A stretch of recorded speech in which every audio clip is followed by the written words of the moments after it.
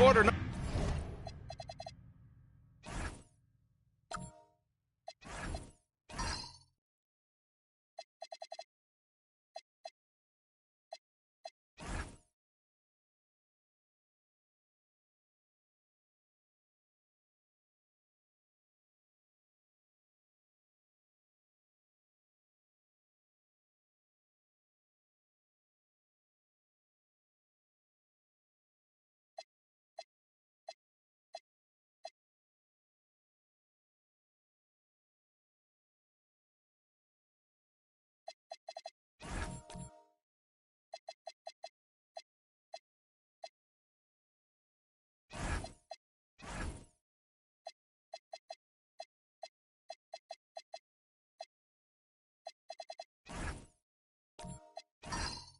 Number 2 with just over a minute to play. On the floor for Indiana. Smith out there with George. And it's Sharman in at the 1. And Smith over to help. Nowitzki pass to Winters. Uses the glass to finish the layup. Winters has got 6. The first third of an NBA season, Grant, it sort of sets the foundation for the year's power structure. Oh, that's so true, B.A. We start to see which teams are elite, who's running the show, and we find out who needs to think about making some changes. Boy, nice job by Paul George to make himself available, gets to his spot and gets it off quickly. Off the outside. Pass to Nowitzki. Shot clock at 6. Here's Eaton. And it's rejected. Dumars passes to George. Fires for 3. It's hauled in by Eaton. Geez, you can almost feel his desperation. He wants so badly to see the ball go through the net. Here's Nowitzki. Nice passing by Charlotte here. Here's Winters. And it's off from three-point range.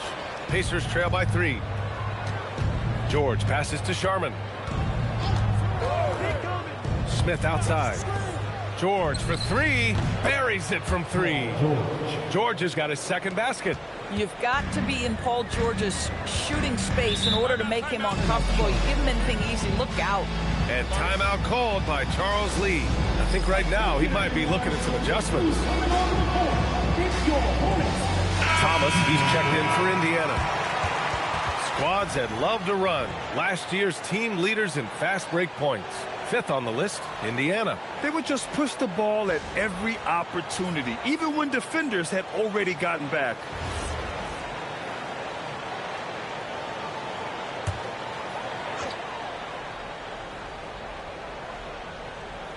Quarter number 2 and around 3 minutes gone by.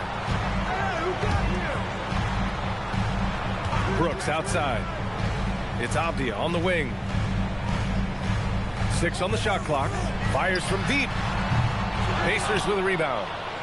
McAdoo's got 6 rebounds here tonight. And with new ownership and a new front office, some hope that the Hornets can get going, Dor. Well, they need to, B.A., because it has been a long, slow history of a lack of success, and that can really wear out a fan base. Here's what we know. In the modern NBA, you have to begin with great ownership, and then your front office has to make really smart decisions. Draft well, make key trades, the acquisition of key veterans, and then your coaching staff has got to buy in. So much goes into this. Avdia with a steal.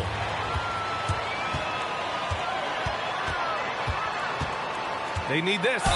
And the officials whistle a foul on the shot. The bucket is good, and he'll go to the line. What a confident shot by Denny Avdia. He is not afraid of physical contact, clearly. And he's got his first opportunity at the line here tonight.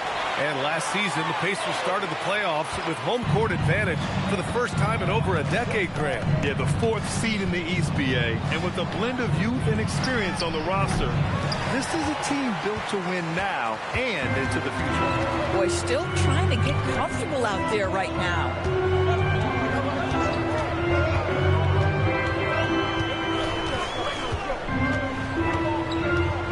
Six to shoot. Pass to Turner. Charlotte needs to get off a shot. Thompson in the post. Turner passes to Thompson. Got a piece of it.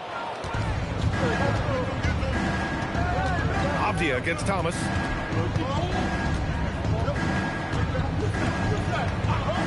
Here's Dumars.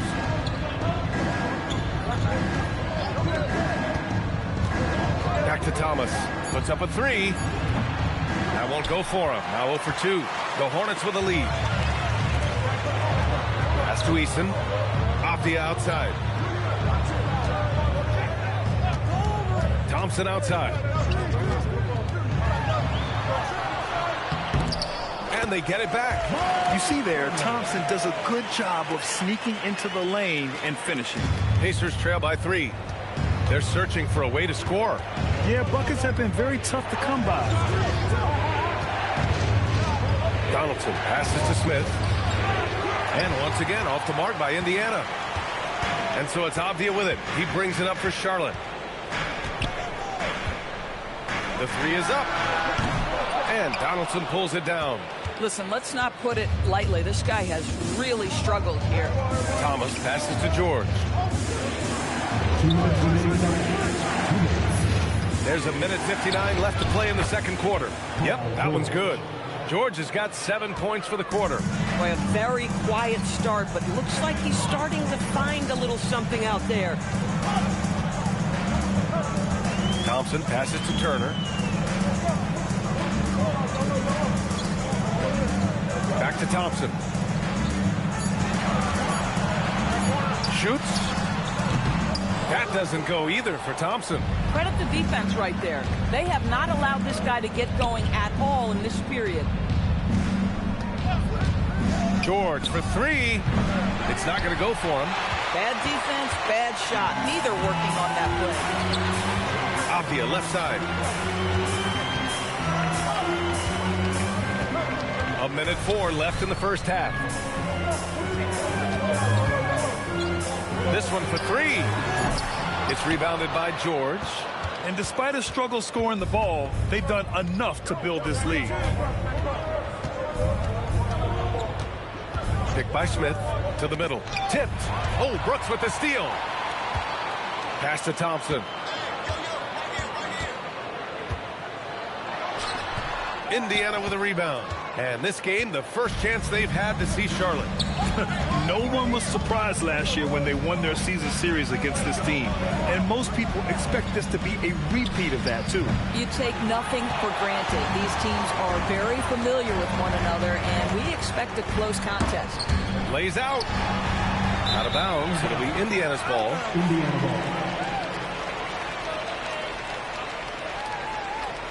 Both teams deciding to change it up.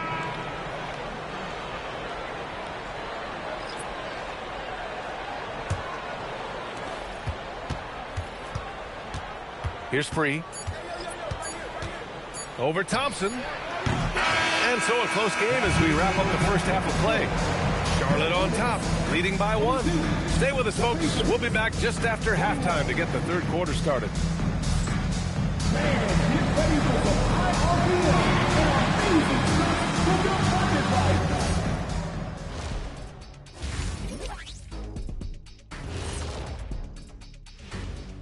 Welcome, one and all. Before we hear Kenny and Shaq's insight and take a look at the Pacers, I don't look at win-loss records at this point. I want to see improvement from game to game. I wish fans saw it that way. Most of the time, it's about instant gratification. And guys, the Charlotte Hornets are in an even game. The front office made it a priority to lengthen the bench, and you're seeing those returns tonight. Yeah, this is a team that can throw a lot of fresh bodies at you.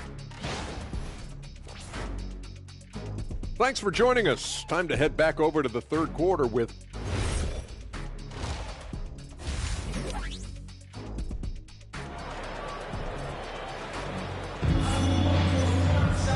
And in that first half, we saw a pretty tight battle. We'll soon find out what sort of adjustments were discussed during halftime.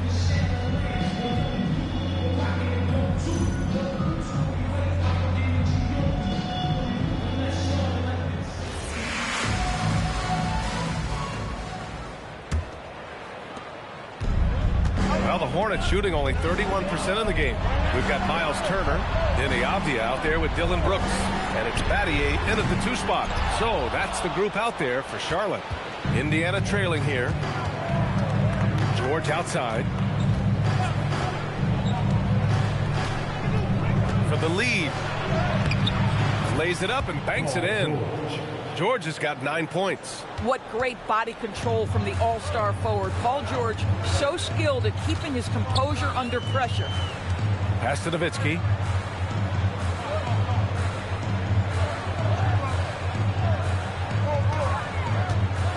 Down to 5 on the shot clock. It's blocked.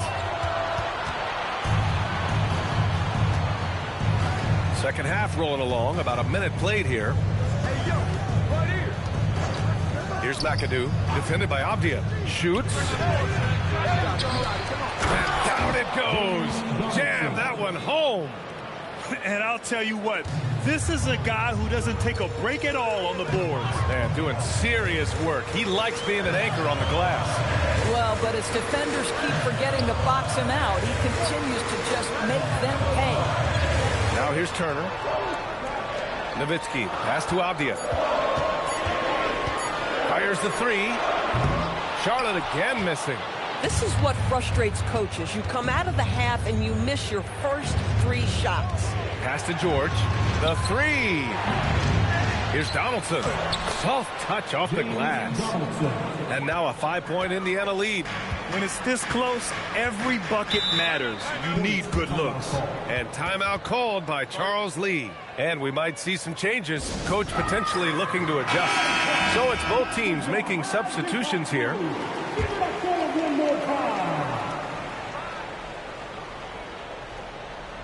Two minutes gone in this third quarter now. Brooks, the pass to Avdia.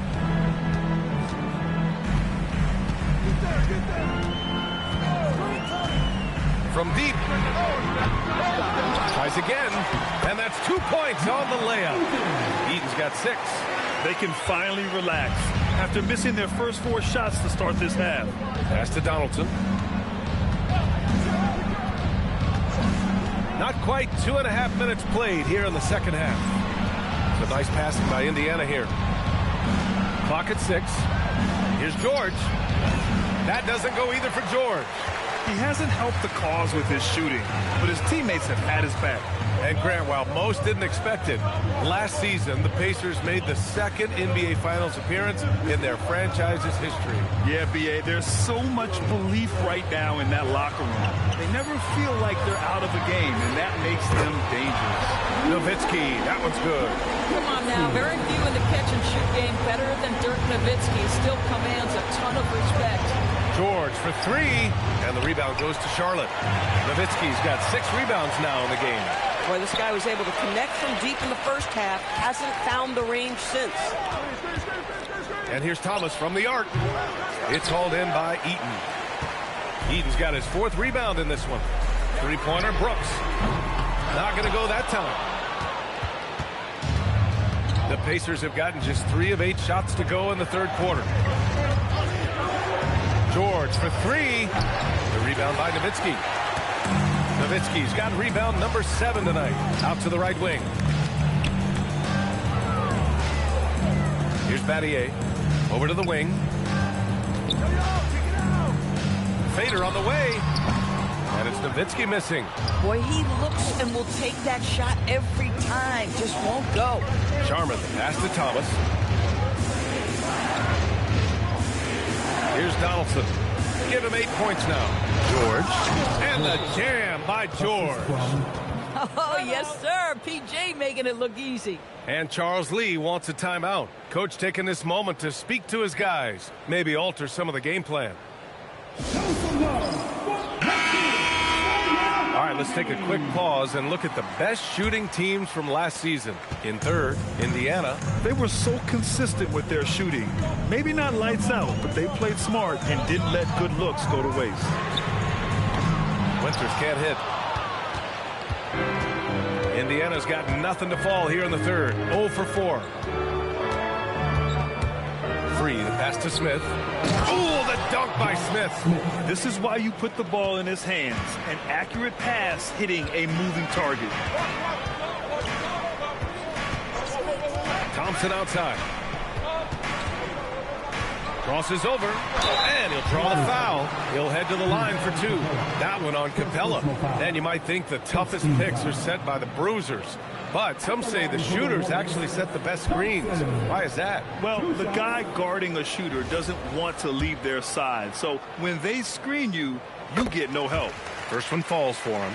And what I like about Thompson, along with the high-level athleticism, he has a high-level feel for the game.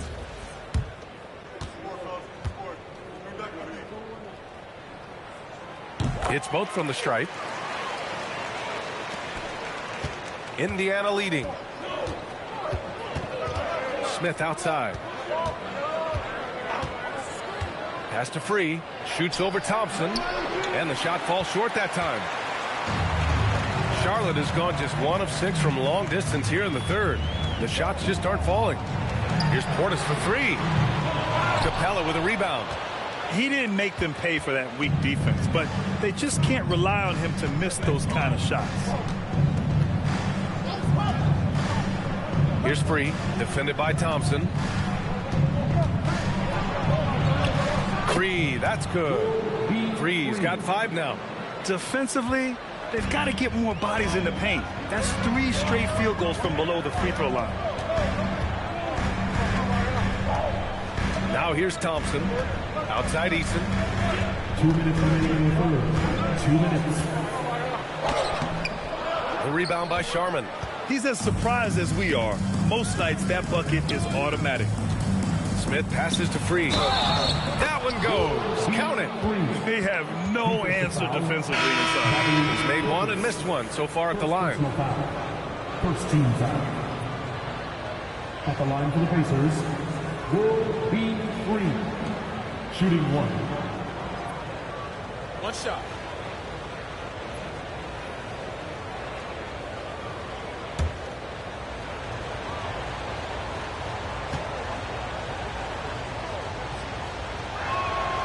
And that one misses.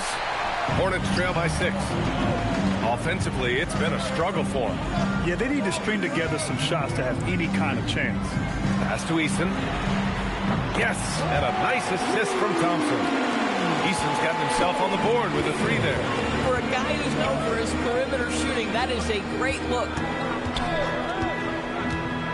Here's Free.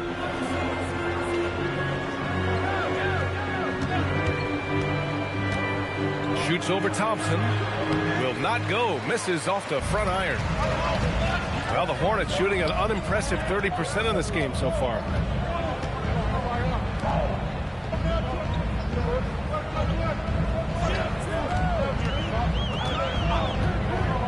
Pass to Eason for the tie. Here's Eaton. And the rebound paying off as they pick up 2 on the second chance bucket right there. Well, this is his bread and butter, folks. You know he's going to be hounding every missed opportunity. Here's Dumar. Still without a bucket. Fires the 3. Hornets with the rebound. I'll tell you, that's one he typically will make. The defense gets away with one. Thompson passes to Eason. Shot clock and game clock separated by less than 6 seconds. For the lead. Drills it from deep. Eason's got 6 points. Bang, bang. Doesn't get much simpler than that. Here's Free. Defended by Thompson. It's tipped. And we've just finished the third quarter. What a tight game we've got going. Charlotte on top, up by 2. And time to step away quickly, but we'll be back in no time with the start of the fourth quarter.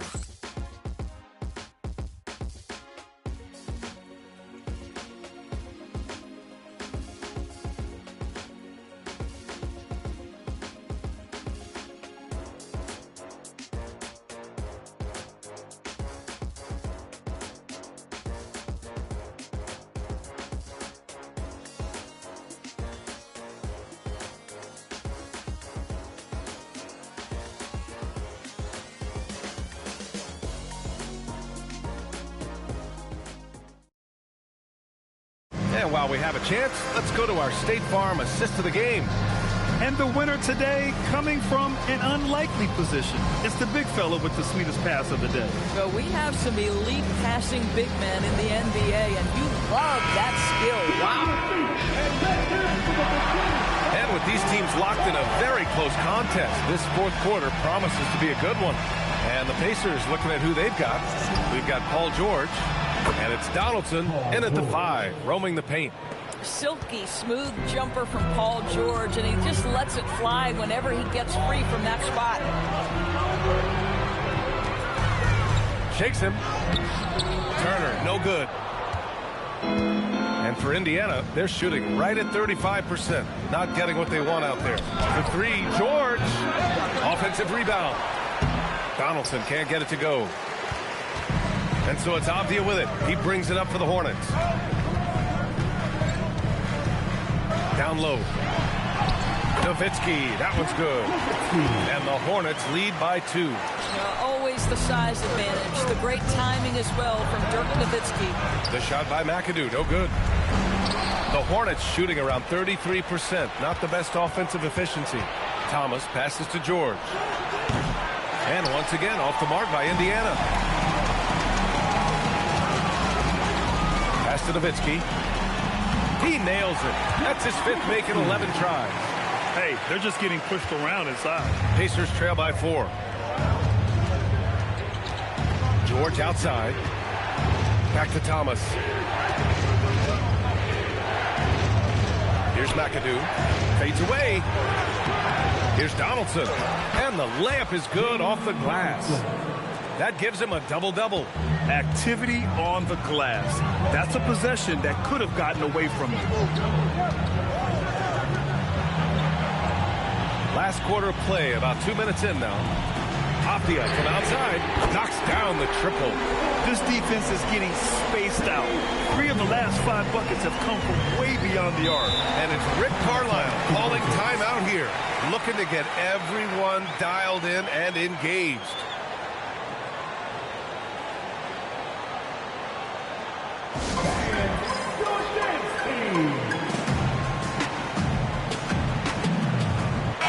And from the sideline, let's catch up with Allie.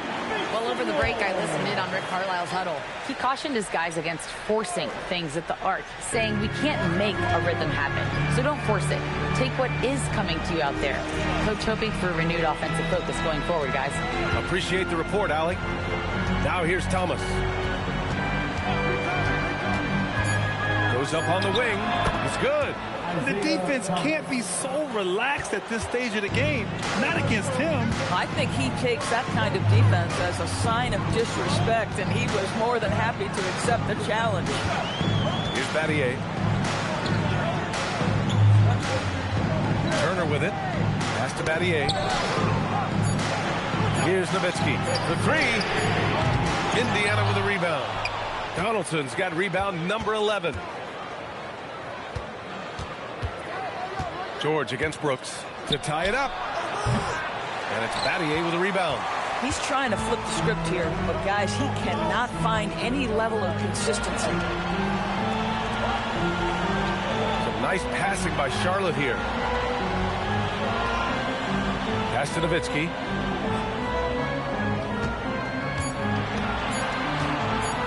Here's the teardrop. The Pacers pull it in. McAdoo's got double-digit rebounds now in the game. Thomas outside.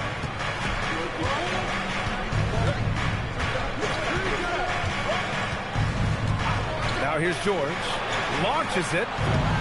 Here's Donaldson. And count it. Now 5 for 7. That'll drive your coach crazy, failing to box out. And to me, this is a common theme that's running through the league right now. Guys looking to leak out rather than box out. Nowitzki, that one's good. That's his 3rd triple of the night, his 2nd since halftime. George outside. Pass to McAdoo. The rebound by Nowitzki. Nothing more important than protecting the rim, folks, and that's exactly what they get. Avdia passes to Brooks. To the left side wing. And here's Turner from the arc. The rebound by McAdoo. McAdoo's got 11 rebounds in the game. Now George. Three-pointer. And it's Battier with a rebound. This guy is completely out of rhythm this quarter. He just can't get going. Thomas against Abdia. Brooks fires. The triple drop. Coming down the stretch, they've leaned on the perimeter game. Boy, the three-point arc has been a major factor in what they've done here tonight. You love the aggressiveness. And it's Rick Carlisle calling timeout here. He wants their game plan to be crystal clear at this point. The Pacers making a switch here. Smith's checked in. Substitution on the court. Brooks against George.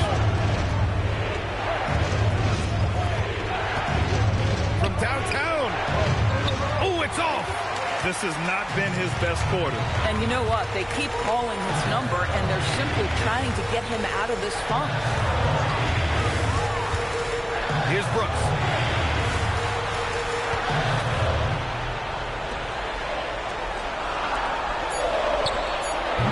Can't hit it. Just enough of a shot contest to bother him. Now Thomas takes a three. Another shot. And it's good on the lay-in. And you can tell by how hard he battled for that putback that he still has a lot of energy left for the end of this game. And doing that kind of dirty work down low makes a huge difference in a game this close. What a play on the offensive glass. And it's Charles Lee calling timeout here. He wants to make sure they're purposeful with the game plan.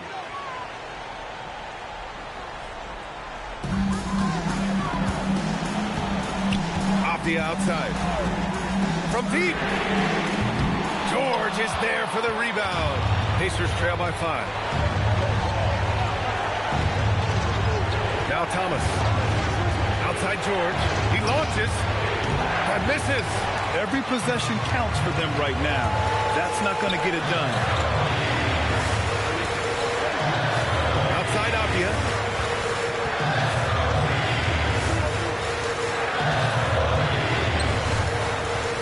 On the clock. Going to work in the low block. Yeah, this is the full display of the scoring ability of Dirk Nowitzki, one of the most versatile offensive players ever. He lets it go. Oh, can't hit the jumper. It can be tough to find space in the mid-range area. Probably should have passed that one up.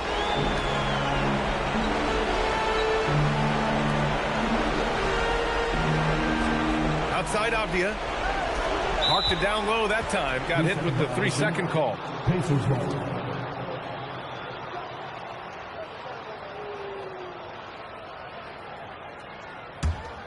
You know, I think it's desperation time for them. I'll tell you, you need absolute perfection on every possession. That's what it's going to take here. Now here's Thomas. Oh, the long ball, no good. Here's Brooks. Here's Eden.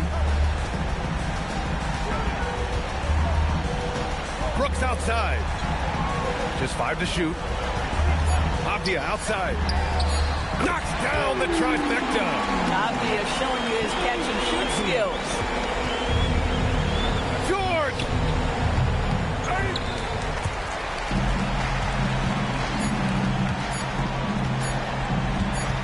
And the foul called on Paul George. That's foul number 2 for him. First team foul.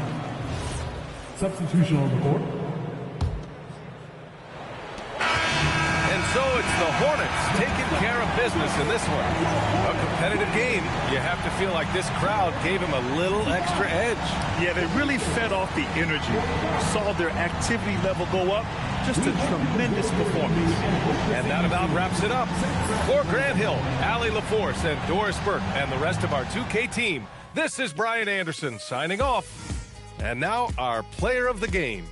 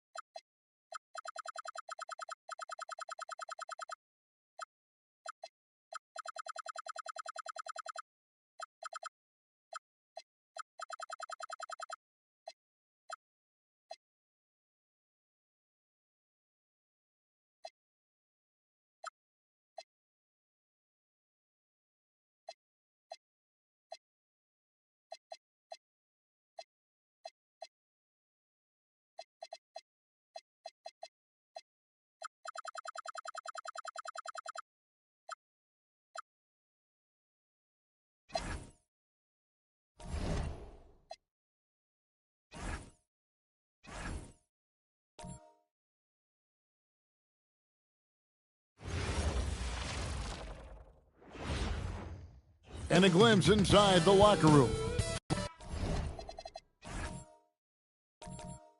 Welcome back.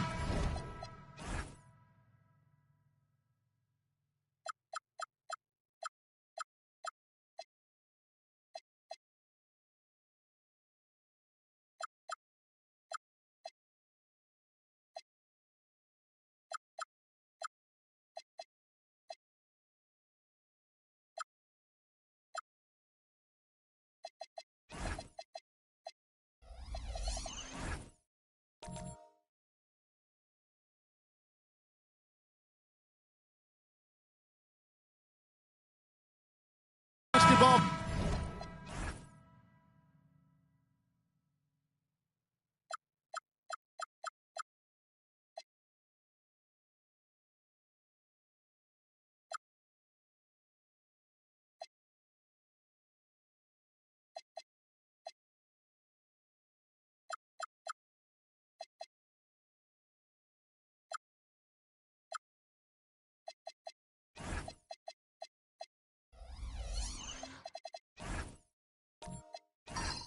Fans to a very special Veterans Day edition of the NBA on 2K Sports.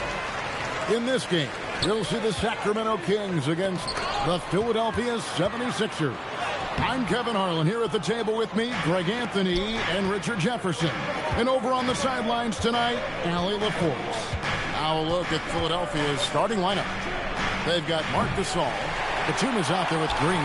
Then there's Stephen Curry. And it's Green in at the two-guard spot. Now Irving. After the missed three from Stephen Curry. Curry with the steal. Green drives in. Batum wide open. He fires.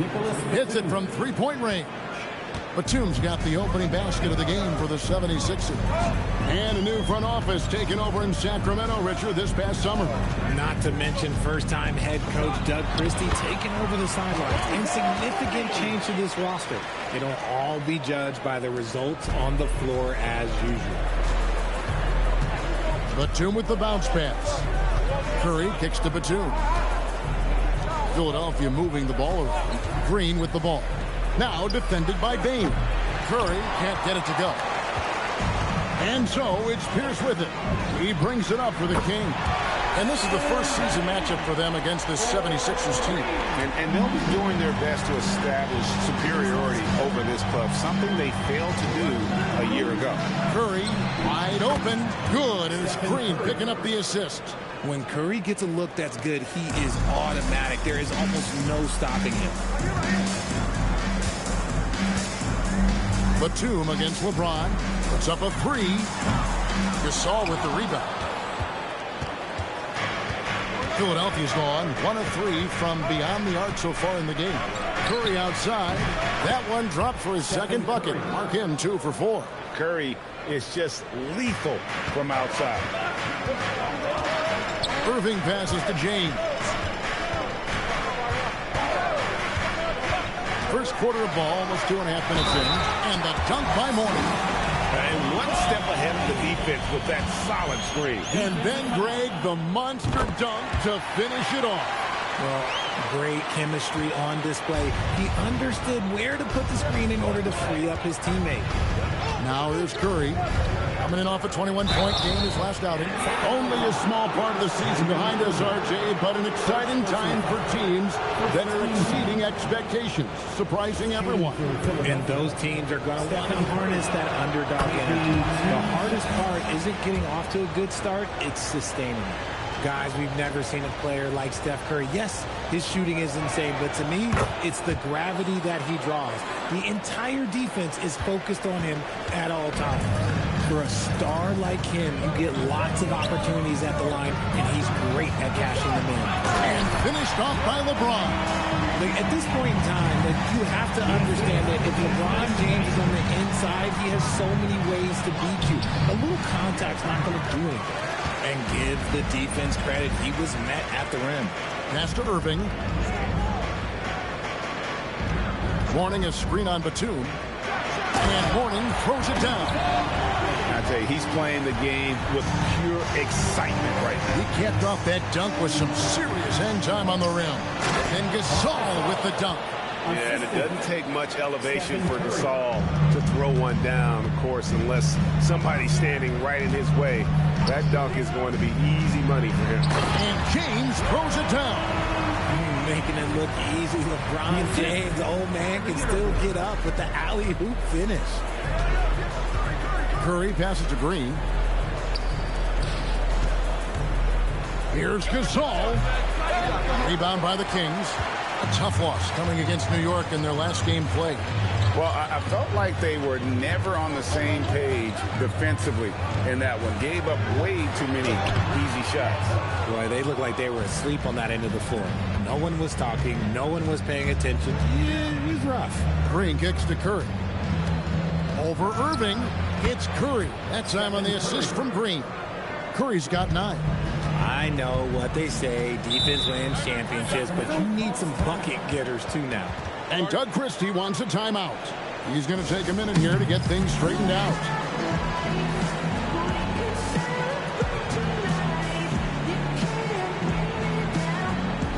Sabonis, he's checked in for Sacramento.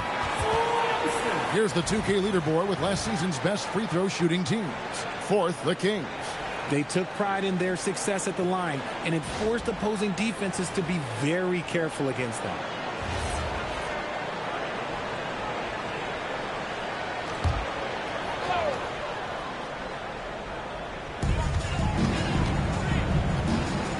LeBron against Batum. Irving kicks to James.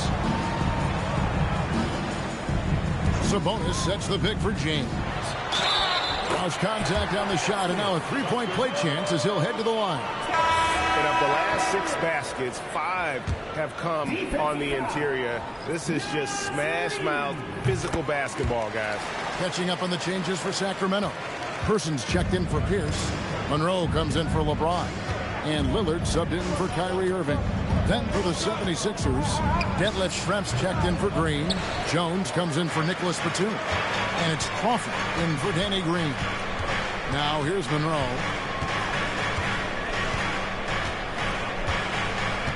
Lillard, right side, over Schrempf. Lillard with the bucket. A smart idea to set up Lillard, a man who knows how to score. And GA, you look at the numbers for Sabonis. They're historic. But how would you surround him to make a deep run? Well, I might try to pair him with another rim protector. Sabonis is a nice focal point offensively, but he's not a big-time shot blocker. Sabonis is screen on Crawford. Monroe right side over Crawford. Rebound by the 76ers. See, that miss right there, it's why teams try to avoid the mid-range jumper these days. Up top, Reed, defended by Sabonis. Reed the pass to Crawford. Sabonis with the steal.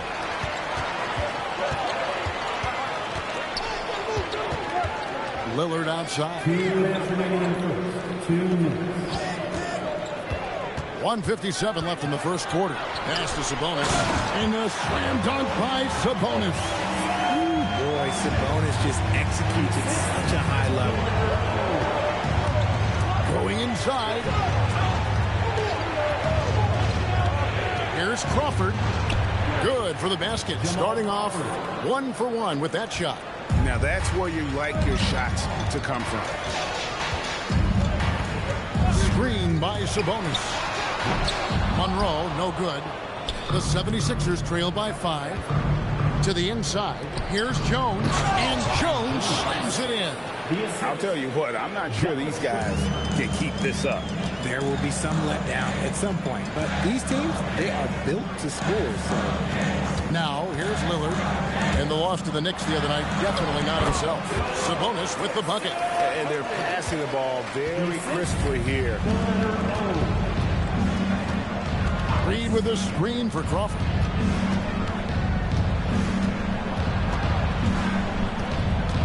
Pass to Brandon. Shot clock at 6. Reed with a screen on Lillard. Here's Brandon. Breaks a big high bounce and goes in. And the lack of effort to fight over the screen there makes that an easy shot. Yeah, as soon as these guys feel contact, they are just disappearing like they're not even there. You got to show some fire and keep defending. That's tipped. And now here comes Jones leading the break. Pass to Brandon. Outside, Reed. Sabonis with the steal. And up the court come the Kings on the break. Out of bounds. Philadelphia takes possession. Philadelphia ball.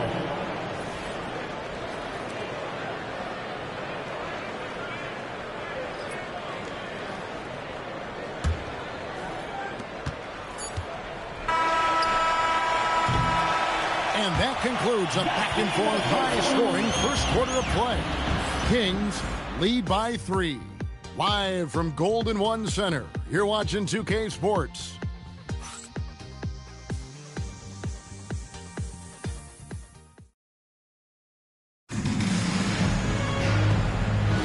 And getting going again here in the second quarter. Fairly close game so far. And let's take a moment, guys, to get your take on the scoring so far for the Kings. The ball movement has been outstanding so far. They've come out of the gate looking for that extra pass. And one more thing they've done well tonight. They've attacked the rim viciously and have gotten a lot of points by just going at the defender. So to begin the second quarter for the Philadelphia 76ers, Schrempf is out there at Draymond Green. And it's Green, then there's Batum, and it's Curry in at the point. Now, here is Schrempf. Still scoreless. 2 free throws coming up, and they call the shooting foul. And GA, you know, some people argue that defense has declined in recent years. Would you agree? I think mostly it's just harder to defend in today's game. You have to cover so much more ground, and with the lack of physicality, it just makes it more challenging.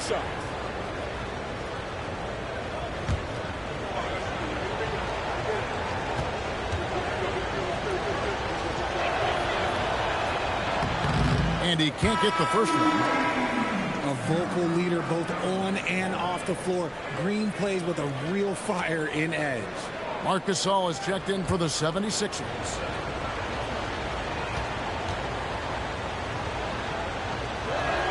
Good on the second free throw. Here's Irving.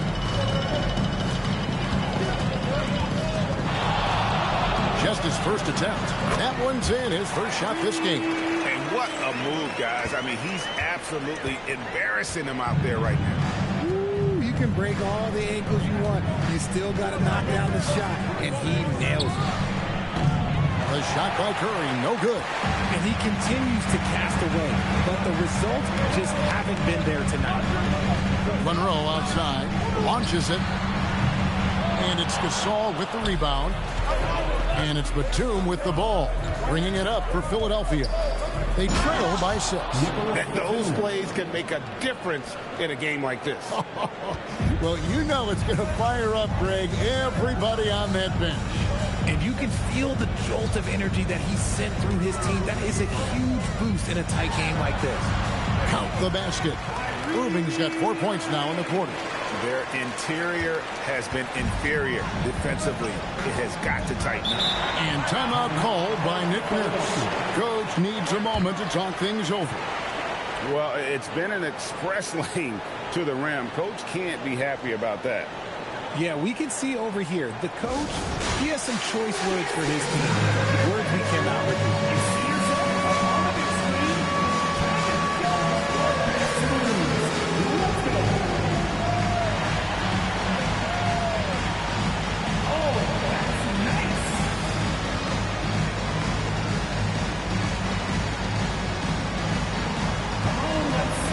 And the Kings making a change here. Pierce is checked in. In for your Kings, number 34, Paul Pierce.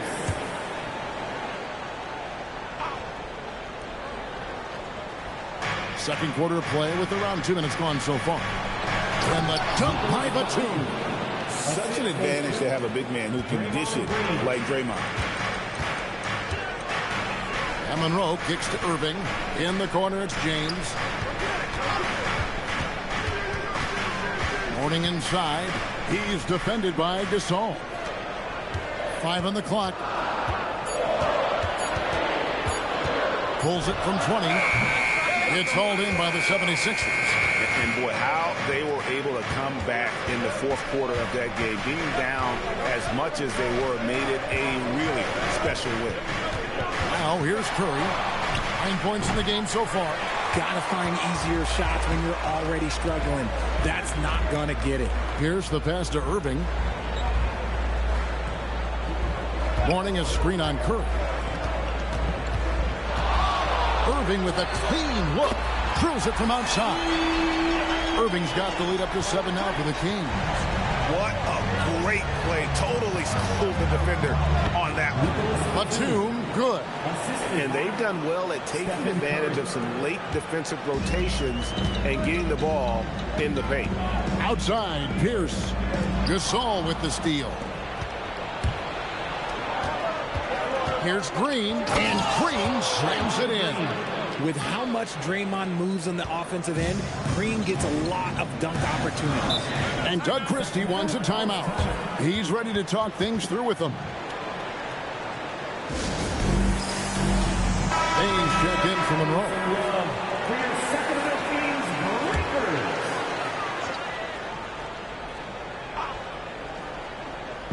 And just over 3.5 minutes played here in the second quarter. A kick out to Bain. Batum against James. James absolutely owning the inside. Good work on the block. I like when LeBron gets aggressive this close to the ring. Gasol a screen. Inside. Good, and Curry gets the assist. Curry's got 3 assists now in this one. Man, have they been effective at getting the ball inside. Pierce feeling it out a bit. Pass to LeBron. Gasol with the rebound. Gasol's got his 5th rebound right now in the game. Green, and he drops in the layup off the glass. And now just a 1-point Kings lead. Zero fear in Green's game. Loves mixing it up down low. It's time to send it over now to our reporter, Allie LaForce. Thanks a lot, Kevin. Well, Desmond Bain, a deadly floor spacer, but he said, I have to be respected in a lot of different ways. Don't pigeonhole me into just being a catch-and-shoot guy or a movement shooter. I can score the ball in a variety of ways and do multiple things on the court. Back to you guys. A lot for sure in his bag. Hey, Allie, thank you very much for the report. Curry can't get it to go. Sacramento's gone 1 of 2 on 3-pointers here in the second quarter. Bain against Green. Morning's shot is good.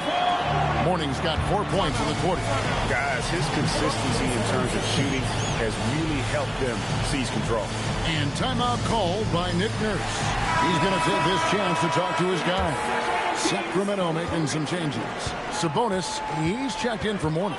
Person comes in for LeBron. And Damian Lillard subbed in for Kyrie Irving. Here's Brandon.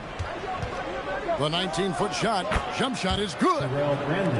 Brandon's got his 2nd basket of the night. And here's Lillard. He brings it up for the Kings. On the wing, Bain. He clangs that one off the back iron and down it falls. Off the catch, Bain has that repeatable shot motion. It's just so consistent. To the paint, here's Reed. And he takes it in for the layup off a very nice feed. And guys, they continue to put a lot of pressure on the interior defenders with their work down low. Here's good. And just a step ahead of the D in that possession there, making the pass. Nice assist. Here's Brandon. Covered by Lillard. And he gets the whistle. 2 free throws coming up. It's on Damian Lillard. Yeah, Brandon goes about his business in a very quiet way. But he always gets the job done. He never calls attention to himself, never gets flustered. There's a calmness to his game that you have to admire. Rudy Gay's checked in for the Kings. The Kings leading. Outside, Bain. Screen by Sabonis. Stolen by Reed. Gay against Schrempf. Pass to Jones. There's 57 seconds left to play in the first half. And now a chance to see what's coming up for Philadelphia. On Tuesday, they continue the road trip heading out to the Bay Area to take on the Warriors. And then on Tuesday, they'll be matching up with Nikola Jokic and the New Orleans Pelicans. And the matchup with the Timberwolves, it's going to be their 7th outing on the year. You feel the team will continue to round into form.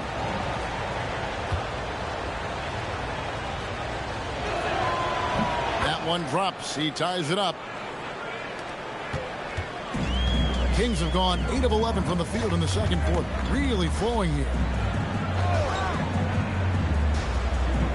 Bain against Crawford. Bain passes to Sabonis. Whistle blows. Bucket is good. And he'll have a chance at the line to make it a three-point play. You see the strength and the poise of Sabonis. He loves going in, taking contact, and finishing over defenders. Team foul. Free throw good. Sabonis. There's no doubt Sabonis has developed RJ into one of the best big men in the NBA. A double-double machine. Yeah, and what's most impressive about his 2024 performance, he had a game where he was the first player in NBA history to have a triple-double without missing a shot, turning the ball over, or committing a foul. It was literally a perfect game. And the basket by Schrempf. And Detlef is one of the best at filling it up from deep. Just possesses great height and that high release point. Lillard looking around. Puts up a deep three. Sinks it. What range from outside. Wow. Lillard's got 5 points so far. So that'll be it for the first half. Fairly even battle underway in this one. It's Sacramento up by 3. Stay with us, folks. We'll get back just after halftime to start the third quarter.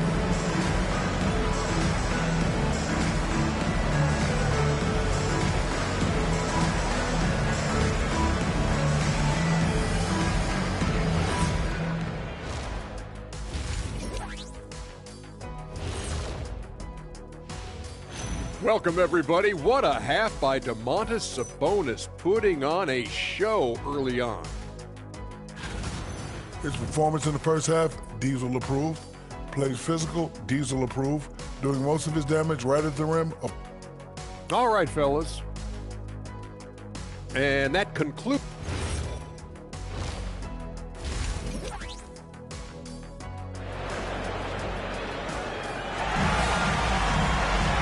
We've got second half action for you, and if the next couple quarters are similar to the first, this one could go down to the last possession. One of the stories here, Alonzo Mourning getting it done today. The way he was able to finish on the block was incredible there in that first half. The question now is, will the defense keep letting him punish them inside? Or did Coach have some new ideas for them? We've got Desmond Bain. Mourning is out there with Pierce. And it's Kyrie Irving, and it's LeBron at the 3 spot. And so that's who Doug Christie starts the second half with. Mourning's shot is good. The selfless attitude of James. When someone on his team has a clean look, he feeds him. Murray finds Green. Mourning against Gasol. Pass to Green. 6 to shoot. Outside, Batum for the lead. And it's LeBron James with the rebound.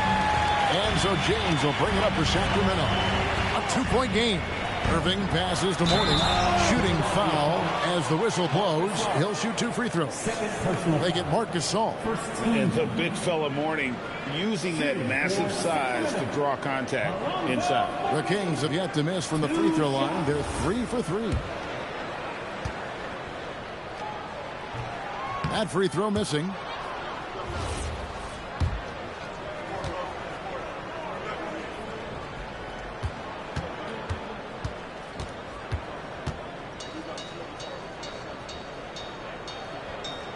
And the second free throw, good. And you gotta love the fire that Mourning plays with. His passion for the game is so special. Pass to Green. And a great assist by Curry as that one goes in. Curry's got 4 assists now tonight. It's tipped. Mourning passes to Bain. Outside, Pierce. Here's Irving. Warning a screen on Curry. Irving misses. And they had some botched coverage that turned into no coverage. And Curry with the stuff. Just a wizard with the ball. Look, Curry's creativity is just incredible. And Doug Christie wants a timeout. Looking for a breather and maybe adjusting a thing or two.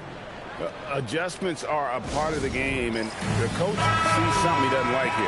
Yeah, this is a good opportunity to get your group together and make sure everyone is on the same page. Monroe's checked in for the Kings. And we're just about 2 minutes into the second half now.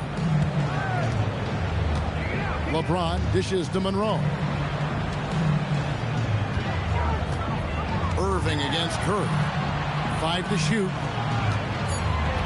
And here's James outside. Again, the miss by the Kings. To the middle. And Green slams it in. And he's an automatic finisher when he gets into that area. He is, and he picks the simple one-hand stuff to get the 2 points. Outside Irving. Sacramento again missing. Rough start to the second half for them, only getting one of the past 4 shots to fall. On its way from Curry for 2, and the 76ers tack on 2 more. And this has become expected from Curry. Everyone knows how dangerous he is at getting to his spots and capitalizing. Warning a screen on Curry. Down low. Oh, here comes Curry all alone. Curry finishes off the break. Loving the energy right now here in the third quarter as they try to take control of this game. Yes, this is a pivotal moment in this game. Those extra possessions right now, they just mean a little bit more. And Doug Christie wants a timeout. He's going to have a discussion on the sideline. Let's take a look at Steph Curry's numbers. Coming off a terrific season. And he also finished in the top 20 of the assist rankings, making plays for others and making his teammates better. And as you said, the league's best free throw shooter last season. What a tremendous asset, especially in clutch situations.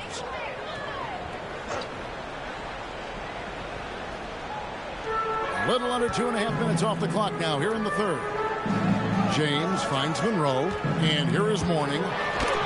And Gasol sends it back. This is turning into a slow start here in the second half. Seems like they left that offense in the locker room. Curry, that's good. And not hard to see why they are giving up points on this run. Just too many good looks from in close. James in the post. Batum's there. They need this one. The shot by LeBron, no good.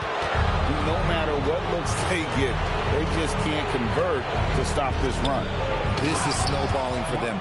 They've got to get a good look next time down.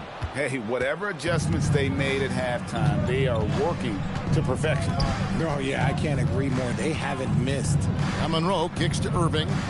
Pass to LeBron.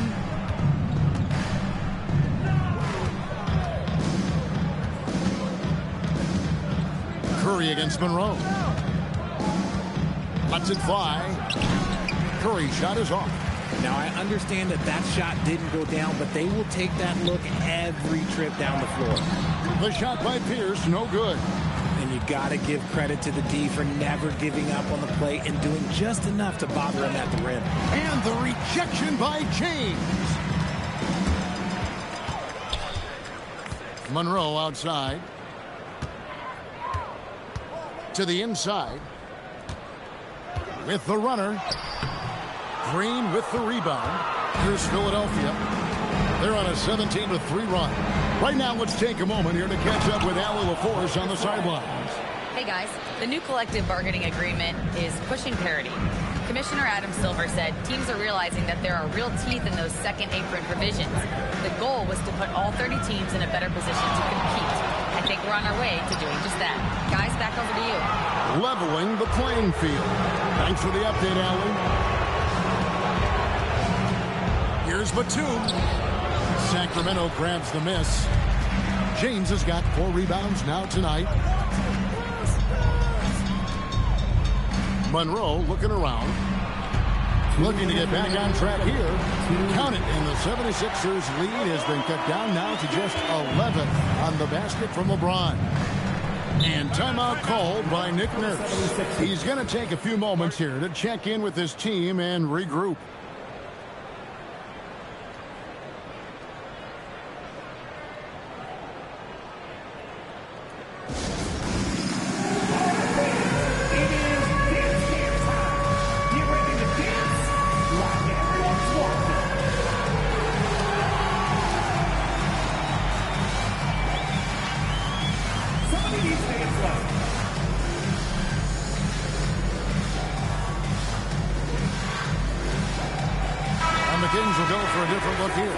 Sabonis, he's checked in for Mourning. Person comes in for Pierce. Rudy Gay's checked in for LeBron. And Lillard subbed in for Kyrie Irving. Pass to Brandon. Now, here is Schrempf. Screen by Jones. Here's Brandon. 4 on the clock. And he converts the layup. Brandon's got the lead up to 13 now for Philadelphia. That's the 10th straight point they've given up in the paint. Now here's Lillard. He's got 5. To the middle.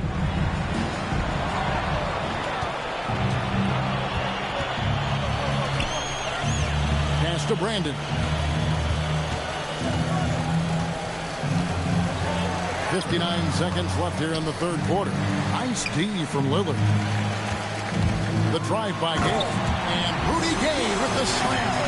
You gotta love watching Gay just soar through the air. An amazing dunker who just relishes these opportunities. Kicks it out to Crawford. Hangs in midair and converts on the double clutch layup. And the 76ers lead by 13. Lillard outside. Screen by Sabonis. And Damian Lillard, good for the 3. Lillard's got 8 points. A downright lethal three-point threat. Lillard is someone defenders must stay attached to if they want to have any impact. Pass to Brandon. Off the mark there with the three-point shot. And as we end the third quarter, a double-digit deficit will make it tough to come back. Philadelphia ahead as they wrap up the third quarter on a 20-7 run. And time to step aside quickly, but we'll be back in no time with the start of the fourth quarter. And a moment now as we take a look at our State Farm assists of the game. And the winner today, the big fella here with the sweetest of dimes. What a plus it is to have a post player who's got this ability to find. I feel like we've seen more slip passing big men in the league today than we've ever seen. The fourth quarter has arrived. So good to have you with us. On the court for Philadelphia to start the fourth. Draymond Green is out there with Schrempf. Then there's Batum. Then it's Green. And it's Brandon in at the point. Pass to Green. Bane with the steal. And here we go. Fast break. James has got it. And the dunk by LeBron. Good disruptive defense from Bane. Keep that break. The 76ers leading by 8. And here is Green. Green, the pass to Schrempf. Good. Great play by Green to set it up. Unwilling to let up even for a moment. That's his killer instinct. Just fanning the flame. Always plays hard until the final whistle, no matter what the situation is. Solid rebound there, and with the score like it is, that's an area where they can't afford to get lazy. Lays it up off the glass. Schrempf's got 4 points in the quarter. And really keeping the ball hopping around here offensively. Lillard against Green. Now here's Lillard. He's covered closely. Off on the layup. And not allowing the shooter even an inch of breathing room on that one. I'm sure they'll think twice about shooting against him next time. Here's Brandon. Makes it off the glass. And they're beginning to just flat out fall apart defensively right now, especially on the interior. Gay outside. Bain kicks to Lillard. Lillard again missing. And to put things simply, this has not been his quarter. Pass to Brandon. Inside and stolen by LeBron. And now the Kings fast break. James all the way to the rack. And he's doing everything he can offensively to lift them out of this hole. But I'm not sure his hot shooting can do it alone. Bain with the steal. And here's James outside. Schrempf with the rebound. Schrempf's got 5 rebounds tonight. Outside, Batum. To the paint. Green, the pass to Batum. Now, here is Schrempf. Shot clock at 3. Another miss by Philadelphia. It's Pierce on the wing. Schrempf covering. Pierce, good. An excellent jump shot. Pierce doesn't need a lot of room to get that off.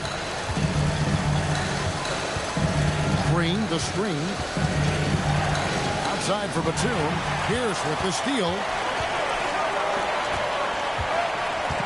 Lillard outside.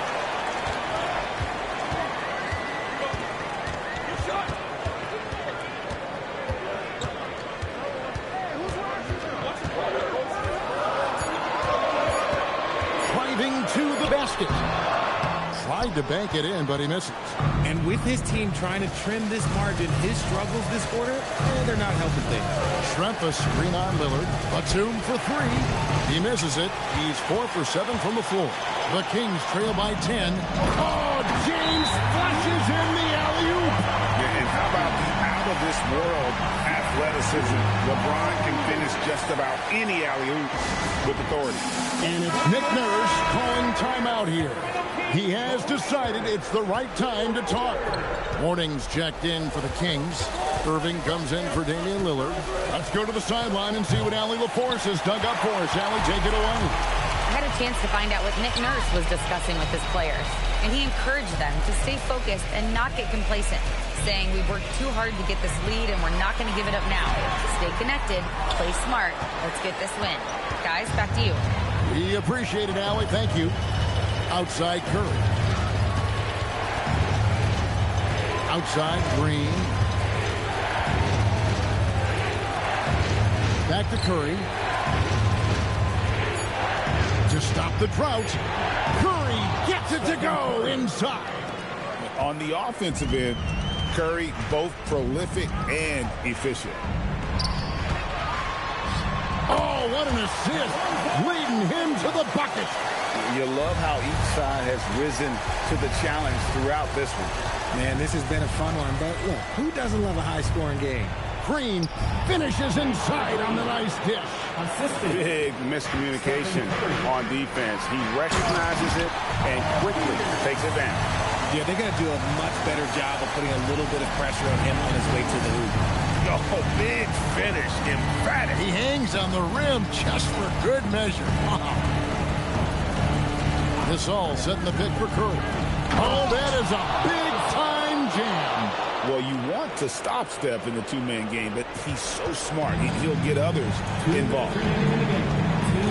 Now Bain.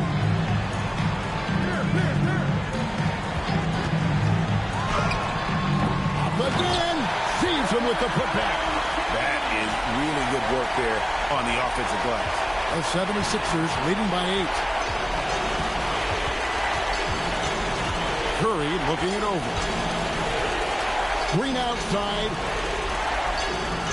Green with the ball. Now defended by Bain. And down goes the three. This is P. Curry shooting with real confidence off the catch. It's what helps get him going. Wanting a screen on Curry. It's James. Tries from 7. Can't get it. How did he break that one? He smoked it. Everything was set up for that to be an easy basket. Curry Trained from outside. No question as to which team gave the better effort tonight. A dominant performance and an outstanding win for the 76ers. They really lit it up in this one. Fantastic offensive performance. Definitely just simply shot the ball well. One of those games to be proud of. And so with this, they'll end up with their second win on the year.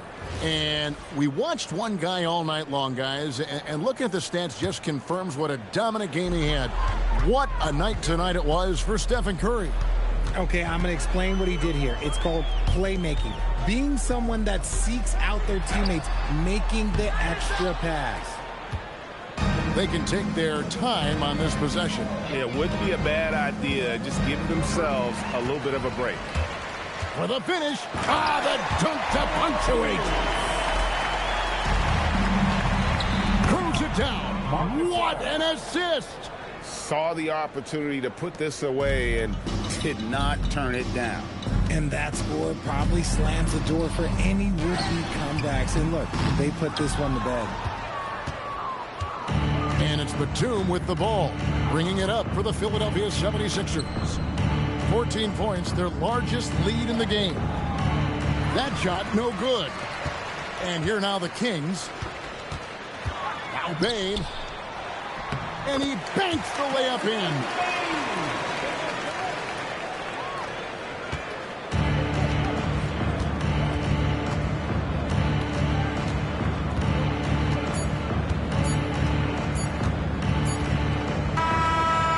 So it's the 76ers winning this one easily.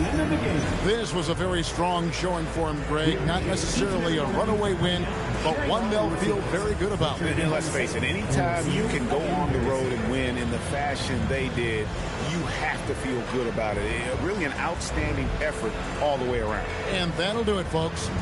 With Richard Jefferson and Greg Anthony, and along with Allie LaForce on the sideline, I'm Kevin Harlan.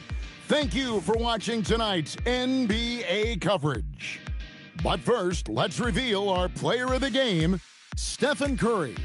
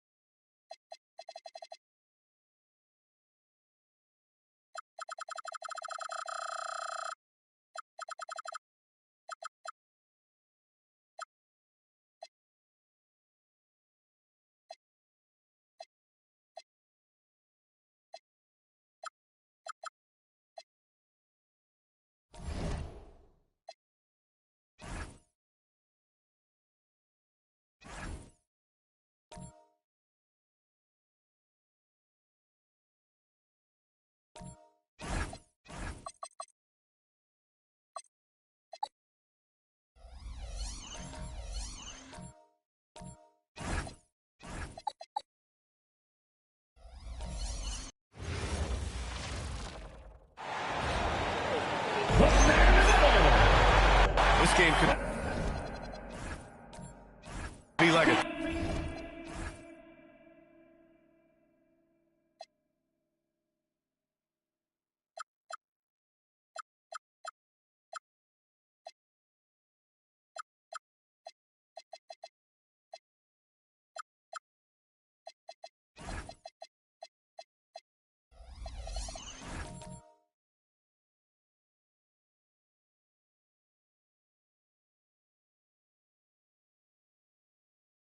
Tennis match.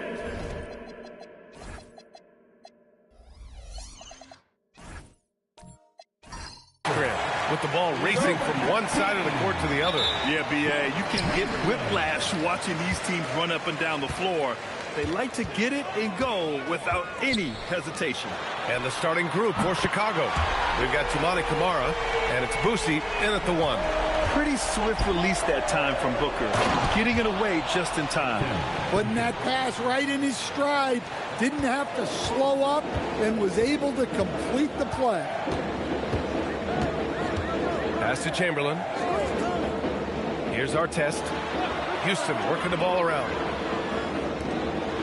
Back to Suggs. And here's Booker. Just 5 on the clock. And the Rockets hit again from deep. And I like how Booker is selective taking threes. Makes it count when he does take one. Sampson passes to Arizon. Here's Duncan. And the shot goes in. Duncan's got his second basket of the game. Now you want to get him going as soon as possible. Great way for him to start this game. Yeah, and I'll tell you what, if he gets into a good rhythm early, watch out. Now here's Booker. He's got 6.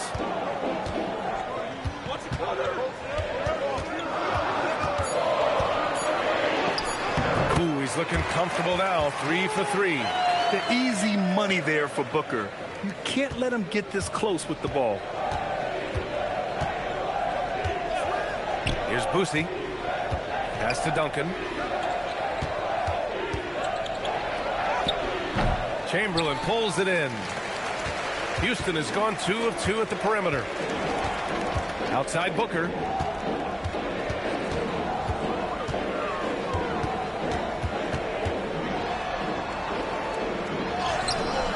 Can't get it. Now 3 of 4.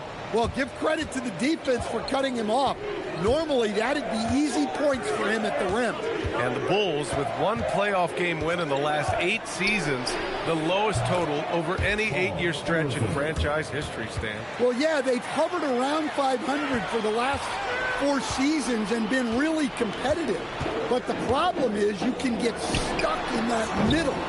Now, going young, can they find a path back to relevance? Here's Harrison. There's the screen. Inside, Duncan. And he takes that one up and powers it through. I love the way he went with the bounce pass there. Great awareness. Pass to Suggs. Back to Booker. Nice shot from the wing. 10 points for Devin Booker. Well, he's just dominating right now. If his teammates are smart, they'll keep getting him the ball. Now here's Suggs. Here's Chamberlain. Pass to Booker. Outside, Williams. The 3 from Suggs. Can't get the tip in. The Bulls have gone 4 of 6 in the first quarter. Sampson passes to Boosie. Here's Duncan. Williams defending. Lets it go from 11. Duncan, no good. And so it's Suggs. He brings it up for Houston. They set the pick. Now Booker coming in off 21 points in his last outing. Elbow shot. The rebound by Duncan. That's a shot he'd like back. He's usually going to make those. Boosie passes to Duncan. Nails the baby hook. Duncan's got 8. Well, he's been very efficient in this quarter. Keep getting him the ball. Outside Booker, 4-3, and that one goes. He's now recorded his 5th bucket in 8 tries. Well, he's a reason why they're winning right now. He's been efficient offensively, and his confidence continues to grow. And so Billy Donovan calls timeout. He's going to take a moment to give him a breather and talk things over.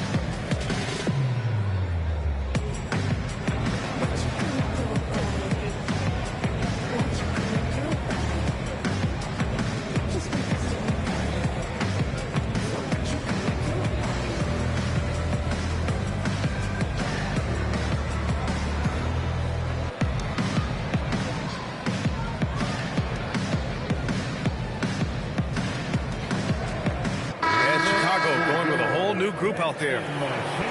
Let's look at the top rebounders from last season. Well, you look at Kessler, 5th in the league, a really strong rebounder. Simply put, he was terrific down low last year, owning the glass.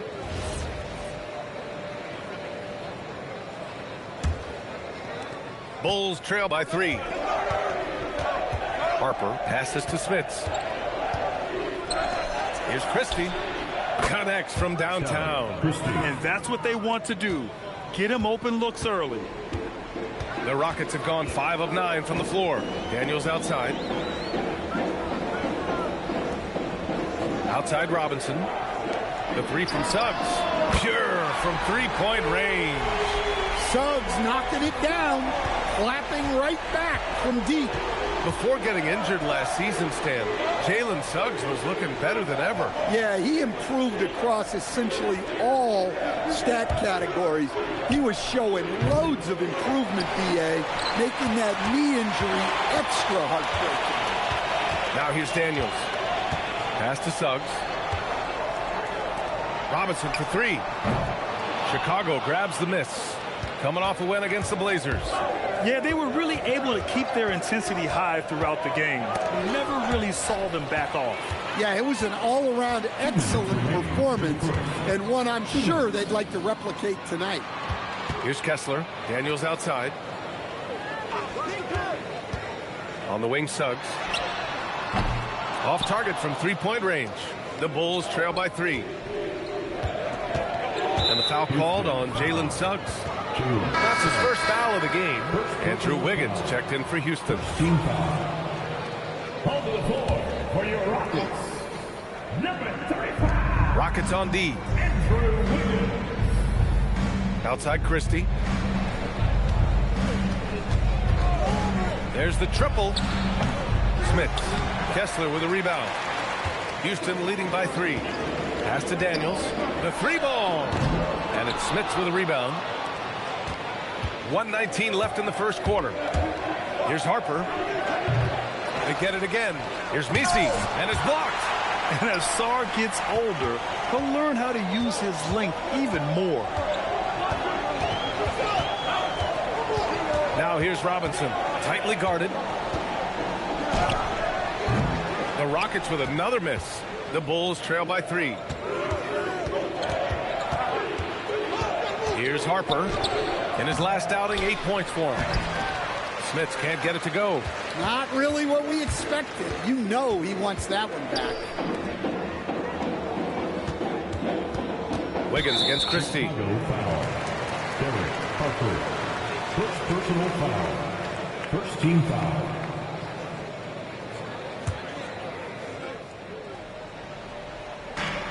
.32 seconds left to play in the first quarter. Sarr finds Wiggins. Robinson for 3. And it's Smits with a rebound.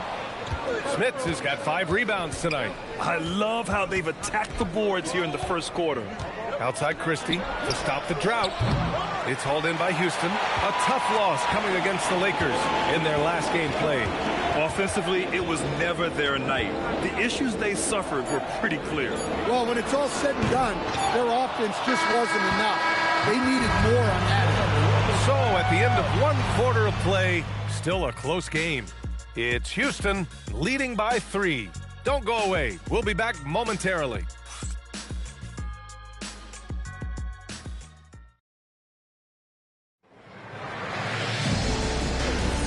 And if you're just joining us, it's been a pretty even game through the first quarter.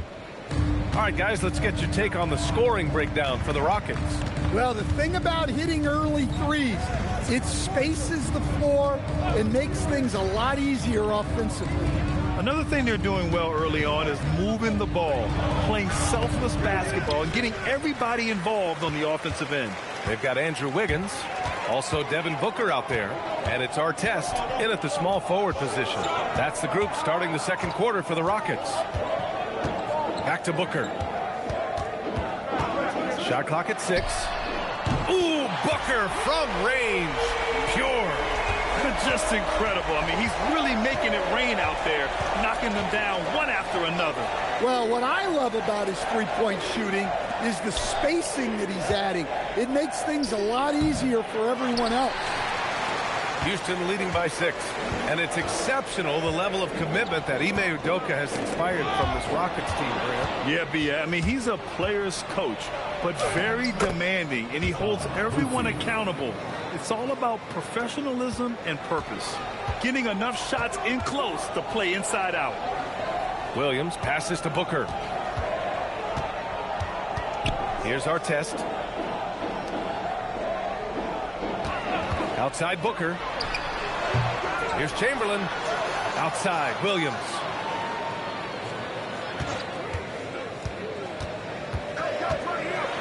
Pass to Booker. Here's Boosie. That's tipped. Back comes Houston in transition. Let's check in with our reporter, Allie LaForce. Thank you, guys. The Bulls are going younger. Coach Billy Donovan said, we don't want to be just stuck in the middle. There's no question about that, but it's always about the integrity of competition. The building out part is identifying guys that are going to help us move forward. Brian? Taking the long view. All right, Allie, thanks for the report. And so Billy Donovan calls timeout. He's going to take a minute to regroup with his players. And the Rockets making a change here. Suggs just checked in.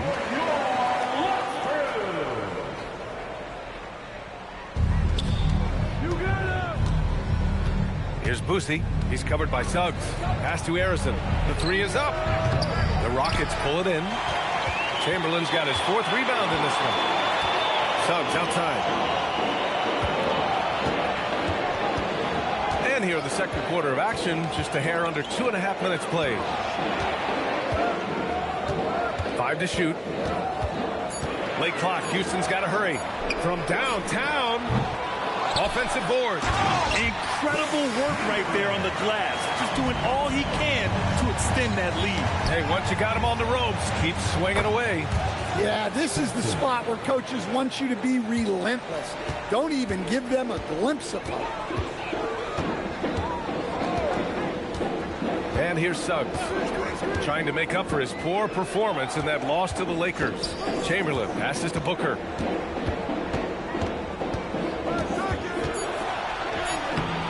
Harrison pulls it in. Bulls trail by 6. To the paint. Here's Sampson. Perfect night so far. 2 for 2. Well, he sends it inside where they can get a high percentage look. That's just great basketball. Suggs, the pass to Booker. They set a pick. Back to Suggs. Beyond the arc. Boom! He jams it straight down. And that's why you don't give up on the glass. Man, his efforts well rewarded right there. Well, that's what he does. He makes an impact with his activity on the board.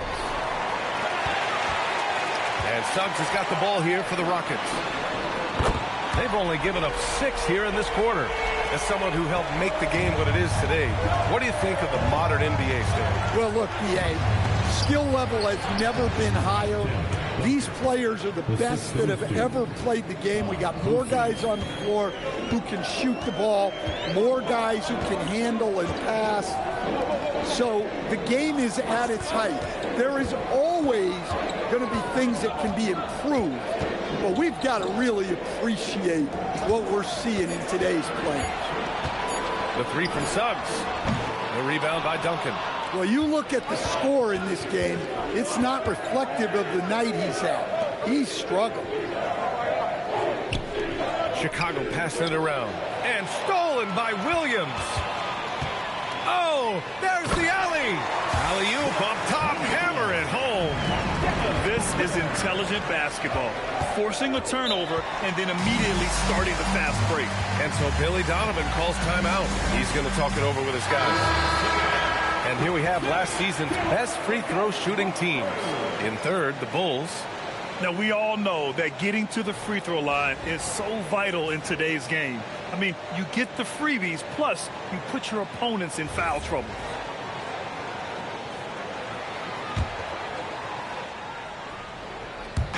On defense, Houston.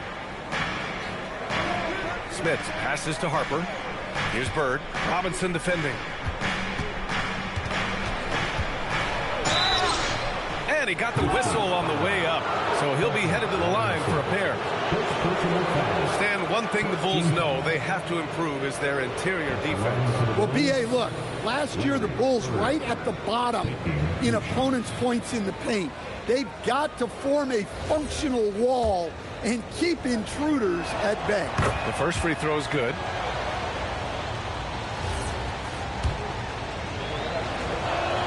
That's also good, so he hits both free throws. Well, he's been very good at the line, and we all know free throws can make or break you in the end. Robinson for three. Fires in the triple. Robinson's gotten himself going with a triple. His first basket of the game. Bird. Well-timed pass, and he goes straight to the bucket for the layup. Credit their discipline. They've been working for high percentage shots. Daniels outside. Outside Robinson. Puts up a deep three. It's hauled in by the Bulls. Smith has got his 7th rebound here tonight. To the inside. And there's a whistle. He'll head to the line to shoot two. That one on Sarr. Nice job to go at the rack and force the foul. Chicago shooting their 3rd and 4th free throw shots of the night. And that's good as he hits both shots. Getting themselves to the line this quarter is a good way to get their offense rolling. Suggs, the pass to Daniels. For three, Robinson. Chicago with a rebound. Well, you can't question his confidence from out there, but it's not falling. Maybe time for a different approach. To the left wing, Smith. Counted. And that shot gets him in the books. He's 1 for 3. Rock solid screen right there. The defender got completely lost. Yeah, you've got to lock and trail hard. You can't allow him a clean look. Some room here for Suggs. No good, off the front rim. Well, you can tell he's forcing things a bit at the moment. He's been trying to get it going, but this hasn't been his quarter. And the layup is good after a nice lead pass. Suggs has got 5 now. Yeah, finessing his way around down low. Suggs found an opening for the score. Picked by Misi. Pass to Smith. Here's Christie. Drains the triple. Christie's got his 2nd basket of the night. And their shots are dropping with more consistency now. And here's Sarr. Outside Robinson. From outside the arc. Sinks it from distance. After hitting 0 threes in the first half, he's got a couple now. You can see the confidence building. 2 seconds separating the shot clock and the game clock. Here's Harper. He's scoreless. Here's Bird. Here's Smith. Uses the glass on the layup. Yeah, that's a nice hustle play, but boy, it drives a coach crazy to concede second chance points. And And a pretty tightly contested game here as we end the first half. It's Houston up 4. Well, now we have some time to check in with Allie LaForce. Allie. I'm here with Coach Ime Udoka. And, Coach, what are some of the positives that you can take away? Okay, Allie, appreciate it. And, folks, we'll be back after halftime to begin the third quarter.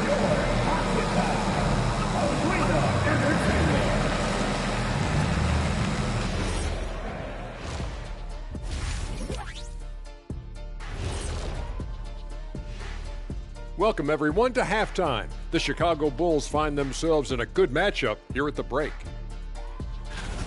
What's most important in a situation like this? Staying focused, locked in, and not getting sick or distracted. Yeah, like the kids on those smartphones, they're constantly on those phones and all those things, man. Not paying attention. Right, Jack? Jack? Huh? Oh, so I was sending a text. What'd you say? Kids these days. And let's talk now about the first half of our game. Guys, how about Devin Booker? They keep feeding him, and he's... Glad you could join us.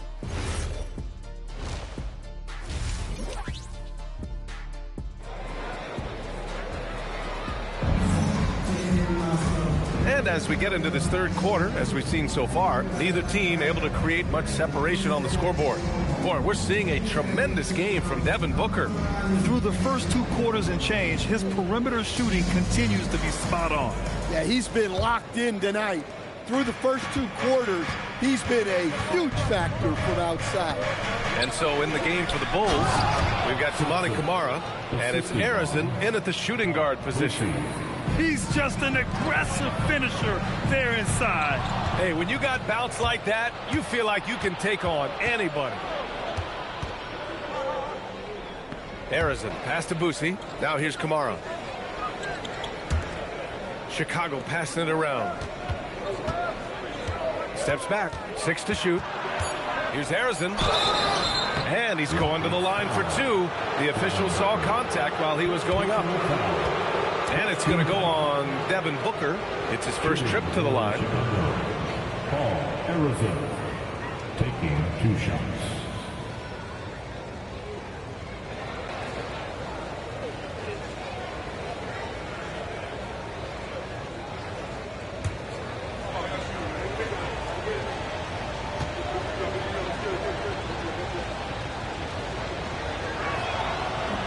No good on the free throw.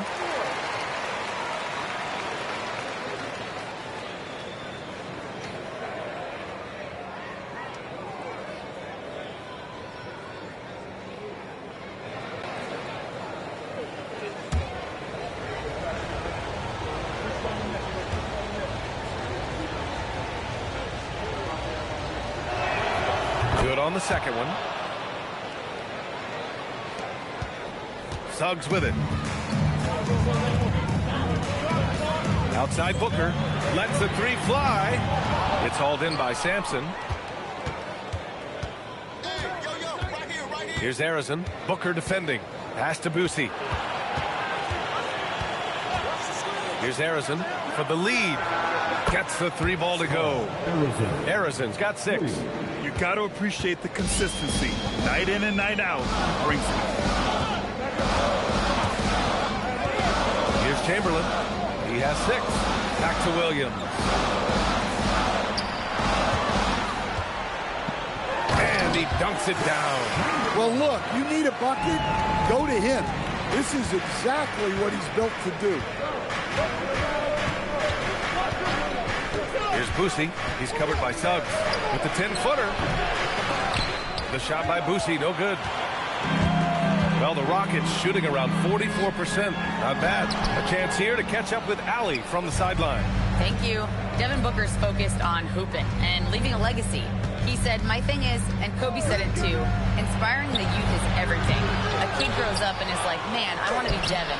I want to dress like him. I want to play like him. And that's what makes me wake up in the morning. Back over to you guys. A role model for that next generation. Okay, Allie, thanks for the report. Well, when you move the ball, you open up the defense. Great job to make the unselfish play.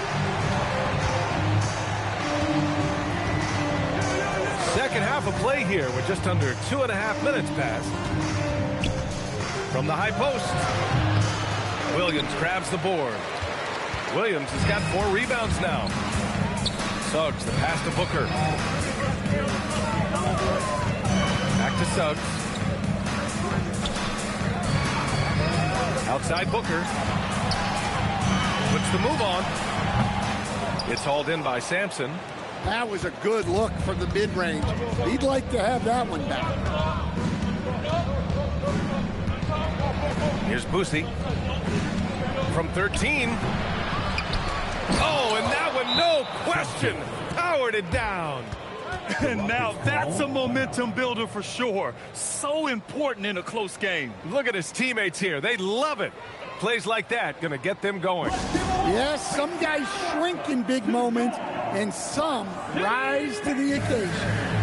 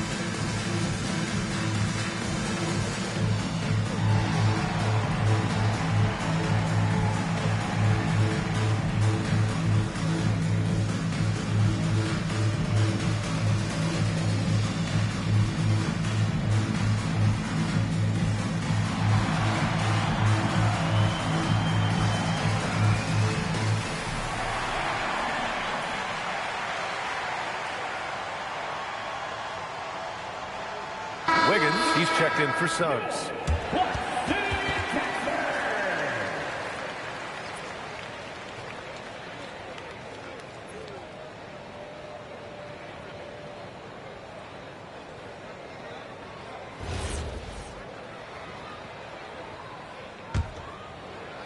And here are the Rockets now. 2-point game. Third quarter of basketball here. A little under 3.5 minutes gone by. Booker for 3. Rebound by the Bulls. Sampson's got rebound number 7 tonight. You wonder what the score would be if they weren't controlling the glass. Outside Kamara. Here's the 3. He buries it from 3. Kamara's got his first bucket of the game, and he's on the board for 3. Down low. And he jams it home with authority. What a job Wiggins has done with his passing skills. Significantly improved over the years. Here's Boosie. Booker defending. To the middle. Oh, got a piece of it. And it goes out of bounds. Last touch by Williams. And right here, the 2K leaderboard shows us which teams made the most of their second chance opportunities last year. Number 1, Houston. And it was just great watching them be so assertive on the offensive glass. This is a team that trusted in their ability to keep possessions alive last season. Kessler, he's checked in for Houston. Sarr comes in for Williams. Shot clock at 5. Pass to Boosie. Launches it from deep. It's rebounded by Artest. That's just a great effort on the defensive side. Blaster to the shoe. Wiggins down low. And a strong finish with 2 hands. Just springing off the floor. Wiggins showing his athletic ability. Here's Boosie.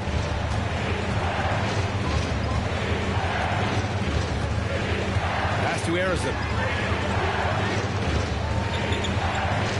And there's the screen.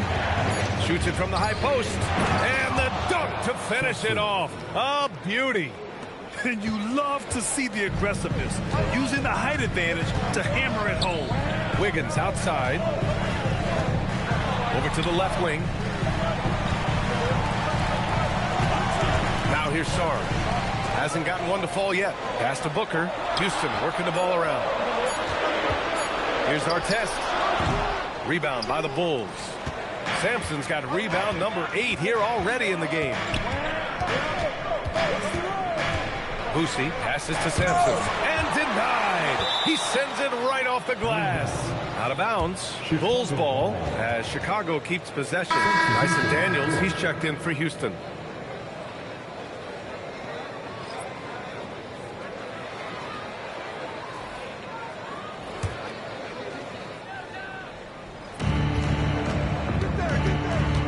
Here's Bird.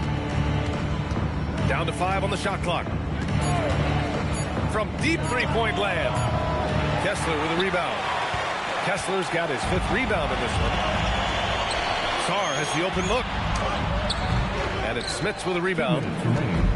Smits has got rebound number 9 now. What an effort here tonight. Inside. It's hauled in by Houston. Kessler's got 6 rebounds here tonight. Daniels against Christie. For 3, Booker. Chicago with a rebound. Well, he had a great first half from three-point range, but hasn't quite gotten his touchback since the break. Here's Harrison. The shot that time not on target. Excellent D there from Wiggins. Well, clearly it hasn't been his best game offensively, but collectively they've still found a way to get the lead. Terrific ball movement leading to the basket. You love to see it. Harrison pass to Smits. Here's Bird. Lets it go from deep. Knocks it down from distance. Bird's got 7. Their long-range shooting since halftime has been as strong as you could hope for. Outside Booker. Pass to Wiggins. The ball's knocked loose. Oh, and a fast break for Chicago. On up the court. Oh, and he got fouled on his way up. He'll head to the line to shoot 2. I don't mind that. I mean, they met him at the rim and temporarily prevented the points. He's got his first free throws of the night right here. Lucy, 2 shots.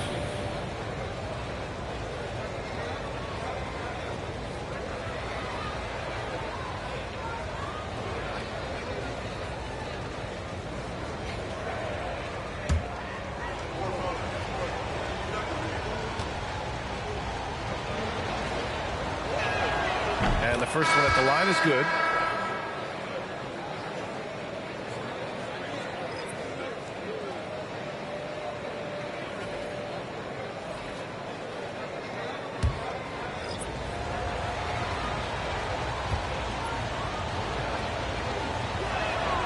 And so he hits both. And you'd like to go 2 for 1 here, Grant. And at the same time, you want to get a good shot here, B.A. Now Daniels. No made baskets yet. 6 on the shot clock. Pass to Robinson. Takes the 3. Rebound by the Bulls. Good job hitting the glass. They're +8 in rebounding. And here's Misi. Here's Harper. He's covered by Suggs.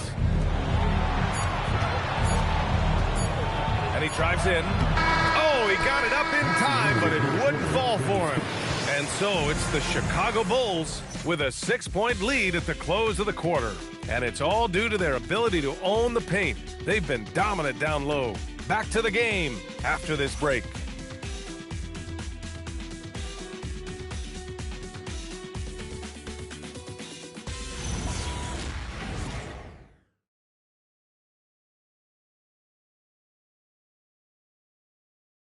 All right, let's take a look at our assist of the game presented by State Farm. Yeah, just shredding the defense with that feed. Zero chance to stop that. Now that is an elite level dish. What a great pass.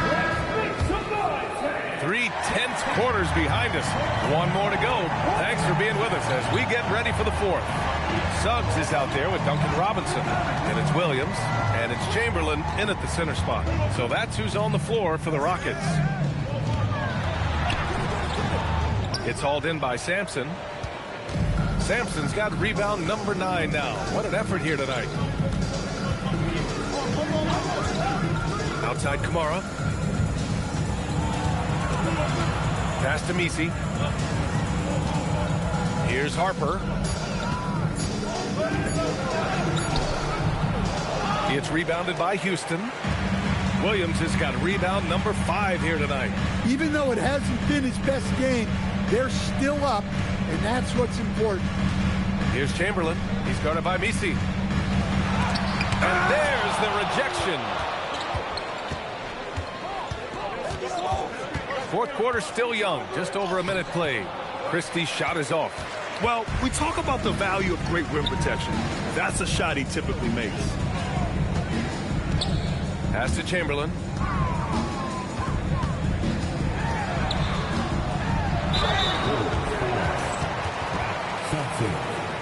All right, a look at how the points have been generated so far. A scoring breakdown for the Bulls.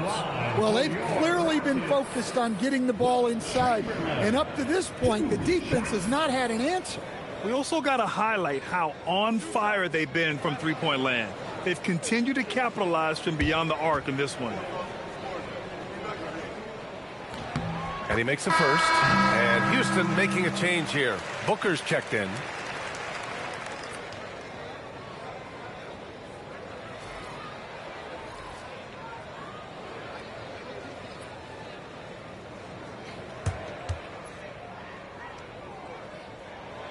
He's perfect from the line this time. Fourth quarter now. We're about a minute and a half in. Pass to Sampson. Here's Harrison. Here's Duncan. And there's the slam dunk to finish it off. Oh, not the defensive effort they need to cut into the lead. Boy, good call. You have to at least try to protect the rim. Yeah, I'd consider calling timeout right away after that one. The defense has to be better there. And Ime Udoka has called timeout, rallying his guys to make sure they all know the plan.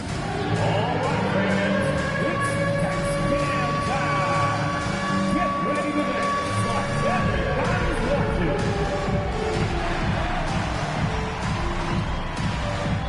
You gotta dance like everyone's watching. Let's see those moves.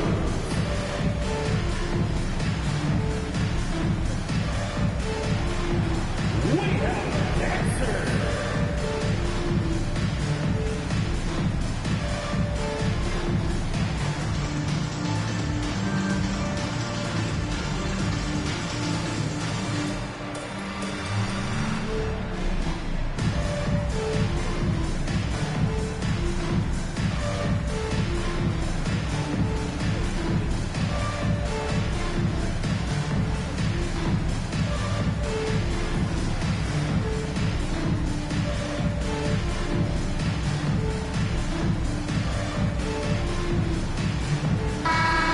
Get a report from Allie. Hey guys, during that last break, I heard Ime Udoka as he talked with the team.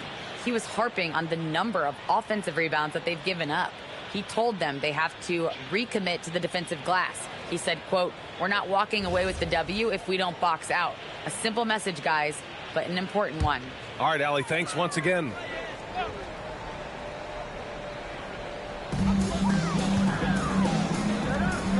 Williams up top.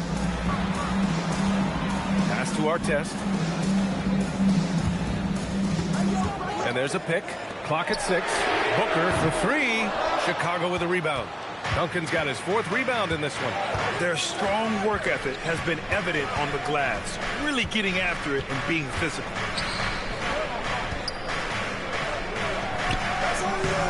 And it's Devin Booker with a rebound. Rockets trail by 6 to the paint. Here's Suggs.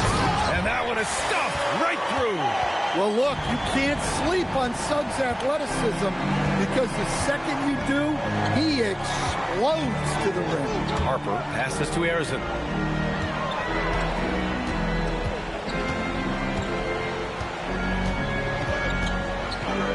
Out to the right wing. The Bulls need to get off a shot. Here's Harper. Williams grabs the board. Williams has got 6 rebounds in the game. Artest can't get it to go. And this is exactly who you want taking that shot. He just missed it. Here's Harrison. Basket counts. And the Bulls lead by 6.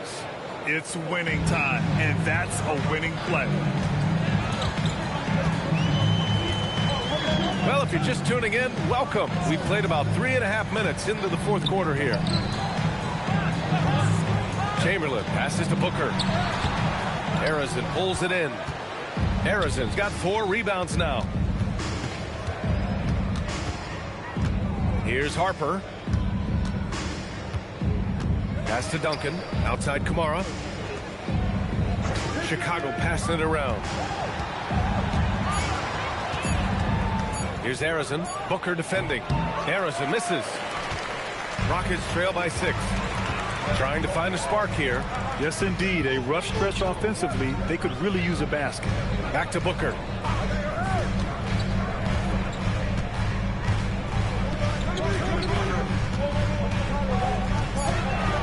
Pass to Artest. Houston with another miss. Chicago leading by 6. Right side Kamara. Down low. Here's Duncan. And the foul called on Jalen Suggs. That'll be a second foul of the game. And we'll have a timeout called by Billy Donovan. He's decided it's time to clarify the situation, leaving little room for error.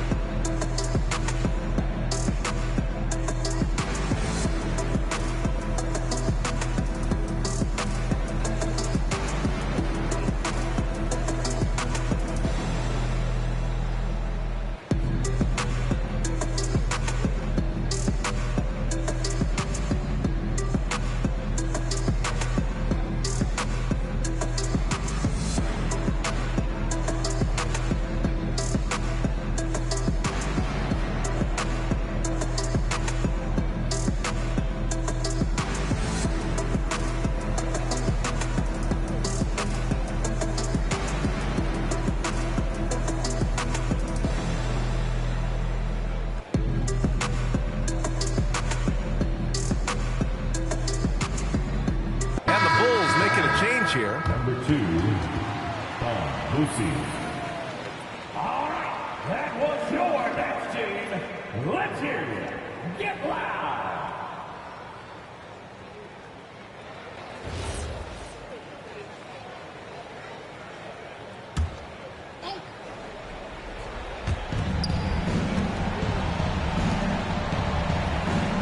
Pass to Kamara. Just 5 on the clock. Here's Harrison. He hits it just before the shot clock expires. Harrison's got 4 points now in the quarter. Now here's Suggs. Here's Booker. Shoots it up. Oh, it's off target. Part of why they have this lead, they're doing the little things out there.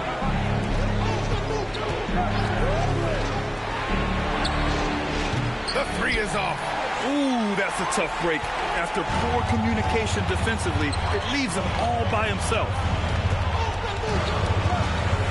Chicago foul. Lucy. First personal foul. Second team foul. Here's Artest. The release. Yes, sir. Hits the jumper. Rock solid screen right there. The defender got completely lost. Yeah, you've got to lock and trail hard. You can't allow him a clean look. Driving in, puts it up from 12. Oh, it misses. Rockets trail by 6. 2 minutes remaining. Boy, they need something to go to regain some confidence. No question. Way too many empty possessions for them. He's trying to find his shot, but at some point you have to start making these. Yes! Using that window! Showing off the dribble moves. Able to create for himself. I love it. And we've got a timeout called by Ime Udoka. He clearly wants to talk it over and make sure everyone is focused.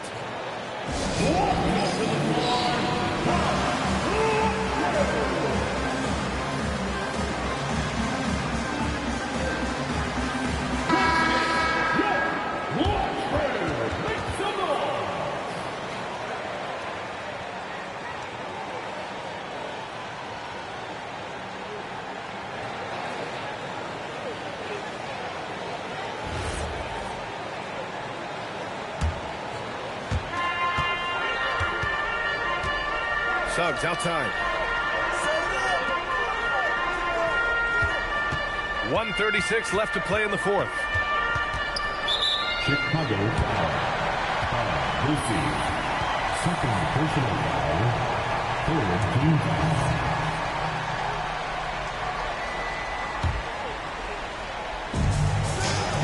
So far in the fourth, they've allowed just 6 points.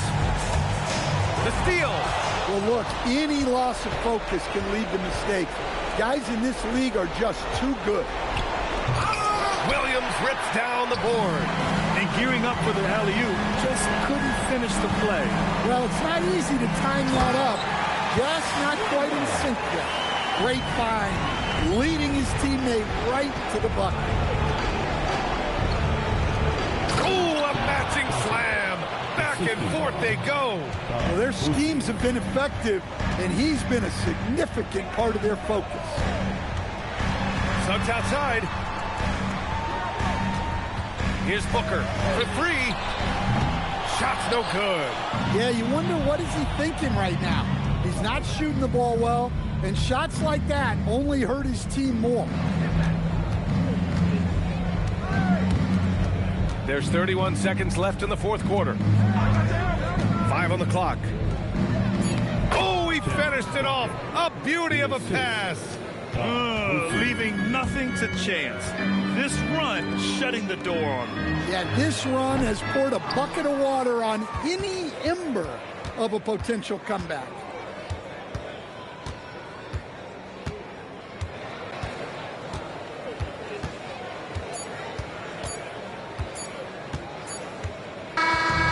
So no problem for Chicago as they get the win. Exceptional effort on the road. They were ready and they were focused. Focused indeed. I mean, it takes a strong mental approach to block out the distractions. These guys stepped up 100%. And that'll do it, folks. For Grant Hill, Stan Van Gundy, and Allie LaForce, this is Brian Anderson signing off. And time to present our player of the game.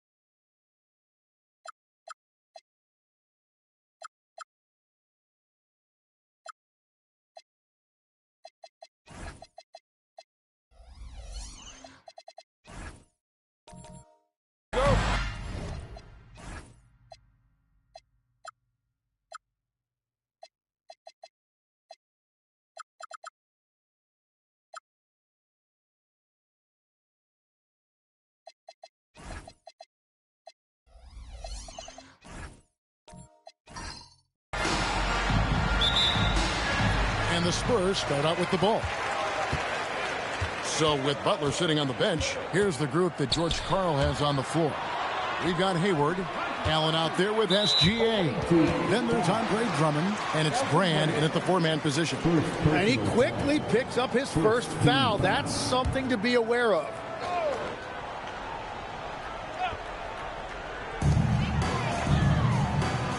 Mobley kicks to Johnson. Mobley has screen on Hayward. 6 on the shot clock. Seattle grabs the miss. SGA surveying the defense. Inside. And Andre Drummond, the bucket on the assist by SGA. And defensively, you have to stay with SGA coming off that screen. That creates the passing lane. Here's Mobley. That 3 off the mark. About 1 minute into the first quarter. Outside, SGA. Pass to Brand. To the middle, Drummond. And Drummond throws it down. Once Drummond gets the ball there, you can kiss it goodbye. And now, Allie LaForce has something for us from the sideline. Well, I had a chance to talk with head coach Mitch Johnson. Our first topic of conversation, of course, facing Shai Gilgeous-Alexander. He told me SGA is so hard to game plan for. He has incredible length for a point. He's too big for a guard, too quick for a wing. We have our work cut out for us. Back over to you, Kevin. All right, Allie, thanks. Gilgeous-Alexander. First personal foul. Second team foul. And here is O'Neal. O'Neal sets the screen for Johnson. Just 5 on the clock. Fires the 3. It's hauled in by the Sonics. Yeah, but the defenders draped all over him. He just could not shake loose. Allen finds Gilgeous-Alexander.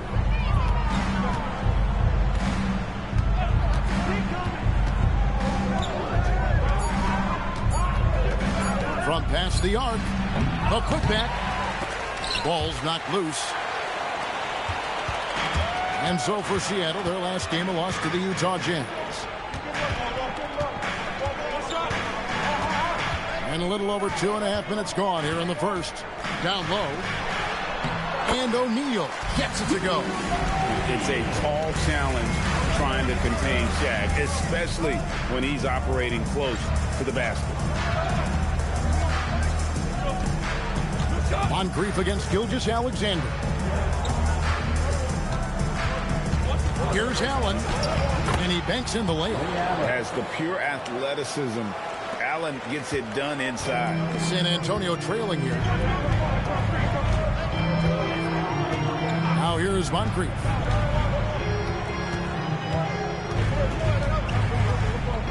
Pass to Mobley. Takes a 3. It's Drummond with the rebound. Drummond's got his 4th rebound with that last one here tonight. Drummond sets the screen for SGA. Here he goes. It's blocked by Shaq. And the aggressiveness on display here from O'Neal. Terrific at turning shots away with that size and length. Uses the glass to finish the layup. O'Neal's got his 2nd bucket tonight. Just setting the tone with an aggressive move to the rag. And where's the help defensively? That is a quality look. You can't do it much better than that. SGA, no good. Here's Ball. Still yet to score. Here's Allen.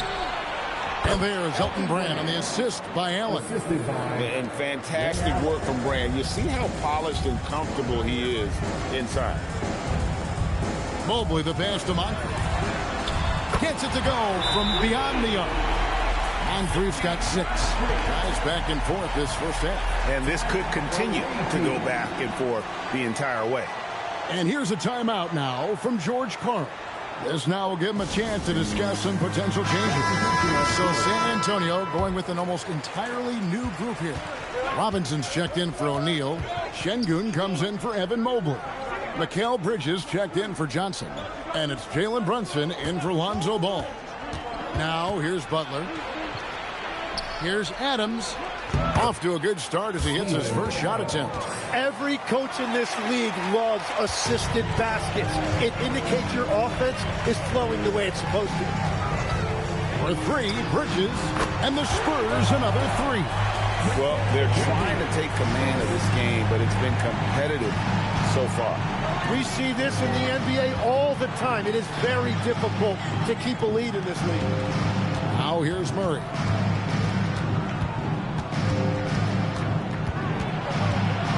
Over Brunson. It's rebounded by Brunson. That's not the type of opportunity he fails to convert very often. Yep, that one goes in there. Strong move. Brunson just bruising his way inside. Outside Butler. Back to Murray. Pass to Butler. Adams with the screen on Bridges. Here's Butler. San Antonio with the rebound. Come into this one following the loss to the Grizzlies. You got to give him an A for effort. Just fell a little bit short in that one. Well, that's a classic example of a tough road loss. If they had been at home with their crowd's energy behind them, things may have turned out differently. Now here's Murray. Scoreless thus far.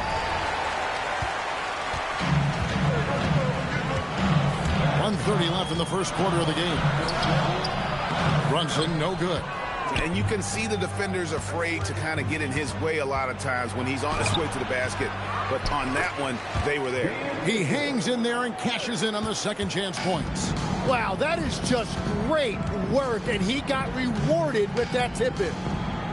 To the inside. And it's Robinson with the jam. And he can do a lot more damage to the rim than that when he wants to. Oh, you're right. And with the lead they're enjoying, I'm surprised he didn't put a little something extra on that one. And so George Karl decides to call a timeout. Coach is going to talk some things over with the team. Might be seeing something to adjust. Spurs making a switch here. Levine's checked in.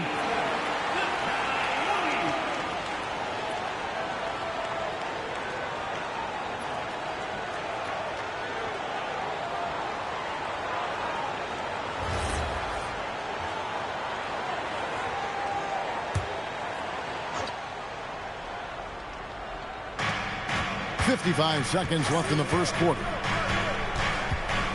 Butler passes to Elliott. Murray outside. Clock at 6. It's over Brunson. Not enough on that one as it misses. Well, he got the shot he loves, and the defense should honestly be relieved. He didn't punish them for being a little bit soft there in the mid-range. Yeah, that's the third bucket in a row from the paint. This defense needs to clog those lanes in the middle.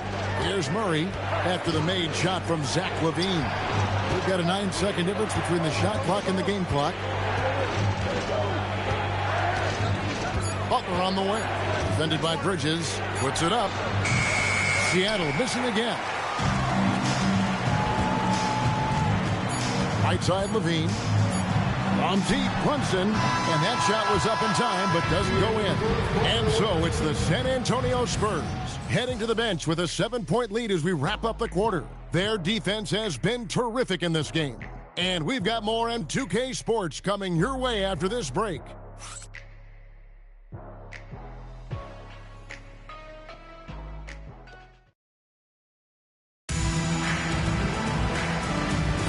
And if you're just joining us, we've played through one quarter in this one. And what do you guys think so far about the offensive approach for the Spurs? Absolutely dialed in from beyond the arc so far in this one. The defense is surrendering the long-range shot here early on.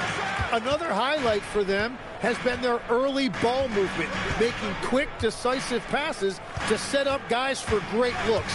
So with Butler sitting on the bench, here's the group that George Karl has on the floor. Hayward out there with Graham. Then there's Allen. Then there's Shea Gilgeous-Alexander. And it's Issel in at the 5 down low. And it's the Supersonics with the ball. After the basket by San Antonio. He missed that one, but I've seen him drill shots from that distance in warm-up. Well, that's not a horrible shot for him to take, but you could still probably find a higher percentage shot. O'Neal. Shaq going to work inside. The strength of O'Neal is otherworldly. They could use a big shot here to get this offense going. Too many empty possessions. Right now, they need a basket. Allen finds Hayward. Brand, a screen on Johnson.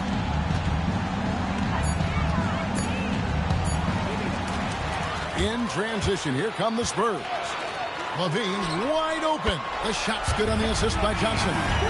Levine's got the lead up to 14 now for the Spurs. And Gilgeous-Alexander's got the ball here for Seattle. Brand, a screen on Levine.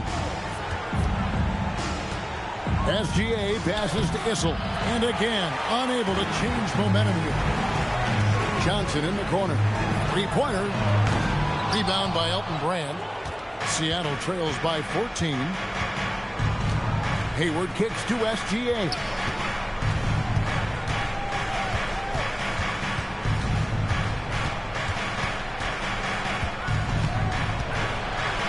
Fades. Evan Mobley with the rebound. Well, he wants to shoot his way out of this cold spell, but the struggles continue. And he doesn't have to do it alone. He's got 4 teammates on the floor. And the Sonics with possession. Nothing offensively yet from them in the second quarter. Gilgeous-Alexander against Shaq. It's blocked by Shaq. He's out of bounds. Last touch by O'Neal. And so George Karl decides to call a timeout. Coach is going to take a few minutes to regroup and go over the strategy.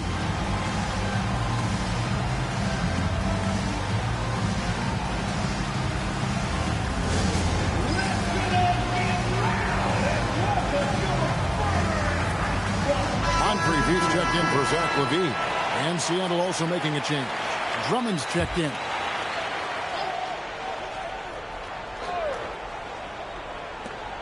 Outside, SGA. Shot clock at 6. And they call an illegal screen here. And a quick look at how the Supersonics schedule is shaping up. On Tuesday, they'll be taking on Franz Wagner and the Dallas Mavericks. And then on Tuesday, they'll tip off a road trip starting in Orlando and going up against the Magic. And, you know, nobody loves playing on the road, but it does offer a good chance to see exactly what your team is made of. This team is going to find out a lot about itself over the next stretch of games. Now here is Moncrief. Over Allen. Moncrief's shot is off. Johnson against Hayward. No stopping him there. Jams it in as he's fouled. Chance now for a three-point play. That's on Shaq. And that strength of Drummond at times can be overwhelming. Awesome at staying with his shot even when the pressure is on. The Supersonics shooting their first free throw tonight.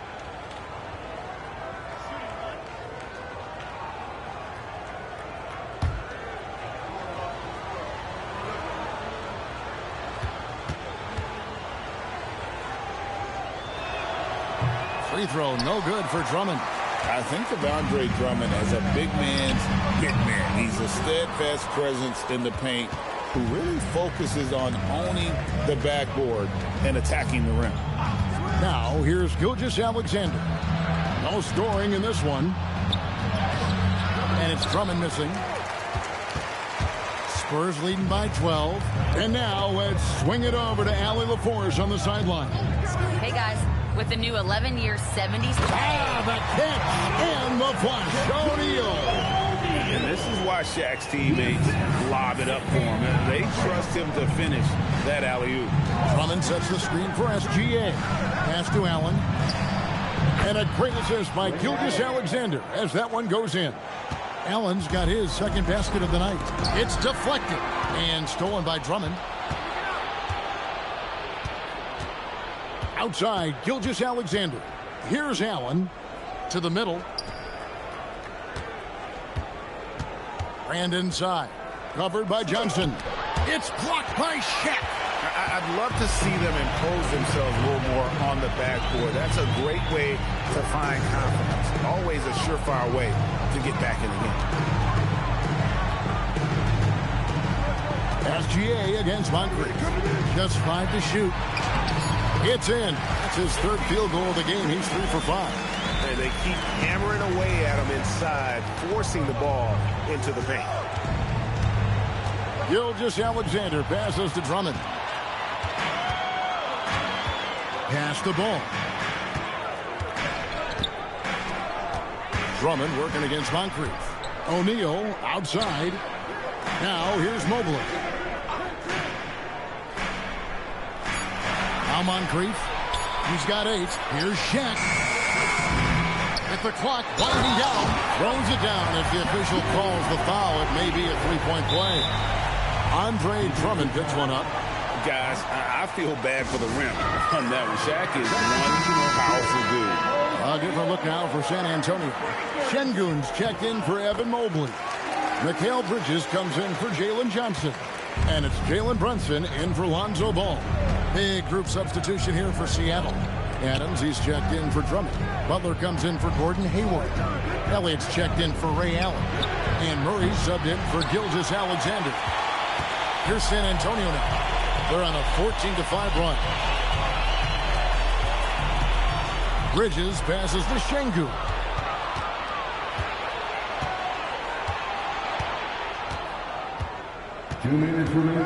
Murray looking around. Pass to Elliott. Fires the 3. And it's going to be out of bounds. The Spurs will take it. Mitchell Robinson's checked in for the Spurs. Number 3, Mitchell Robinson.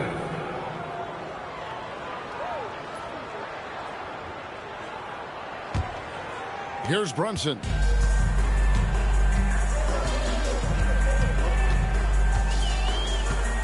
Robinson a screen on Murray.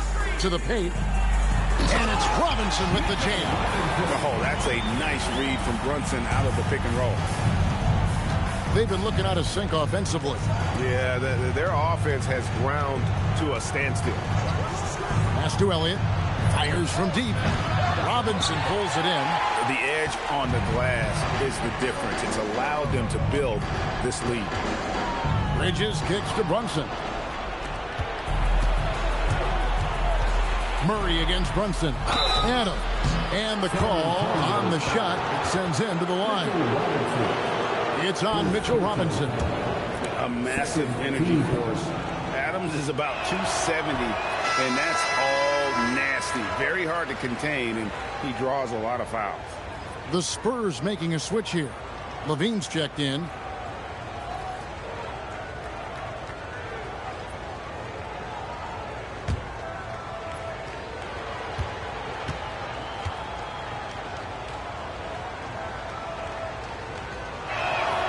And he sinks the second. On offense, here are the Spurs. They're on a 16-6 run. Robinson sets a screen for Brunson. Robinson left side. Bridges deciding where to go with it. Kick out to Levine. Off target with his 3. Seattle trails by 17. Here is Elliott. He has yet to score. Murray down low. Brunson covering. Down to 5 on the shot clock. Here's Butler. The Sonics again can't hit. And here's Levine who brings it up for the San Antonio Spurs.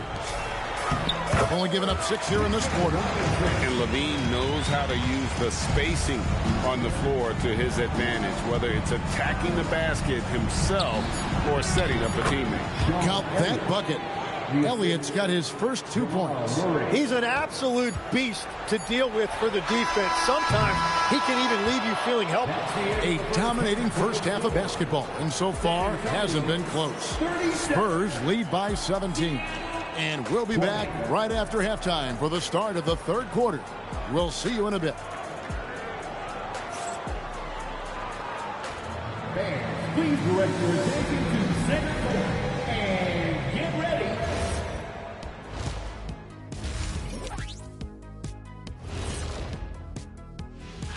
You take a look at the Spurs, you can already see They have the makings of a good team, but they also have things to iron out. Splitting the first two games, this next one could indicate. Now looking at where we stand after 2 quarters, it has been a difficult game for Seattle. Number one goal in the offseason. Thanks for spending halftime.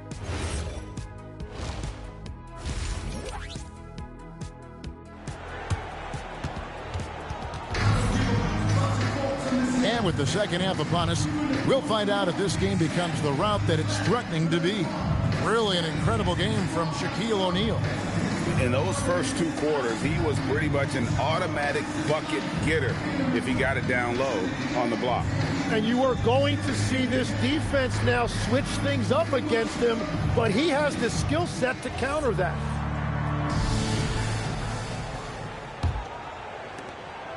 Seattle trails by 17. We've got ball.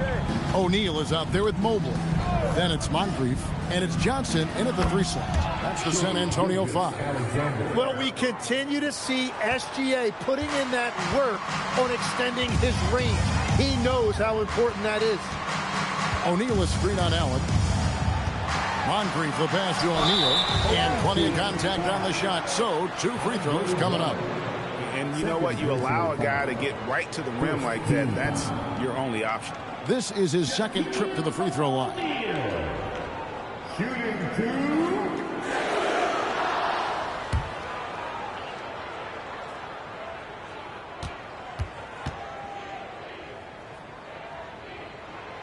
And he makes the first. Over 7 feet, big, quick, great hands. Shaq is a one-of-one type of player.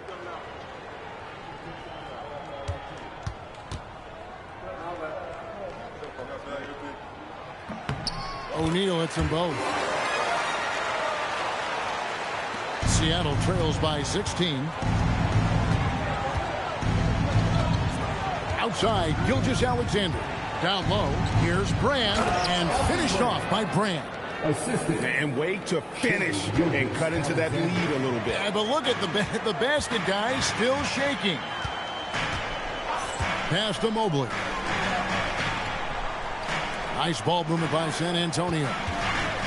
Here's O'Neal. Whistle blows. Basket is good. So a chance here for a 3-point play. And the big guy is doing big things offensively. O'Neal knows his team counts on him to rack up points.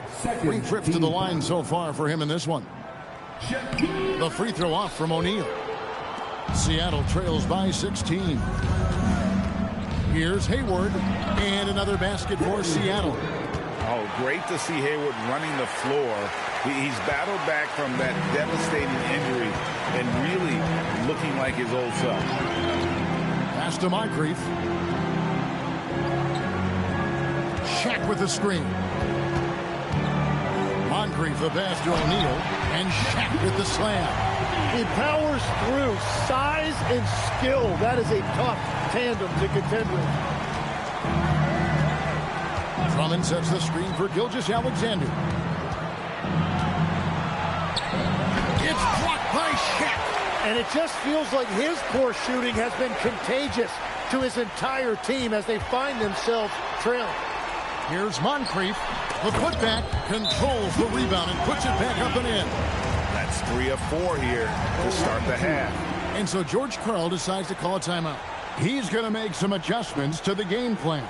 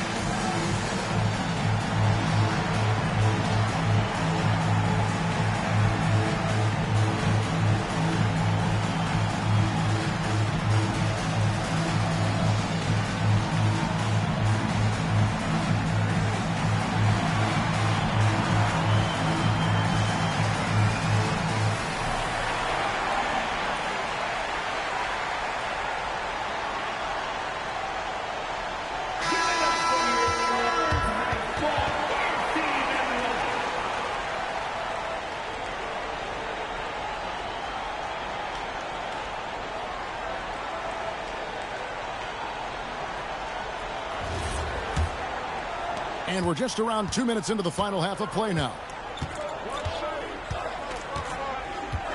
Outside, SGA.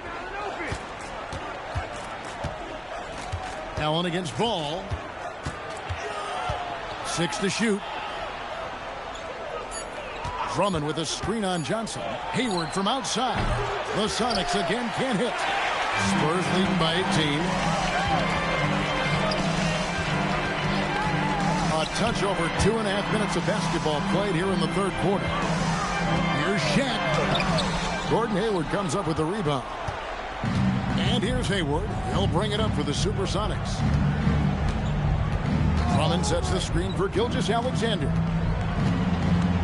Hayward outside. High post Allen. Pass to Brand. Over Mobley. Brand. Good. Brand's got his third basket of the night. Now, he's been reliable tonight, but that's certainly not the case for his team in general. And so Mitch Johnson decides to call timeout. He made the decision to huddle up with his guys and talk about strategy.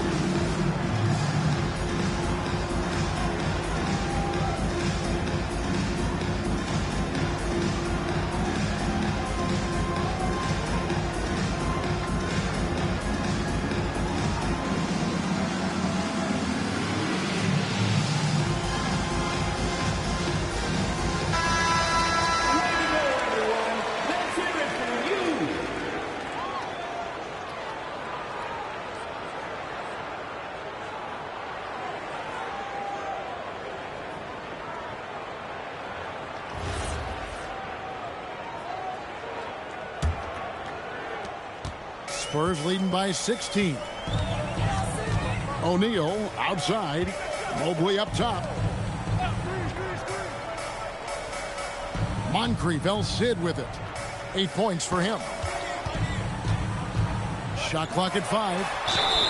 And foul on the shot, so he'll get a chance at the line. At almost 7 feet tall, once Mobley has ideal positioning inside, he forces the defender to have to foul. Shooting 2.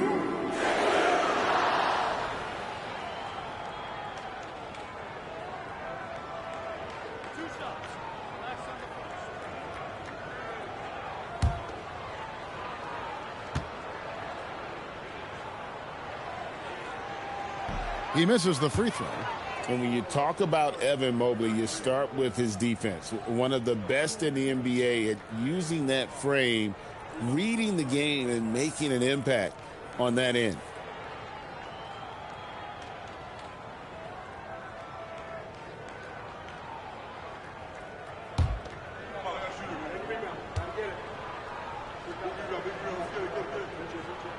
He hits the second from the line. Just under 3.5 minutes played here in the third quarter. Drummond with a screen on Moncrief. And the call is going to be, yes, it is, an illegal screen. And with 4 fouls now, he has to be very careful. Spurs leading by 17. We've gone about 3.5 minutes into the third now. Ball dishes to O'Neal. And the dunk by O'Neal. It's just hard guarding O'Neal in general, but when he's working in the pick and roll, it's almost impossible. Gilgeous-Alexander passes to Allen, and the call will be against Lonzo Ball. That's his first foul. Şengün's checked in for O'Neal. Substitution on the court.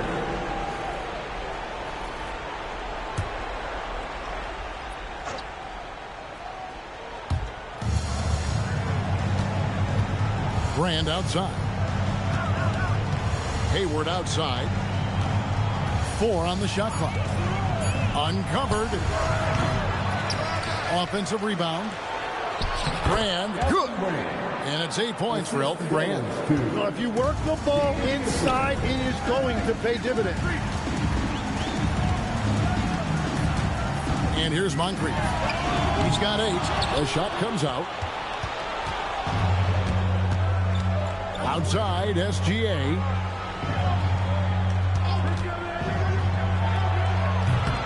Second chance shot, and that's 2 points on the layup. Issel's got his second basket. And a better box out saves them 2 points there. Nothing will drive your coach crazier than what you just saw. Lack of focus, lack of effort. Allen against Moncrief. Pass to Şengün. Johnson, that's for 2. Seattle grabs the miss. Brand's got his 5th rebound right now in the game. Outside, Gilgeous-Alexander. And here is Allen.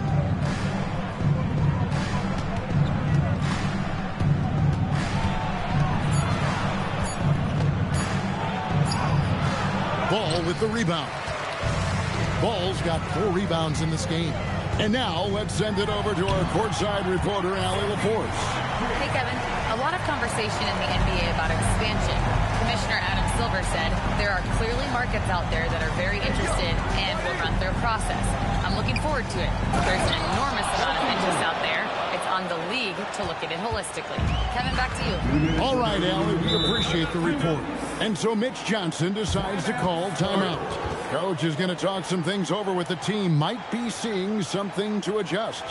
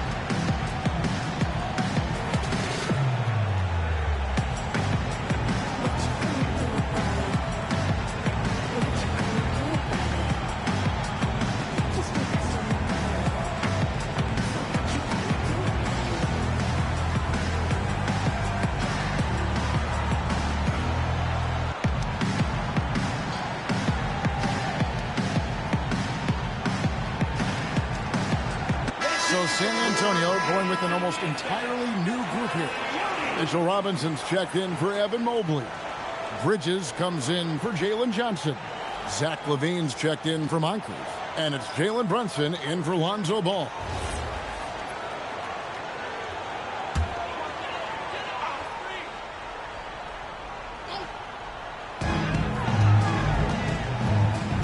Now here's Brunson. 1:51 left in the third quarter of the game. It's hauled in by the Sonics. Here's Murray up on top. Brunson covering. Elliott misses. Not quite enough defense that time around. Just lucky he was off. Kick out to LaVine. Good, and the assist goes to Robinson. LaVine's got 8 points. A rapid-fire release by LaVine on that one. They need a good offensive possession. Yeah, they've gone a long time without a bucket. Here's Hayward. Great defense that time from Şengün. Yeah, this quarter has just been a struggle for him offensively. Brunson the pass to LaVine. And the Spurs another 3.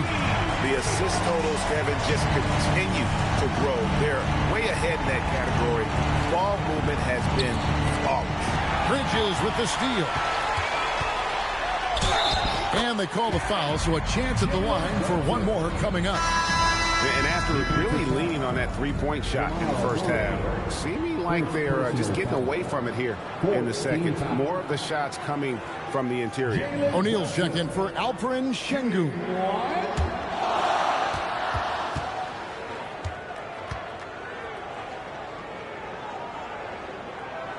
They're doing a better job of working themselves to the line here in the second half. Murray against Brunson. Murray the pass to Hayward. And it's sent back by O'Neal. Wide open look here for Murray. Seattle missing again. And here's Bridges. He'll bring it up for San Antonio. Brunson outside. From outside off the mark. Well, you know, they're in the lead, but he's still been frustrated from an offensive standpoint. Here's Murray. Robinson with the block. And it's going to be out of bounds. The Supersonics will retain possession. Substitution for the Orange team. Number 0, Andre Drummond.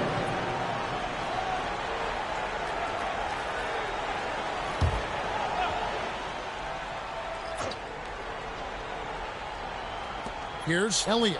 Oh, and the buzzer beater's good. Ringing the bell. That's the way to close the quarter. And with the clock almost at zeros, great awareness on his part. Shaquille O'Neal getting it done for the Spurs. He got into double digits for the quarter with 10 points total. And don't go away. We'll be right back.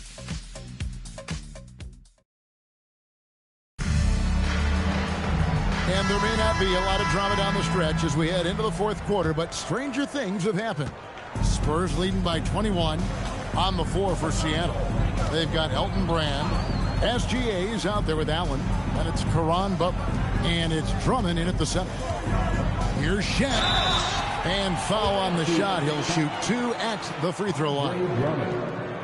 So, Tim, when you played, you were one of the league's best sharpshooters. Did you ever look around and pick things up off of other guys you watch shoot the ball well? No question. In fact, I learned a lot about how to move off the ball by watching other guys as I made my way through college and eventually became a pro. And even when I was in the league, I would study other players to pick up things on their footwork and how to get my release a little bit quicker. Give me one player that you really studied hard. Well, there's no question Del Curry was a guy I watched because he needed very little time to get that shot off coming off of his screen. And unfortunately, several times I got there late against him and learned my lesson. And he misses the second one as well, so he is 0 for 2 that time. And he has made it a point to get to the line here in the second half. Johnson against Brand. He's looking for Drummond and finds him. Oh, just a picture-perfect alley-oop. You gotta love that one, A little surprised, Greg. He didn't go for the big slam, but it works just the same. Outside, Levine. Inside. And Mobley throws it down. Making it look easy. Mobley using that size at the rim. Drummond with a screen on Levine. Gilgeous-Alexander kicks to Allen. Pass to Brand. Gilgeous-Alexander against Levine. Just 5 on the clock. High post shot. Gilgeous-Alexander can't get it to go. Levine against Gilgeous-Alexander. That one is good. He's only missed 1 shot of his 6 taken on the floor. And over the years, Levine has put on the muscle, which helps him on those challenging finishes at the rim. Gilgeous-Alexander passes to Drummond. Rebounded by the Spurs. O'Neal's got rebound number 12 now. Tenacity on the glass. Outside, Levine. Pass to Mobley. Outside, Ball. O'Neal inside. Working on Drummond. Shaq's shot is good. And there's a pattern starting to take shape here. They're working it inside and getting good shots from close range. Bounce pass from SGA. Ball against Allen.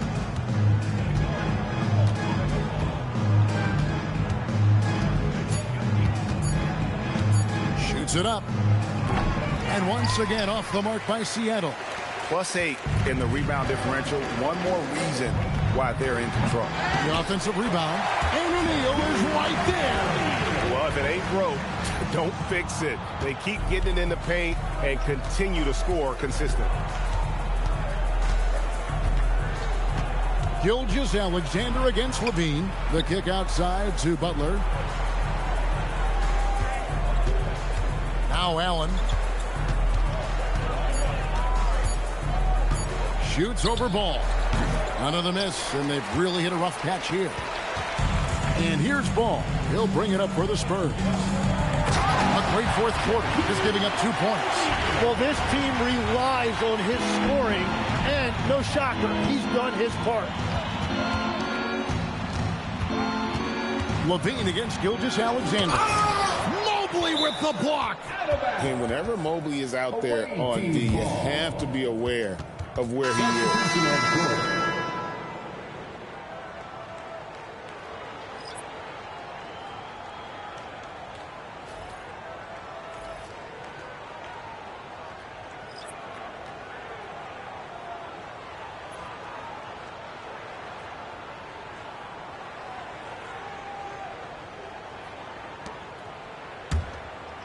Fourth quarter of play, and over 3.5 minutes have gone by.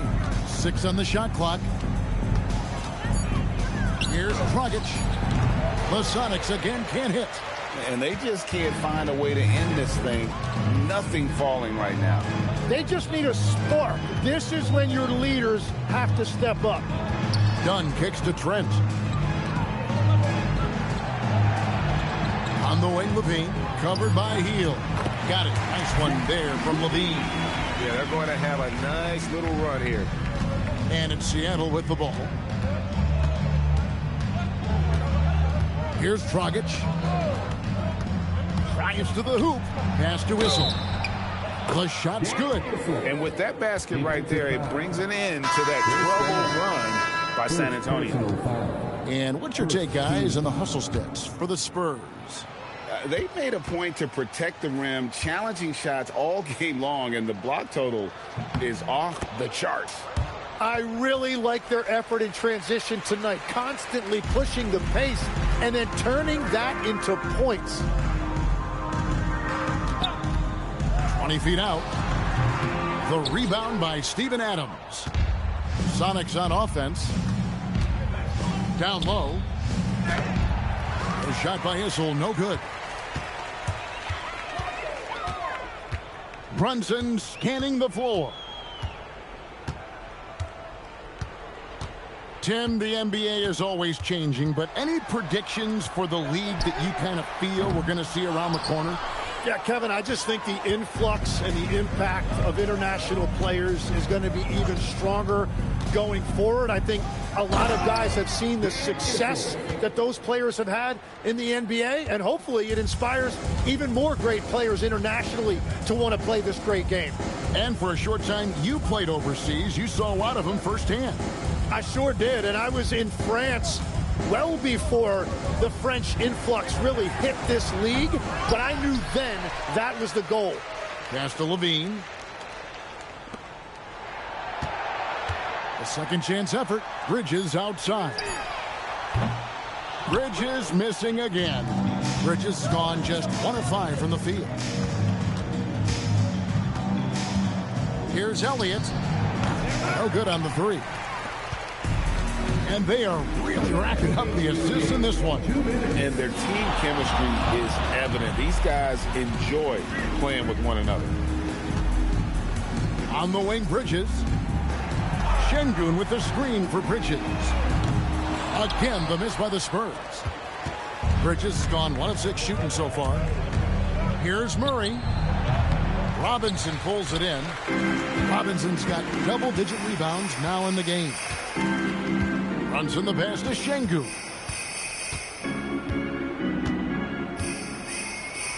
We've got 1:23 left here in the fourth quarter. Bridges for 3. Issel grabs the board.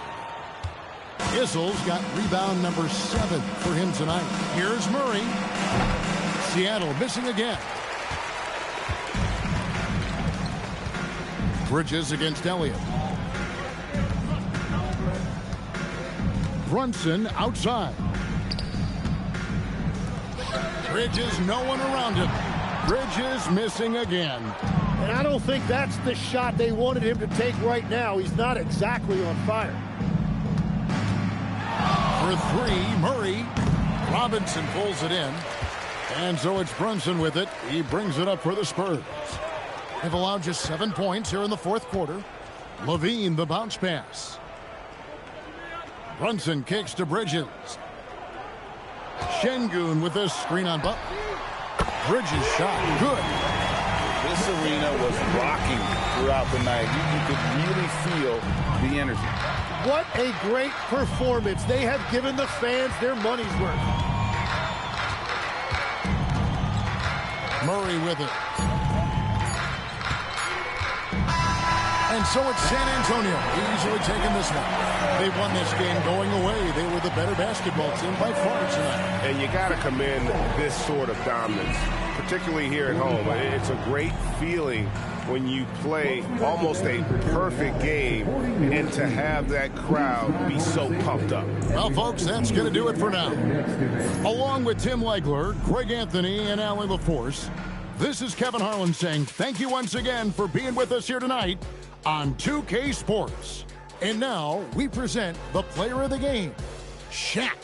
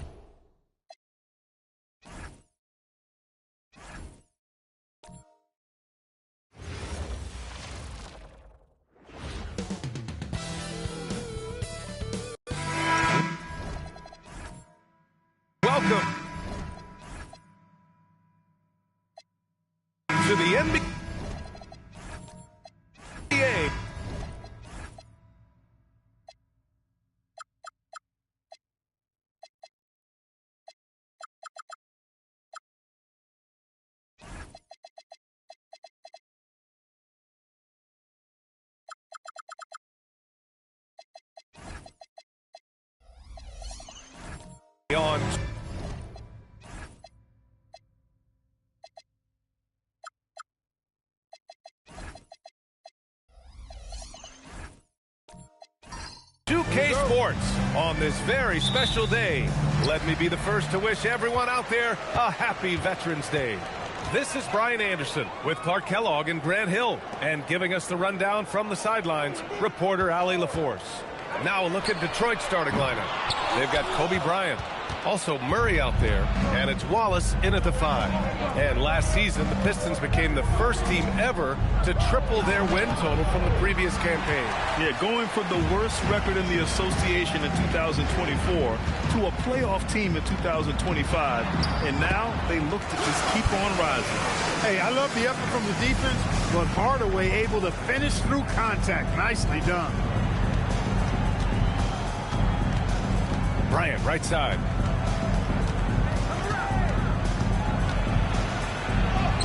And he buries his first look. Nice way to start the game. That's where you'd like to get your shots from. All right, let's check in with Allie LaForce. Thanks, guys. The Magic head coach and I got a chance to talk for a bit. We talked about how to play defense against DeJounte Murray. Coach said, well, DeJounte has made it no secret he plays better with the ball in his hands. So obviously we want to force him to give it up and act as more of a shooter whenever we can. That's easier said than done, but even if it happens a few times, that can change the game. Brian, back to you. Thanks for that, Allie.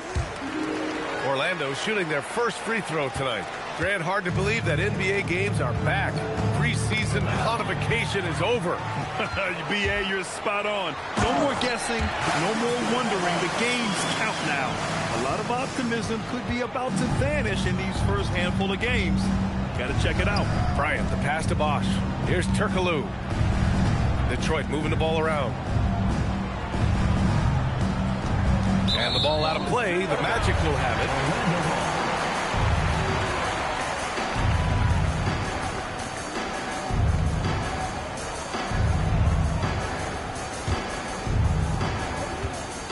The Magic have gone 3 of 4. Off to a nice start. Out left to the wing. Pass to Banchero. Jacks up at 3. Kept alive. Howard. Tipped. Wallace, clearly a great shot blocker. Add another one to his talent. Here's Bosch, and the foul is called. He missed it, so he's got a couple of free throws coming his way. I like that. I mean, some physical play inside. He's not about to give up any easy baskets. And, you know, the defense gets their money's worth on that foul. Stopping the layup and not giving up the and one.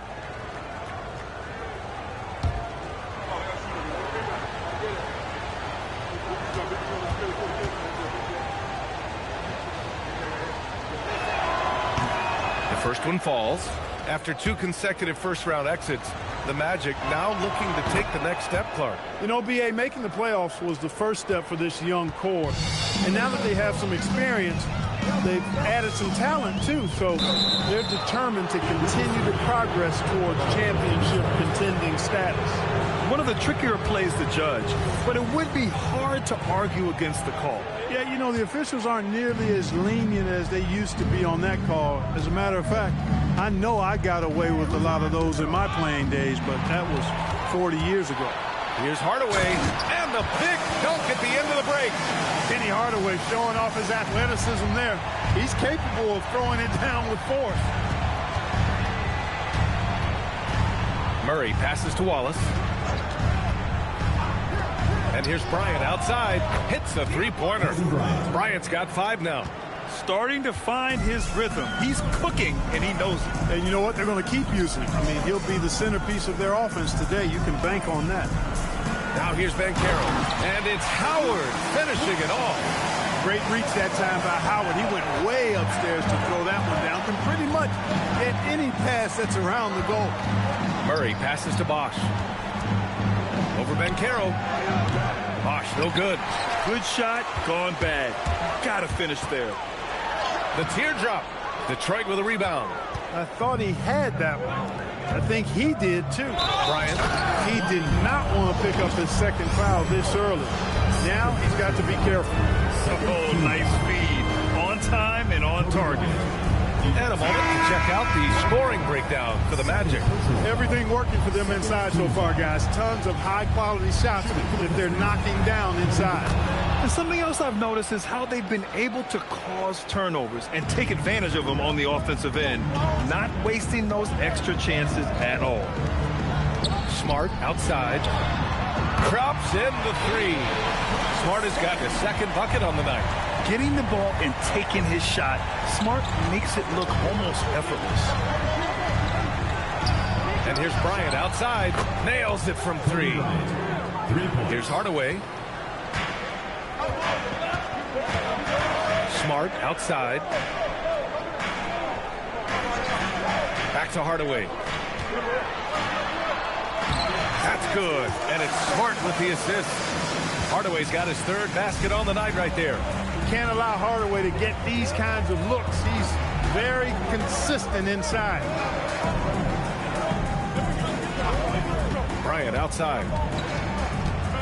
Wallace, the pass to Turkoglu. That misses. And a chance to tie it. And so Banchero will bring it up for Orlando. 3-point lead. Hardaway finds Banchero.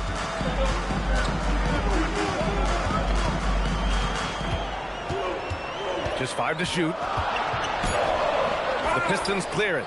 And in that game, they owned the glass. Most of the second chance opportunities went to them. Plenty of heart and hustle in that regard. I mean, they made sure to hit the glass hard and often.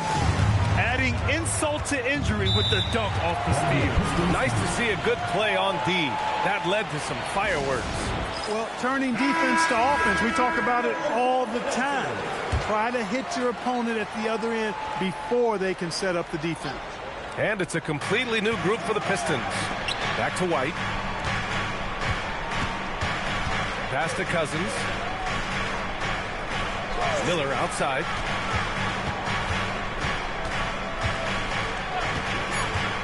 And the whistle blows. It's going to be on Brandon Miller. That's his first foul of the game. It's been a comedy of errors for them so far. They just can't hold on to the ball here in the first half. Orlando leading by 5. Siakam with it. And it goes. As the official calls the foul, count it, and he'll shoot one more at the line. Looking back at the start of his career, Siakam only took a year or two to make his mark. And, you know, B.A., he's just the kind of guy we love watching play. I mean, you know what you're going to get from him every night. Tremendous effort and the ability to impact the game at both ends. He's consistent, reliable, steady, and he can be explosive at the offensive end. Cousins really has a great basketball IQ, folks, and he showed it to you there by rolling effectively after the screen. Here's Arenas. In his last outing, he had 11 points. Yes, it's good. And their offensive game plan is clear. Get it inside and go to work. Pistons trail by 8. 1:41 left in the opening quarter. Chambers, the pass to White. That misses, so no good on his first attempt of the night. Orlando has gone 1 for 3 from beyond the arc. Siakam, no good. Detroit has gone 2 for 3 from outside the arc. And keeping us updated from the sideline, Allie LaForce. Thanks, guys. The Magic are coming together. Paolo Banchero said, "This is a special group. We have something that you don't always see in professional sports. Guys really have each other's backs and look after one another. Not only are we close, but we're really talented and versatile as a team." Brian? An exciting young team. Allie, thank you. And Siakam gets it to go. They're finding ways to get the ball into the paint. 5 consecutive buckets. And on the flip side, the defenders have to show more fight on the interior. They've got to offer more resistance here. Now here's Wallace. From 9 feet, Noah grabs the board. We've got 33 seconds left in the opening quarter. Ellis passes to Siakam. Here's Arenas. He's guarded by White. Here's Arenas. Banked it in off the glass. And now it's a 10-point Orlando lead. Boy, I like their energy coming in. Terrific execution so far. And, you know, it's an all-out effort they've come in with. Very aggressive offense so far. Here's White. What a play! game. He drains it at the buzzer. Great job ending the... And so it's the Orlando Magic, finishing the quarter with an 8-point lead, just pounding the painted area. That's helped them build an advantage. And don't go far. We'll be right back. And for those of you just tuning in, second quarter action is where we are. And for Orlando, what jumps out to you guys stat-wise? Well, their offense is clicking so far, capturing the momentum here early on. Yeah, you know, I agree. No warm-up needed. They came in on fire and have already built a nice lead. Pascal Siakam out there with Dwight Howard. Then there's Marcus Smart, and it's Bowen in at small forward. That's who's out there for Orlando. Inside, here's Howard. The rebound by Murray. He's hard to stop once he gets to the rim. That's great defense right there. Pass to Bosch. Over Howard. Bosch, no good. Magic leading by 8. Siakam looking it over. Smart outside. And he lobs it up to the rim. Now here's Bryant. Howard grabs the miss. Howard's got 5 rebounds in the game. To the middle. To the inside. Siakam, the pass to Smart. Stolen by Bryant. And counted. Now 5 for 7. Well, right now, Kobe's turned that grease on the stove up, folks. He is on fire. Keep getting in the ball, please. Howard with a screen on Murray. Down low. And it's Howard finishing it off. He may not be the biggest center in the league, but he sure can jump. Bryant, the pass to Murray. Launches a 3. And it's Orlando with a rebound. Howard's got 6 rebounds in the game. Siakam, pass to Hardaway.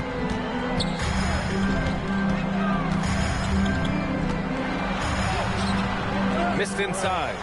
Pistons trail by 8. Pass to Murray. Detroit moving the ball around. On the wing, Bryant. There's the 3. Oh, almost had a 4-point play right there. But he'll go to the line with a chance for 3. And for offensive players, they say that understanding angles gives a big advantage. Can you elaborate on that a little bit, Clark? I think I can, B.A., a little bit. When you think about the geometry of the game, angles, spacing, timing, those things are not what you would think about when you think geometry, but how you cut, how you move, when you move, get to the basket, all of that stuff is part of the geometry of the game. So much to like about Bryant's game, but the X factor in my mind is his unmatched competitiveness and work rate. This guy has an inexhaustible appetite for work. They've been flawless at the line this quarter. They need to stay aggressive and keep drawing fouls. That'll help them chip away at the lead. Howard with a screen on Murray. Pass to Smart. From the arc. The rebound by Bosch. Pistons trail by 5. Oh, nice shot by Bryant. Bryant's got 7 points here in the quarter. What a move by Bryant, pulling out his tricks to confuse the defense. From deep, Banchero. Ooh, Banchero with the touch from deep. That's clearly a recent trend. Big guys who can shoot it from distance. Turkoglu, the pass to Bosch.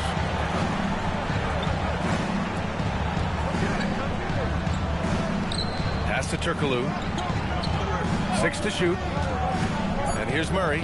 Let's go with a 3. They get it back. Now Bryant. Inside. Here's Wallace. And he dunks it. What a pass to set him up. Relentlessness describes Ben Wallace on the glass. Always attacking and corralling rebounds out of midair. Bowen passes to Hardaway.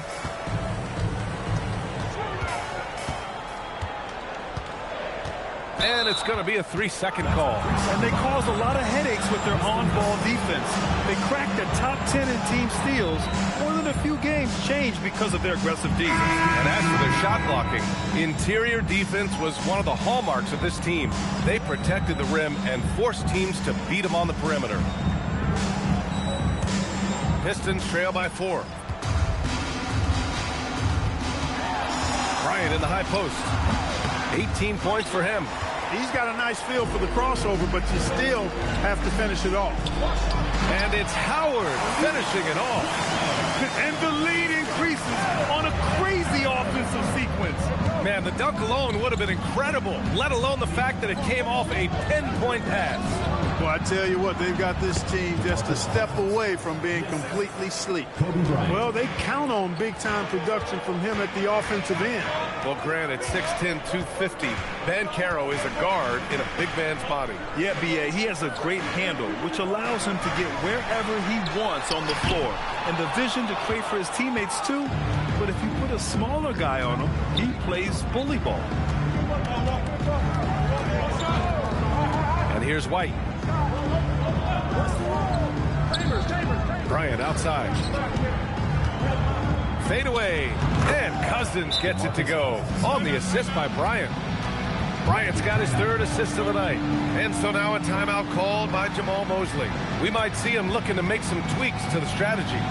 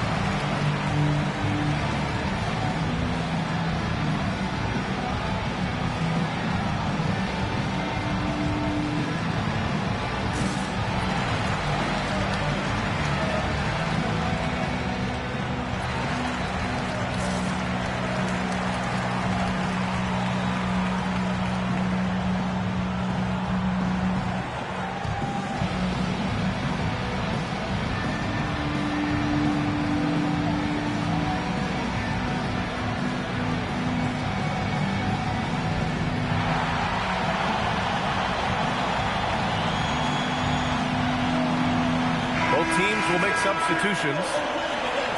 All right, now that we have a second, let's take a look at which teams cashed in on the fast break last year.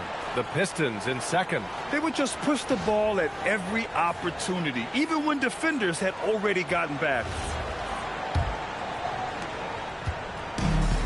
The Magic have gone 3 for 7 here in the second quarter. Pass to Arenas.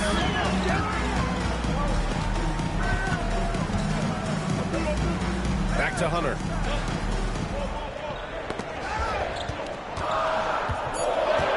Orlando needs to get off a shot here.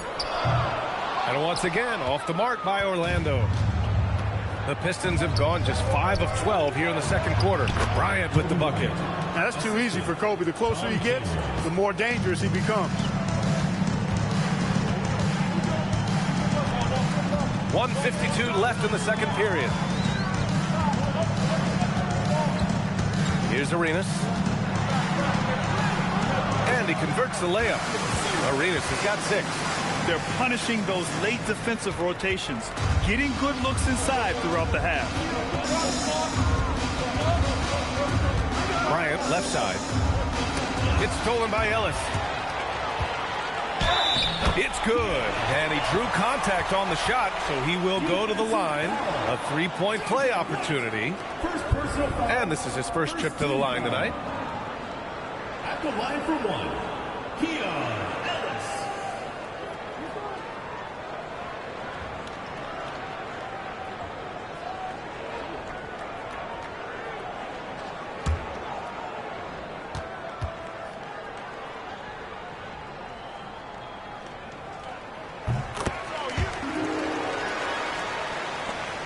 A minute 22 left to play in the first half. And let's swing it over to the sideline and hear from Allie. Well, Paolo Banchero has the Seattle skyline tattooed on his shoulder, and he says guys from there naturally have a chip on our shoulder because we feel like we're not seen as much as some of the other places around the country. Being born and raised, my mom and dad from there, it's in my blood. Back to you, Brian. A lot of pride in his hometown. Thanks a lot, Allie. This just proves how tough Kobe is. Brushing off the defense inside, a no-brainer. There's 48 seconds left to play in the half. Here's Arenas. He's got it. 4 for 4 now. He's automatic. That's simply a gimme for a player of his caliber. I mean, the defense cannot allow that. Here's Bryant inside. He's guarded by Ellis. And down it goes. 2 points. Bryant's got 24 points. He's been excellent in this period. Even though they're down, he's keeping them close. Shot and game clock separated by 5. And there's the drive. Arenas. And he banks in the layup. And the Magic lead by 5. That's something Arenas does really well, finding angles and avenues on his way to the rack. White on the wing. No good there. And the first half comes to an end. We've got a close game going here. It's the Magic. They're up by 5. And Allie LaForce has something for us on the sidelines. Hey, Allie. On the court now with J.B. Bickerstaff. Coach, as we approach the second half, what's going to be the deciding factor? Just maintain. I think there were some things defensively that we left on the table where we gave up some cheap ones because we didn't communicate. So we solved those. I think we give ourselves a good shot going into the half. All right. Thanks so much, Coach. Appreciate it, Allie. And we'll be coming right back after this break, ready for the third quarter.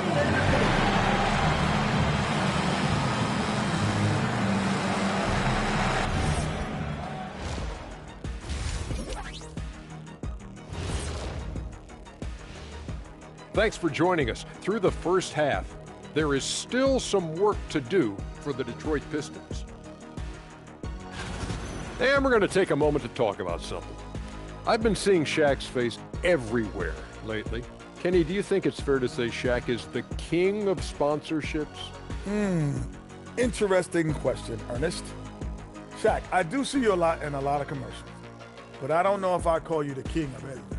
Ernie is right. I am indeed the king of sponsorship. Everybody wants the big Diesel stamp of approval. Shaq, you ever think of doing any pro bono work? I've got a neat spot that I think you'd be perfect for. Where's that restaurant at? And looking back at the first half of this game, it's likely we'll see some adjustments for the Pistons. You love to see this kind of chemistry. It's like our chemistry on the set. Everyone knows this ring. You know what, Ernie, for once, I can't disagree with Shaq. It feels good to be the king. I can't run away from this conversation fast enough. And that'll do it for us. Thanks for stopping by. We'll head back down to Brian Anderson and crew for the start of the third quarter.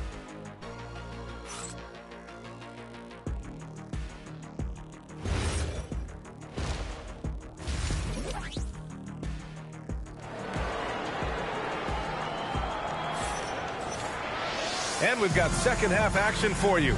Thus far, a pretty evenly contested game.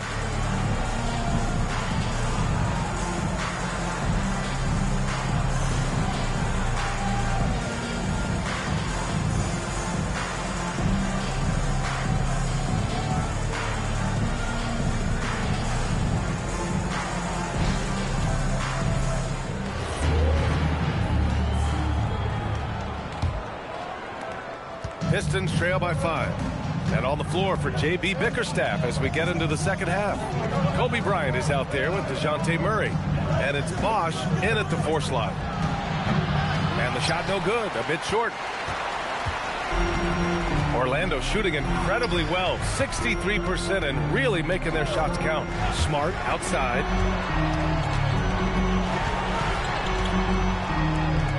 Pass to Bowen. Shot clock at 6. Back to Smart. Lets it fly. The rebound by Bosch. Bosch has got 4 rebounds now. And it's Murray with the ball for the Detroit Pistons. Trailing by 5 to the middle. And it's Howard finishing it off. Woo! I just love that alley-oop slam, B.A. Defense disorganized, defense pays.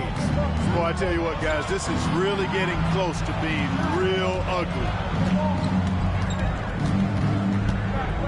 Up top, Bryant. 24 points for him. Blocked! And it's Orlando on the break. Ball's going up the court. An aggressive player who draws attention. Howard is used to getting hit by the defense and plays quite well through contact. This is his second trip to the line in the game.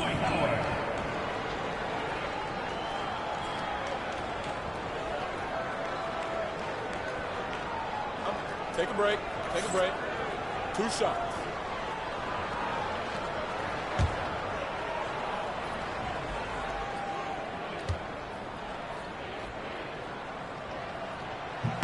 And that one falls for Howard.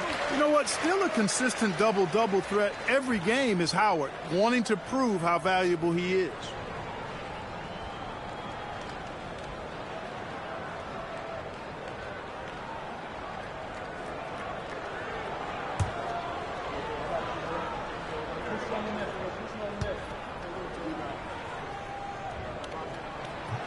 And he can't hit the second. You know, Howard, a physical and muscular, authoritative big guy who intimidates most nights. His physicality, very impressive. Pass to Bryant from behind the arc. Orlando with the rebound. And I'm surprised that didn't go down. I mean, I'm sure he is too. Well, Clark, when we watch Paolo Banchero play, you could forget he's 6'10". And he's a locomotive. I mean, he's probably 255 pounds, and all of it is cable wire. I mean, that's why he went first overall. That combination of skill, ball handling, dexterity, agility, and force.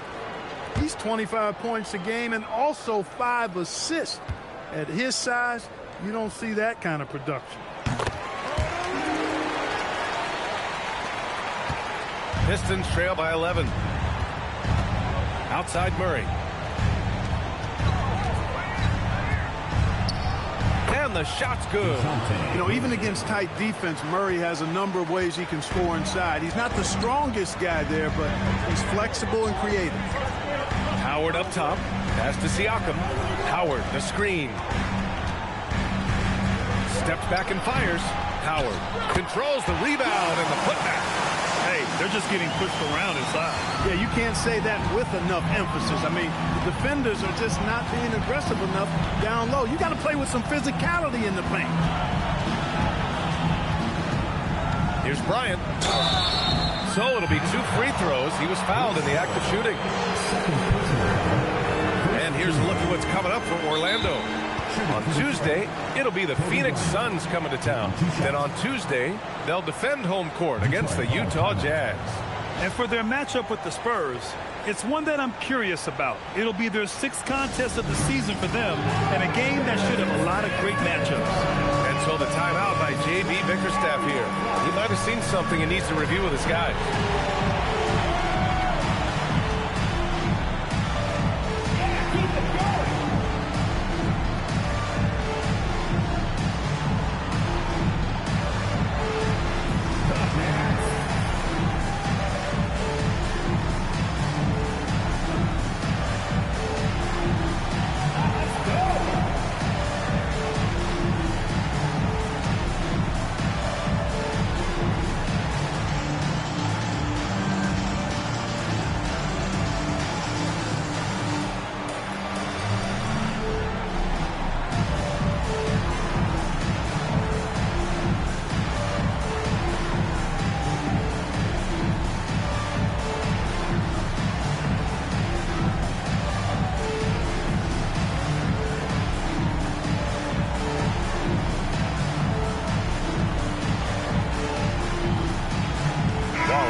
Checked in for the Pistons.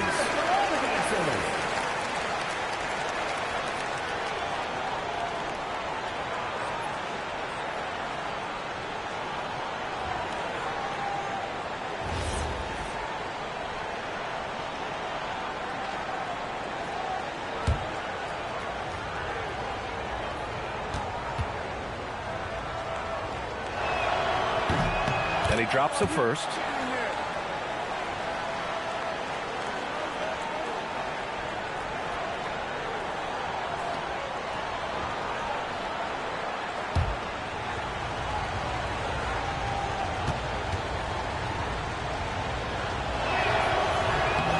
off on that one, so he goes 1 out of 2 at the line. Another miss, not how he wanted to start the second half. Pass to Bowen, now Howard. Orlando moving the ball around. And the basket by Bowen. Bowen's got this first bucket of the night.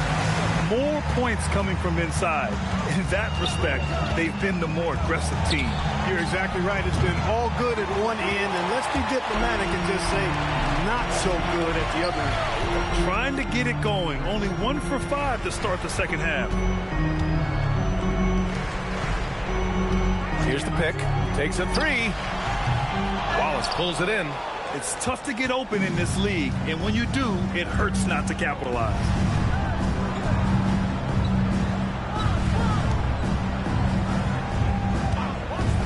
To the paint. Stolen by Siakam. Oh, and a fast break for the Magic. Ooh, poked away.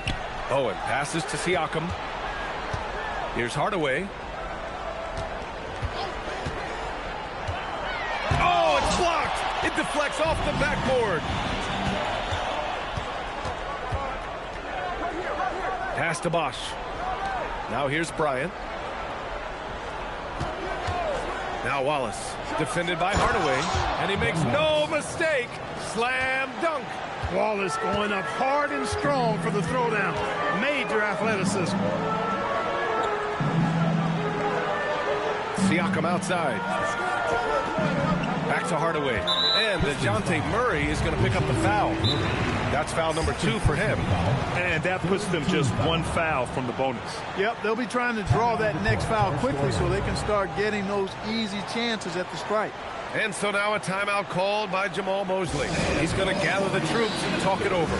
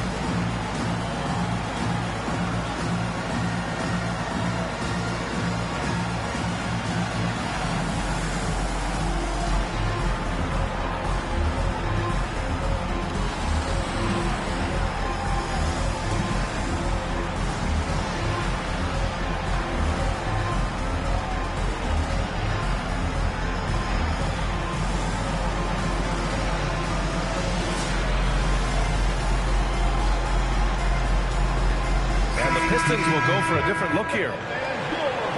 And now looking at the 2K leaderboard. Here's a view of which teams last year got after it with their shot blocking. Second, the Magic. I don't think you can ever underestimate the effect that a few block shots can have on your opponent.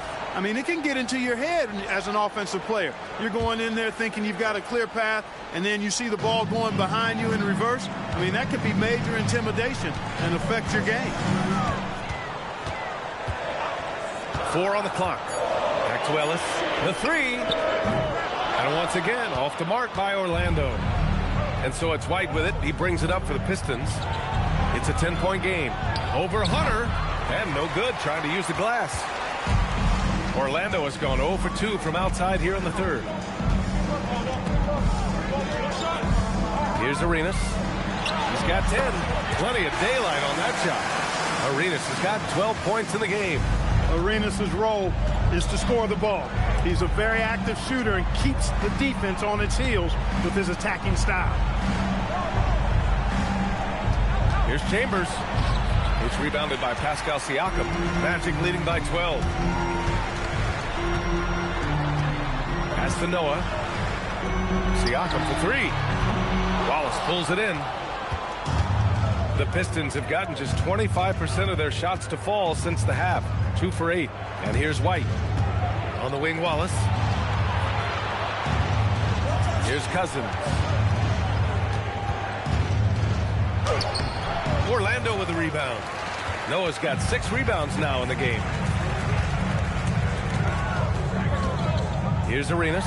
Guarded by Miller. Arenas' shot is off. Pistons trail by 12. Pass to Miller. 2 minutes remaining in the third. 2 minutes. 1:57 left in the third.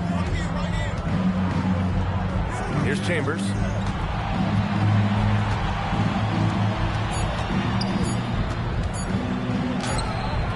That shot missing. The Magic have gotten 5 of 12 shots to drop in the third. The defense had no chance getting between Arenas and the rim that time because of his athleticism. Pass to Cousins. And the foul on DeAndre Hunter. That's his first foul. And Banchero's checked in for Orlando. Detroit also making some changes. Bryant comes in for Miller. And Murray subbed in for White.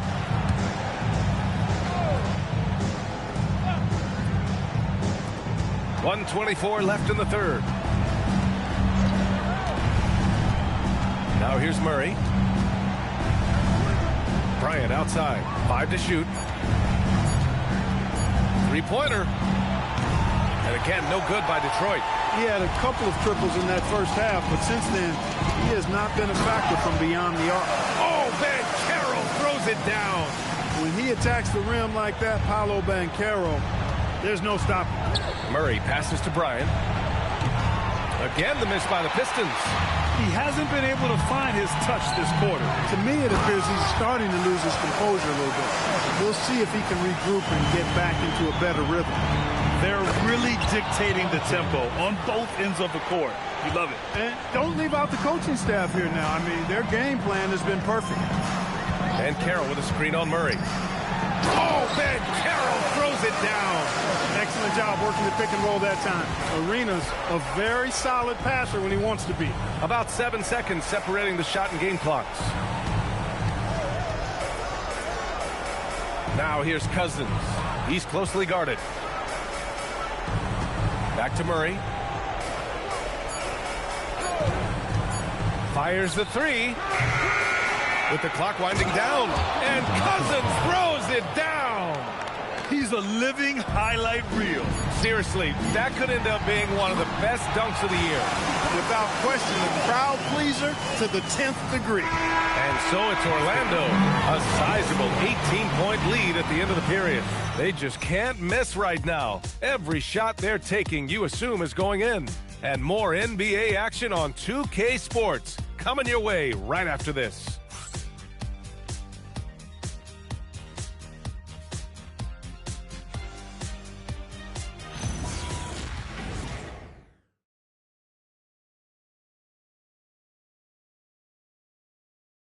And it's time now to bring you our State Farm assist of the game. You know, I'm kind of stoked that this was a choice because I love this pass. A remarkable find. He put his court vision on full display. Yeah, and with the accuracy to go along with that vision. I mean, he put the ball in the absolute perfect spot. That's how you orchestrate it. And we reach the fourth quarter in a game that may already be out of hand. We've got Banchero. He's out there with Dwight Howard, and it's Bowen in at the three, the small forward. So that's the lineup on the floor for the Magic. Pistons trail by 18. Bryant, the pass to Murray. Here's Bosch. Bryant, left side.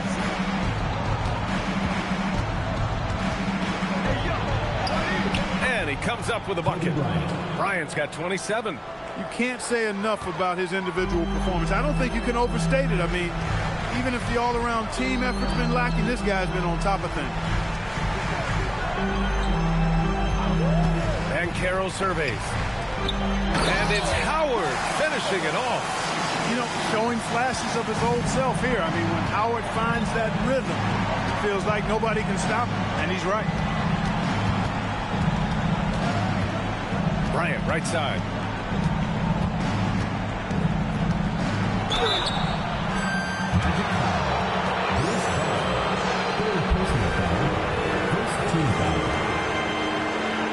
All right, a moment to look at the scoring approach in terms of where the points are coming from here for Orlando.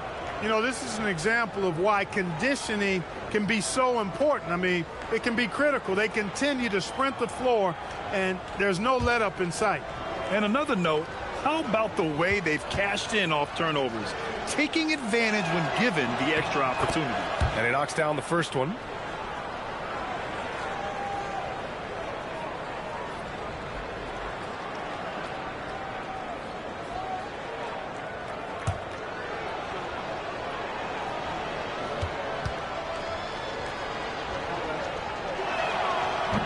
He's off on the second. Here's Wallace, and that one is hammered home. I think he caught the defense napping. Those plays can be soul-crushing. And Carroll with a screen on Murray. Hardaway from outside. A rebound by Bosch. Bosch has got 6 rebounds now in the game. Murray passes to Wallace. Orlando grabs the miss. Well, what appeared to be an easy 2 points just never materialized. Murray against Hardaway. And Carroll outside to the middle. Here's Howard, and it's Howard finishing it off. Yeah, I like the fact that Howard is really good at staying aggressive when he knows he's hot, in attack mode on the offensive end. And the timeout called here by J.B. Bickerstaff. He is not messing around, calling them into the huddle.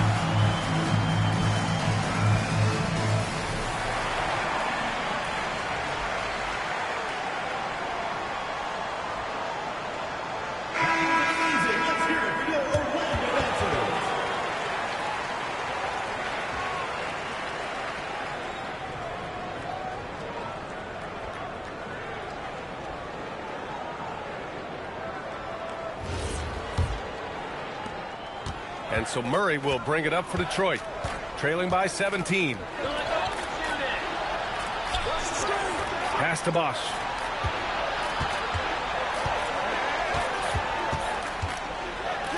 Laid it in with a nice touch off the window.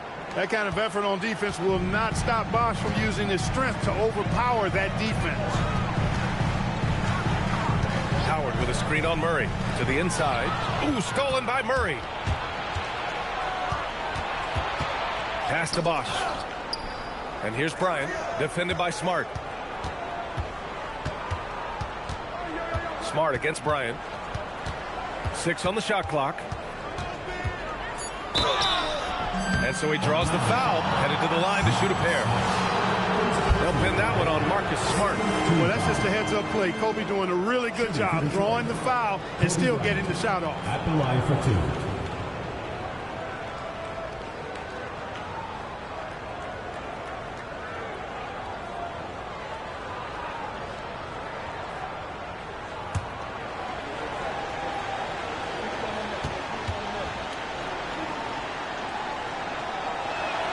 First free throw is good.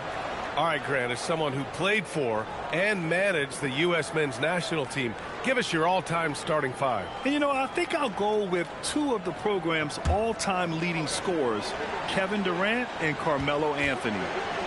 And finally, you have to have Kobe Bryant because of just how he reset the culture in 2008. 2-part equation. You have to be aggressive enough to get to the line, then talented enough to sink them. Hardaway finds Ben Carroll.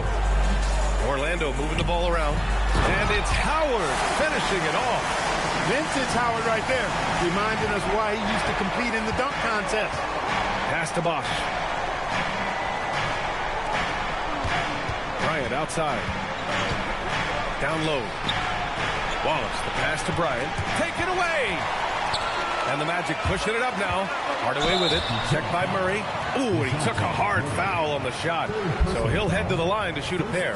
That one on Murray. Got a question for you. How do you guard Penny Hardaway? He's long, he's athletic, he's smart, he's got great vision, excellent ball handling skills. Simply a matchup nightmare. Take a break. Take a break. 2 shots.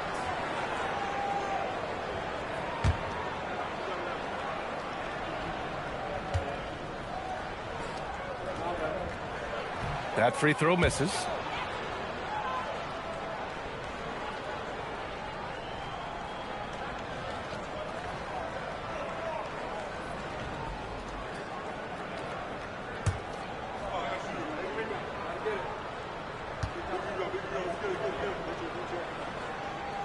And he sinks the second.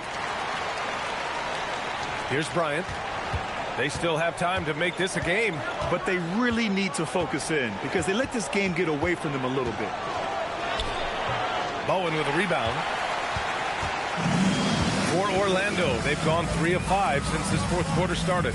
Inside, here's Banchero. Good. That's his 5th bucket in 9 attempts. A tale of 2 halves. After a slow start, he's turning his offense around. Murray against Hardaway. Wallace outside.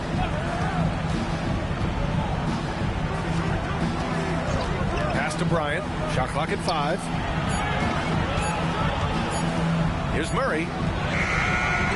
Good D by Hardaway. Magic leading by 18. Bowen passes to Howard. And the shot goes down.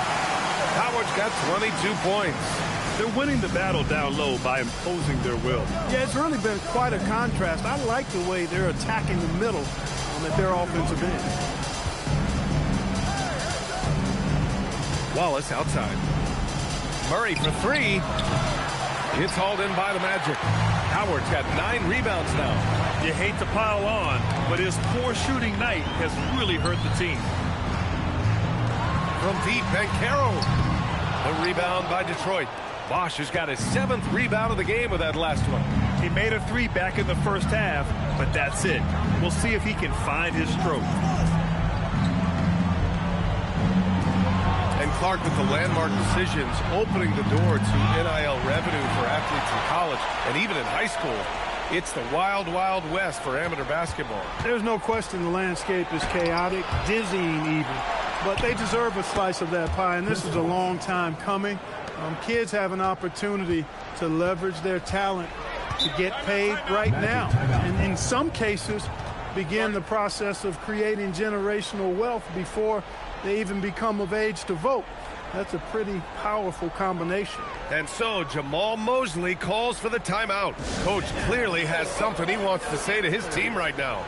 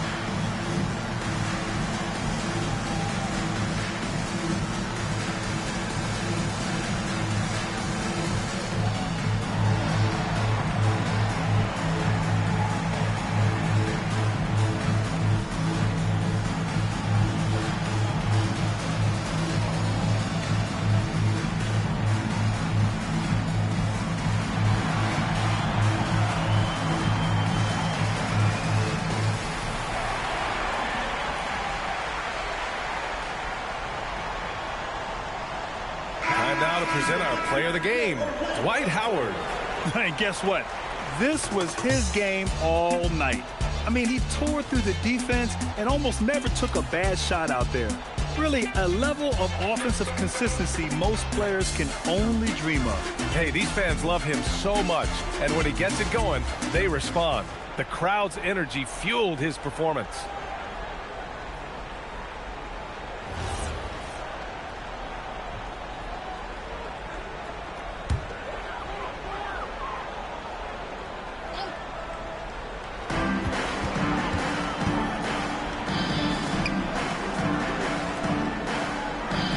Hardaway.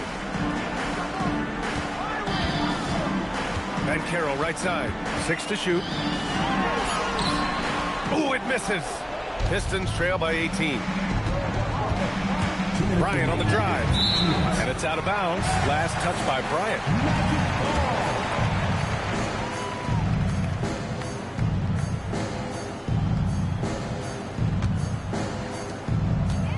The Magic have gotten 5 shots out of 9 to go in this fourth. Banchero outside. And they call an illegal screen here. The screener was leaning a bit right there. His feet may not have been planted. Pretty obvious call by the official. Yeah, I agree. You know, sometimes that can be a tough call for the ref to make, but not that time. It was easy there. Detroit calls timeout. 1:50 left in the game. On the court,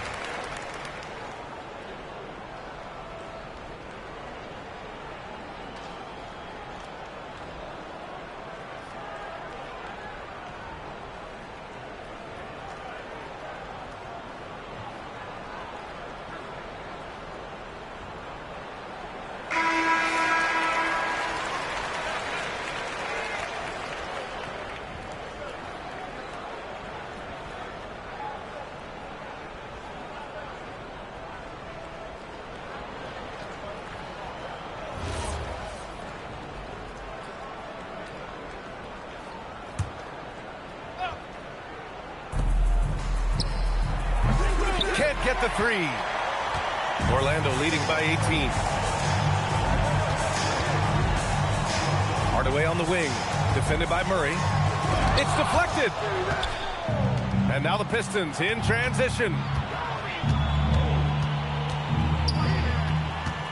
1:27 left in the fourth quarter here. That's all.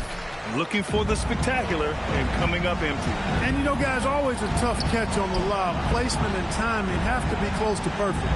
And the distance between the point totals for these teams tells the whole story.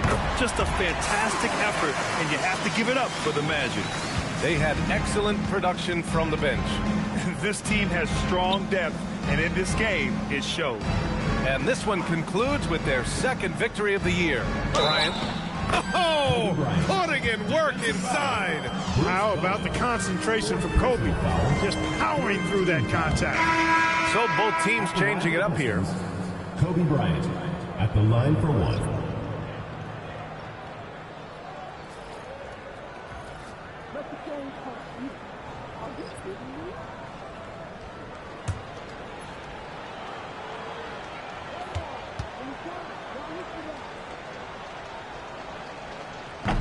Free throw good. Bryant.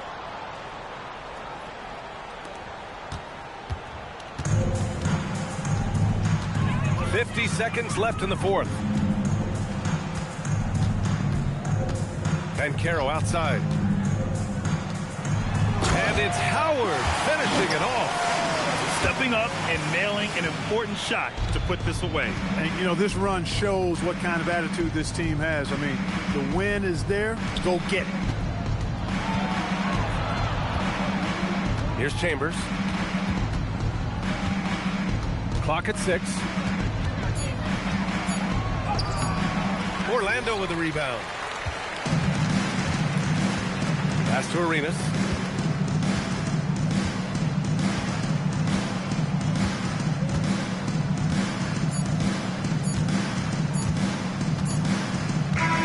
So no problem for Orlando as they get the win, showing that they're the far superior team. They win it going away. I'll tell you what, give it up for their fans. They love to watch this team dominate. You best believe they're all going home happy tonight. And that's going to do it tonight, folks, for our broadcast. For Allie LaForce, Clark Kellogg, and Grant Hill, this is Brian Anderson saying thank you for watching the NBA, brought to you by 2K Sports. And let's reveal our player of the game, Dwight Howard.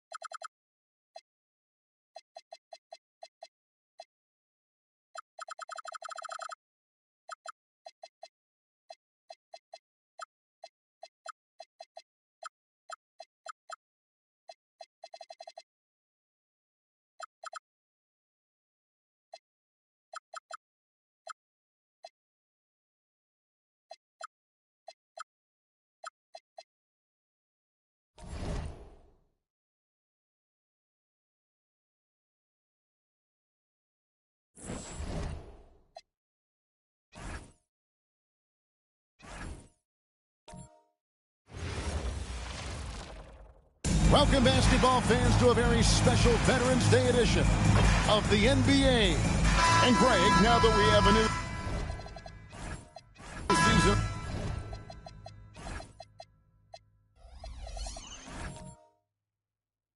under one.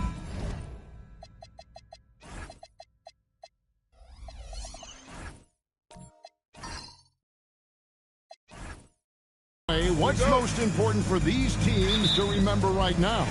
That it's a long season, Kevin. And I know we say that a lot, but it's the truth. And to just remember, there's going to be plenty of ups and downs during the course of the year. Now let's take a look at Denver's opening lineup. They've got Jimmy Butler, Anthony out there with Jalen Durham. Then it's Steven Jackson, and it's Phillips in at the point. You know, the ability to seize the opportunity, see the daylight, get that position, and mellow, one of the best to ever do it. Some nice passing by Las Vegas here. And out of bounds as the Nuggets gain possession.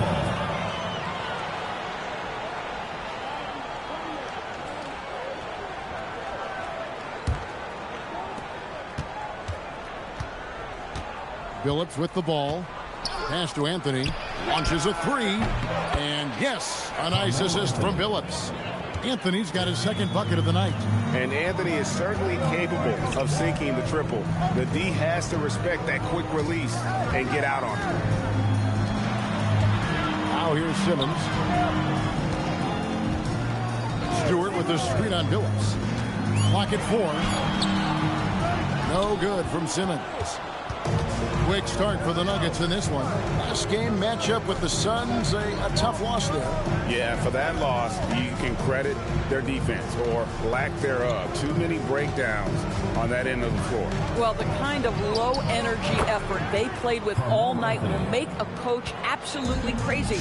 You can't win if you don't play quality defense. And first time out of the game called for Las Vegas.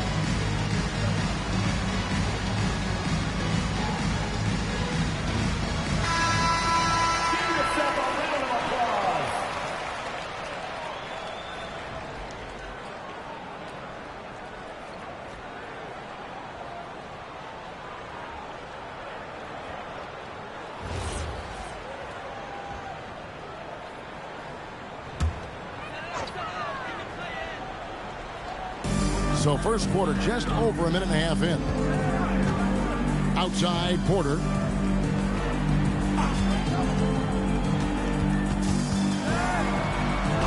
Played in with a nice touch off the glass. And he's just adept at scoring in so many ways. It's clear Porter very comfortable operating inside. Phillips passes to Anthony. And he drives in, and it goes out of bounds. That one's off Anthony. With this break, let's show you the teams that led the league in assists last year. The Nuggets, number 1. The way these guys moved the ball offensively was really a joy to watch. Great teamwork and unselfishness, and that's why we saw those great assist numbers a season ago. Here's Simmons. Pass to Mutombo.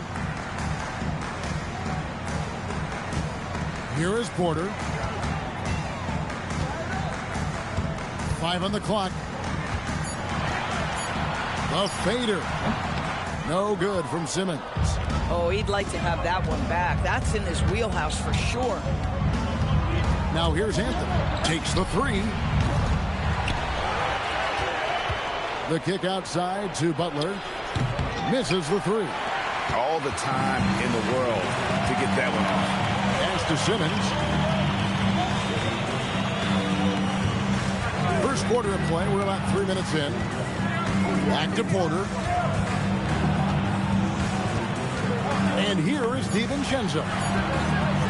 Over Jackson. That misses, so no good on his first attempt of the night. Denver leading by 5. And we saw last season the Nuggets, GA, in the final week of the regular season, making a coaching change and a shift in their front office. A pretty rare situation. Seems like there's been a power struggle, and rather than choosing sides, the decision was to just make a fresh start. Porter kicks to DiVincenzo. Mutombo sets a screen. Duren pulls it in. So often the outcome of a game is dictated in the first quarter of a game. This is a tough start. Pressured that shot by getting a hand up just as good as a block. And he did it without fouling, and that's become an art, changing shots without making contact. And it's Dikembe with the jam.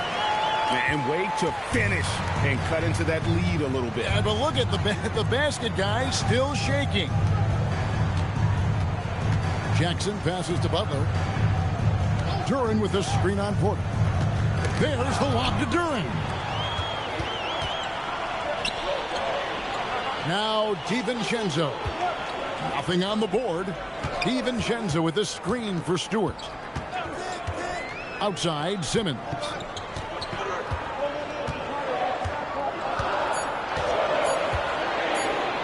Beyond the arc. Jackson grabs the board. And he didn't punish them for the weak coverage there, but they can't count on him to continue missing. And Anthony with the basket on the assist by Jackson. Anthony's got 9. They've wasted no time settling into their offense. Las Vegas calls timeout. Defeated by the Hornets in their last game. They'll try to put that one behind them. And defensively in that one, they needed to come up with big stops to quiet that crowd, and that's obviously easier said than done. I'll tell you this, it looked like they wanted to get out of town as quickly as possible. The problem is their defense went with them.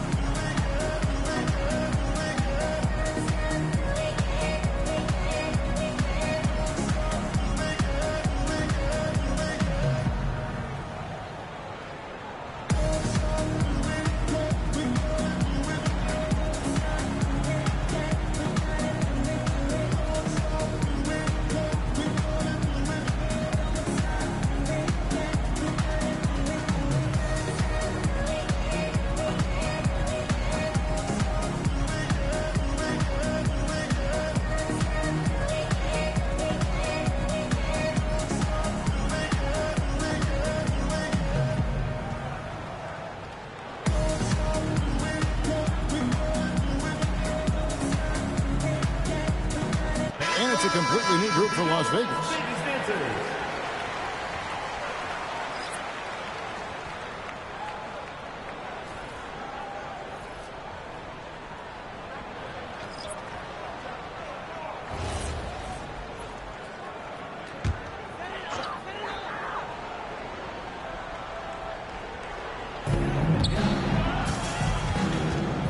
Here's Cooper.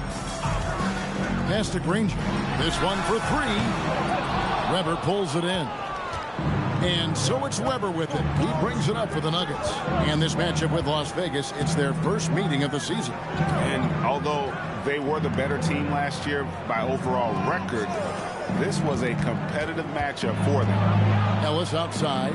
Just 4 to shoot. A 3 ball. Weber can't hit. Las Vegas trails by 7. Sloan deciding where to go with it. It's good. He makes his first shot of the game. Oh, that's some fancy ball handling right there. Since when does he take guys off the dribble? Heinrich, a screen on Towns. Stolen by Thompson. And here's a fast break. Granger leading the way. Just great anticipation and awareness to come up with the steal and then trigger the fast break. Pass to Chandler. Weber outside.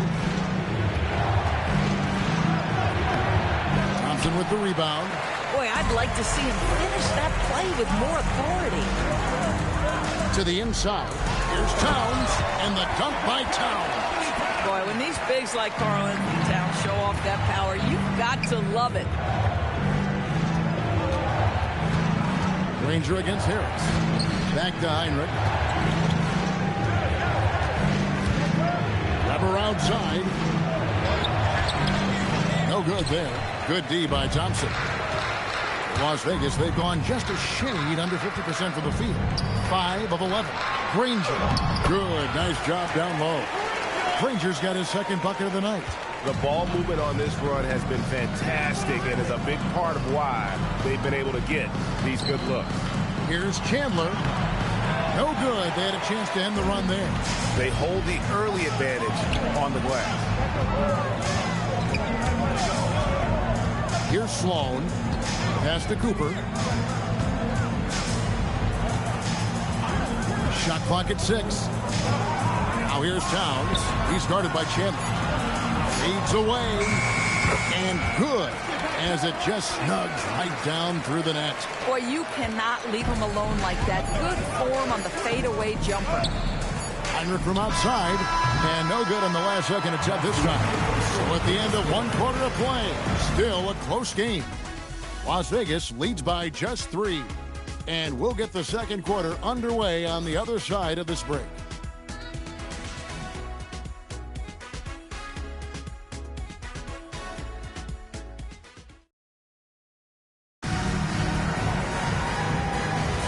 And we hope you're enjoying the game. Both teams tonight keeping things pretty even so far on the scoreboard. And let's get your take, guys, on the scoring breakdown for Las Vegas.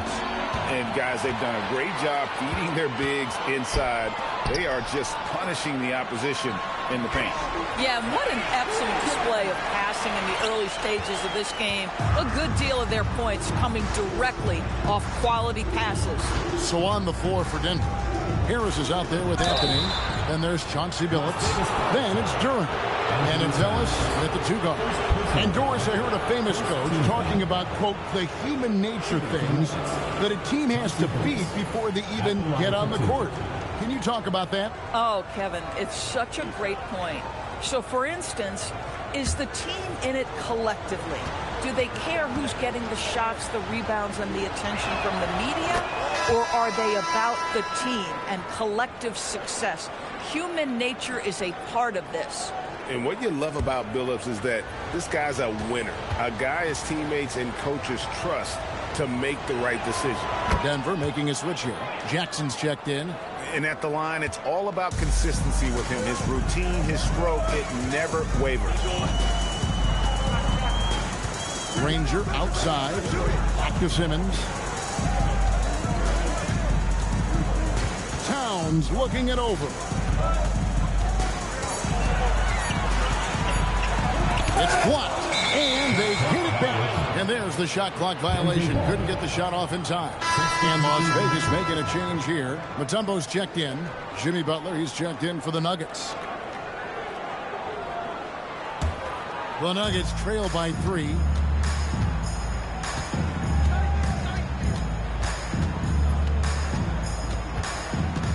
Just over 1 minute has passed here in the second quarter.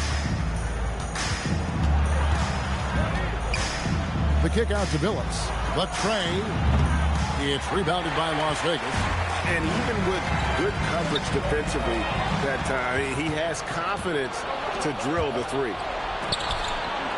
Duran finds Butler. Up again. Great positioning on the putback. You know, you have to like the activity from your superstar. Anthony staying involved even off the basketball. And yes, it's good. And Las Vegas leads by 3. Yeah, these defenders just look a bit overmatched, especially inside. The 15-footer, and he hits the jump shot.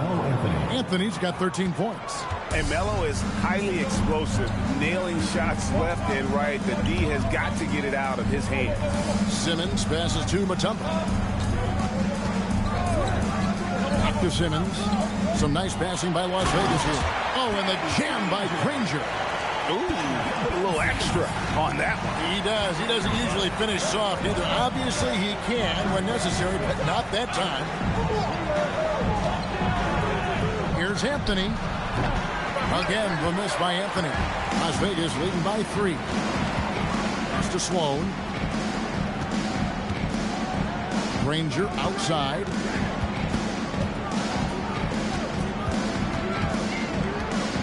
Six to shoot. Rebounded by Anthony. The Nuggets trail by 3. Now here's Butler. Mutombo grabs the board. Boy, just tremendous effort on defense. That's a clear message from him. No easy buckets. DiVincenzo passes to Simmons. Granger outside.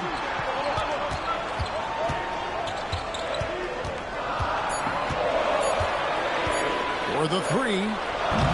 Granger can't get that one to fall. For Denver, they've gone 2 of 6 from the field in the second quarter so far. Phillips dishes to Carmelo. To the middle. And Duran slams it in.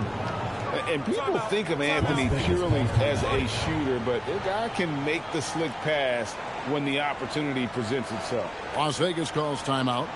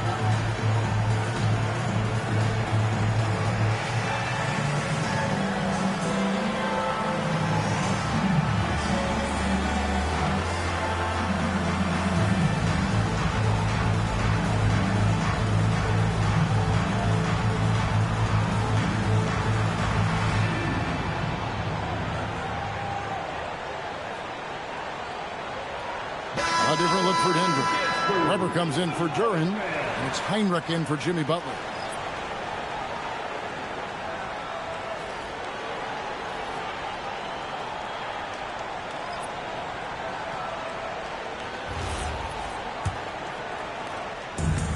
Las Vegas, they've gone 50% from the floor in the second quarter, 3 of 6. Pass to Porter, lets it go with the 3. His shot is good, making him a perfect 2 for 2 from the floor. And such a sharp shooter from outside the arc. Porter just superb at knowing when to fire from deep. To the paint. Weber can't hit. Las Vegas leading by 4. Outside Porter. Pass to Stewart. Good, and a nice assist from Porter.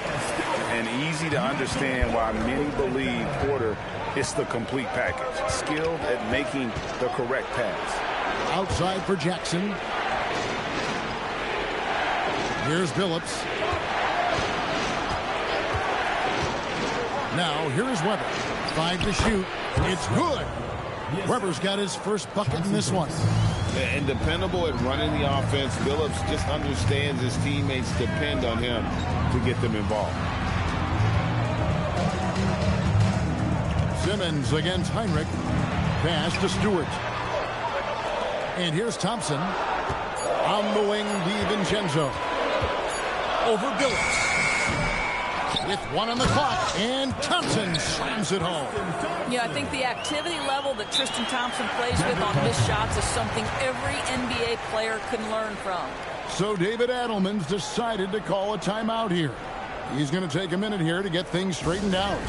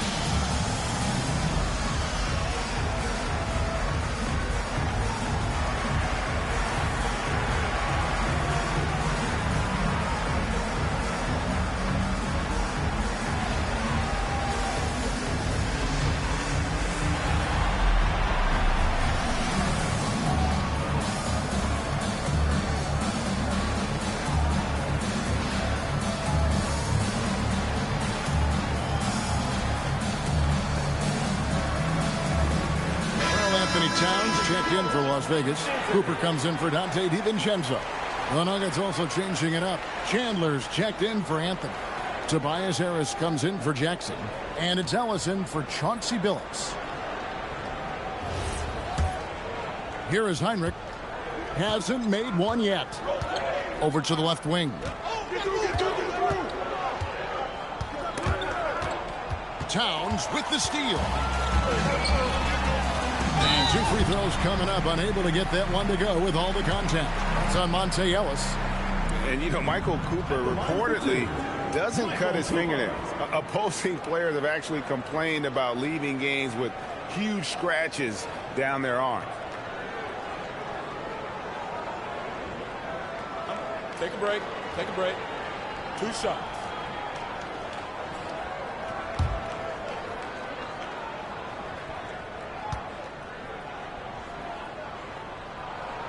That free throw, no good.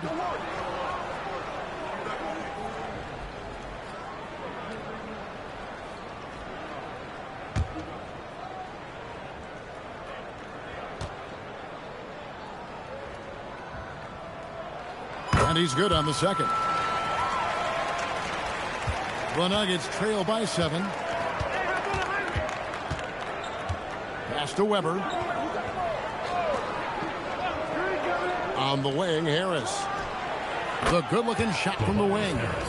And through hard work, this has become Harris's bread and butter. A knockdown shooter off the catch. Simmons passes to Towns. And it's Denver with the rebound. Well, despite the miss, obviously the shot this offense looking to generate is exactly that.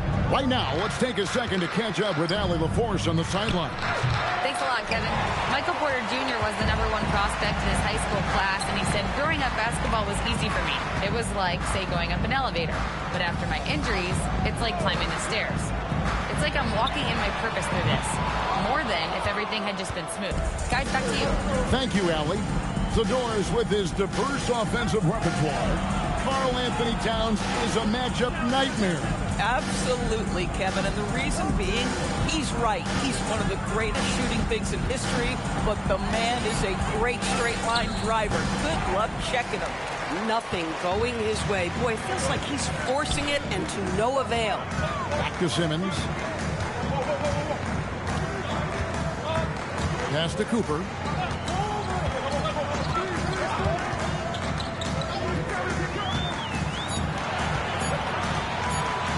From deep.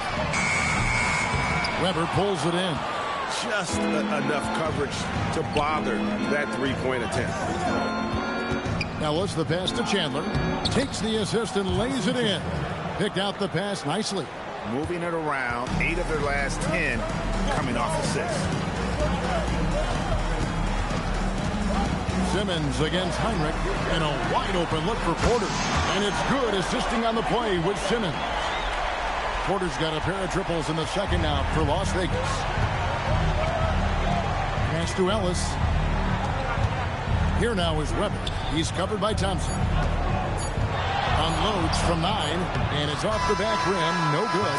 And so is Las Vegas, with their lead standing at 6 points here at the end of the quarter. And they've done a phenomenal job down low. So many of their points coming right at the rim.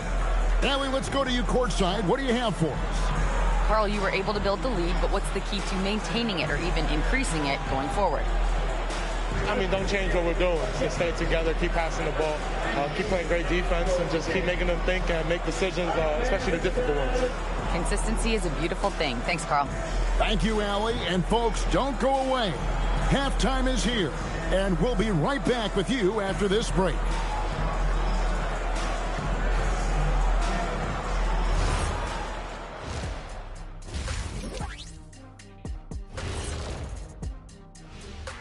Hey, folks, welcome to the Halftime Show. A lead right now in this one, and swerving off topic for a moment since this is the Halftime Show, I was just wondering, what was halftime like in the locker room back when you guys were playing? I would never be checking my stats and figure out if I'm close to a double-double or not. That's something I would never do. Yeah, he was trying to figure out if he's close to the double-double. He didn't know if it was rebounds and points already or a cheeseburger. I'm talking about the cheeseburger. What are you talking about, Kitty? And now taking a look at that first half action, it was a less than ideal start for the Nuggets. I'm not seeing their activity on D. Right now, the game is close, but it could turn on them unless they up the effort. I agree. If they let this slip away, it's because their defense let them down. And that is it for halftime, folks. It is back to Kevin Harlan and the crew for the second half.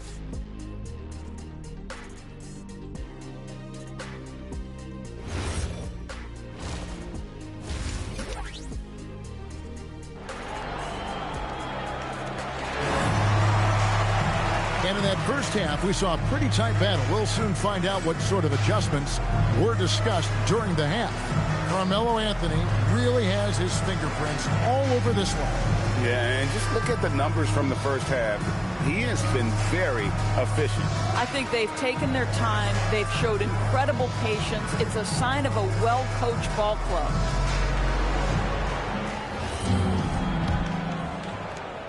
The Nuggets trail by 6. Dante DiVincenzo. He's out there with Ben Simmons. Then it's Porter. Then there's Isaiah Stewart. And it's Mutombo in at the pivot spot, manning the middle. And for the Nuggets, we've got Durant. Steven Jackson is out there with Chauncey Billups. Then there's Jimmy Butler. And it's Anthony in at the 4.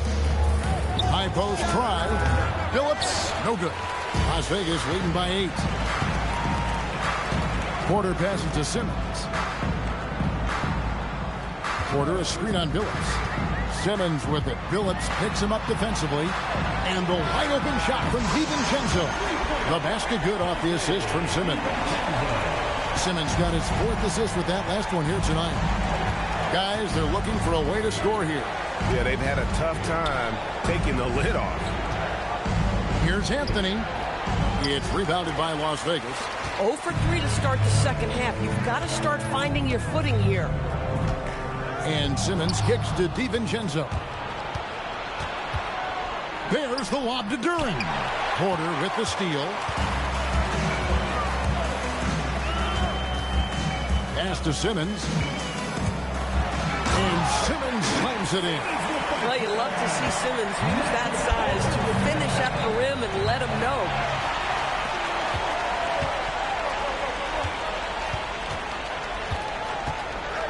And here is Mutombo, defended by Durant. There's Porter with the 3. Denver grabs the miss. Durant's got his 4th rebound in this one. Billups dishes to Anthony. Off the run. Oh, and the jam by Anthony. Oh, you can't give Carmelo Anthony a lane to attack like that. Las Vegas calls timeout. Adjustments are a part of the game, and the coach sees something he doesn't like here. Well, this is a chess match. Looking ahead a few moves and trying to execute toward that.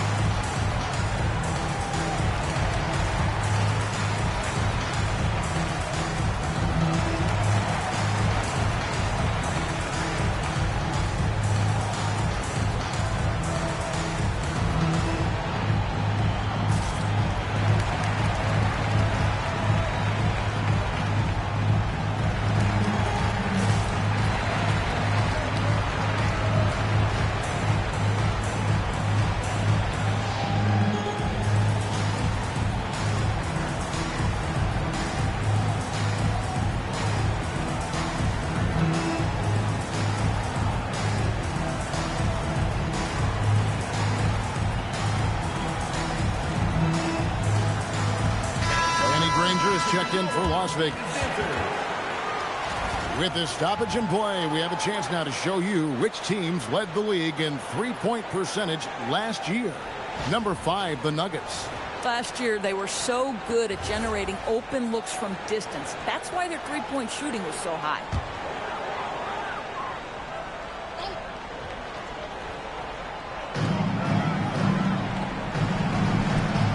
Some nice passing by Las Vegas here.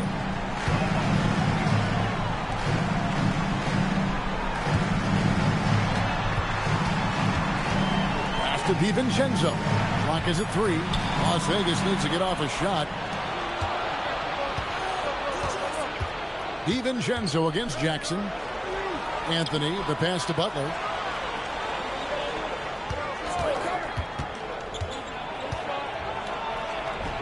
Butler on the attack. I think defensively you've got to respect the roller. Butler takes quick note and takes it himself. It's out of bounds to Las Vegas. They'll retain possession. A moment now to see how the schedule is looking for Las Vegas. On Tuesday, they head out on the road to face the Suns in Phoenix. And then on Tuesday, they continue the road trip, heading out to Detroit. They'll take on the Pistons. And that game against Brooklyn, that one will mark game number 6 for them in the NBA season. We'll see if there are any adjustments between now and then to the rotation. And Las Vegas making a change here. Sloan's checked in. And so it's Anthony bringing it up for the Denver Nuggets. Outside Butler. Pass to Anthony. That's tipped. DiVincenzo against Billups. Now here's DiVincenzo. Defense right on him. Stewart with the screen on Billups. And Stewart gets it to go. Stewart's got his second bucket of the game to go. Big miscommunication on defense. He recognizes it and quickly takes advantage. And that's typical of this guy. He's always reading the situation, reacting quickly, and capitalizing. So David Adelman's decided to call a timeout here. He's ready to talk things through with them.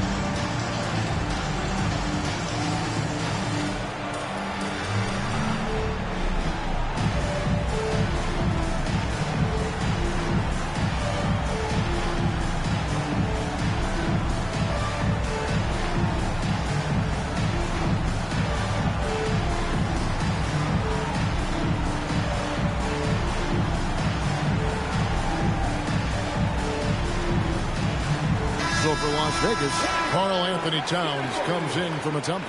And it's Cooper in for Danny Granger. Denver also making some changes. Harris is checked in for Butler. And it's Heinrich in for Chauncey Billups.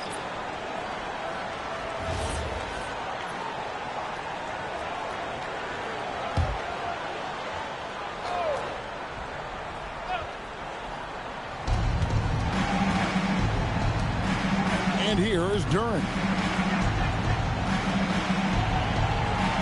Outside Jackson. Inside. And Duren slams it in.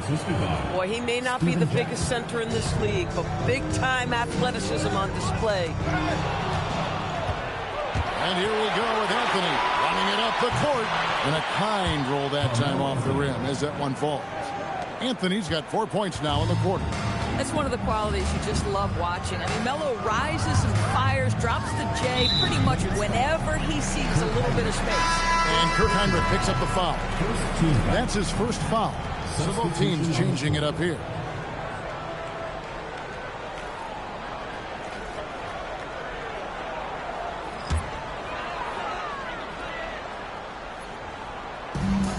Pass to Cooper.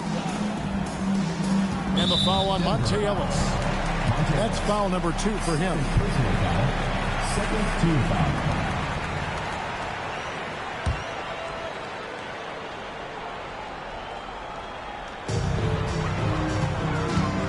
Porter finds Thompson.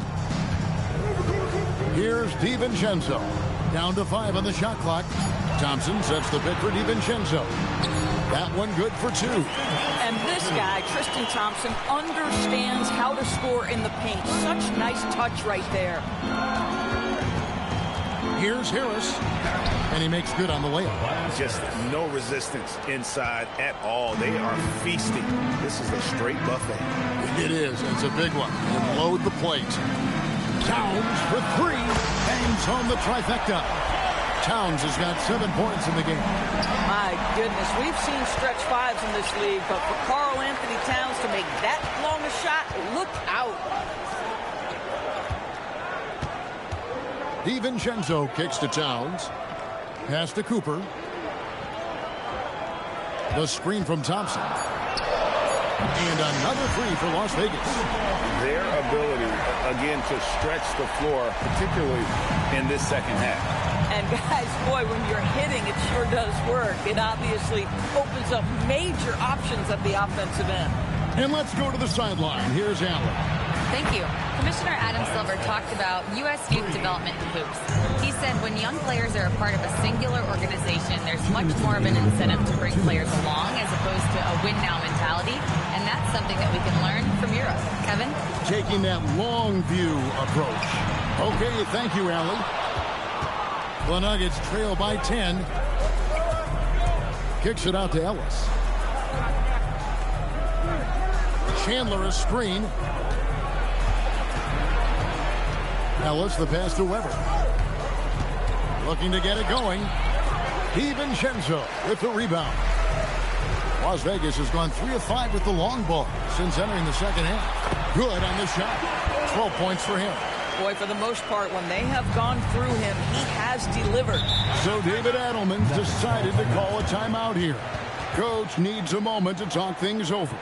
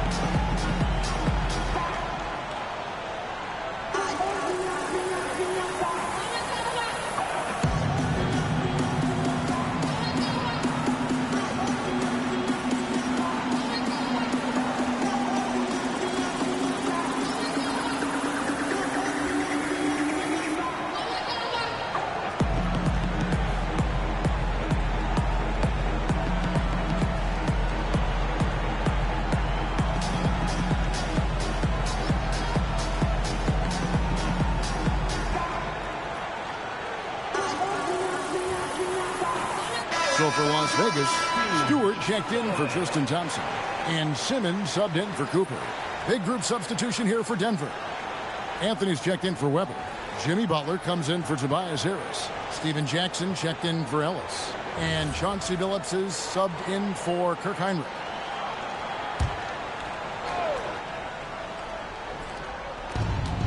.114 left to play in the third.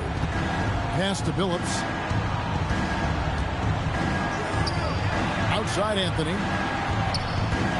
Back to Billups. And that one clearly a foul. Gets the whistle and 2 shots coming up. That's on Ben Simmons. Boy, this is a crafty move by Billups, making sure he's in the act while being fouled. What do you guys think so far about the offensive approach for Las Vegas? And guys, how about the unselfishness and all about working that ball around, shifting the defense, and just seeking out the best shot? Also, they've been living in the lane. They're getting the ball in close, and it's had a devastating impact all game long.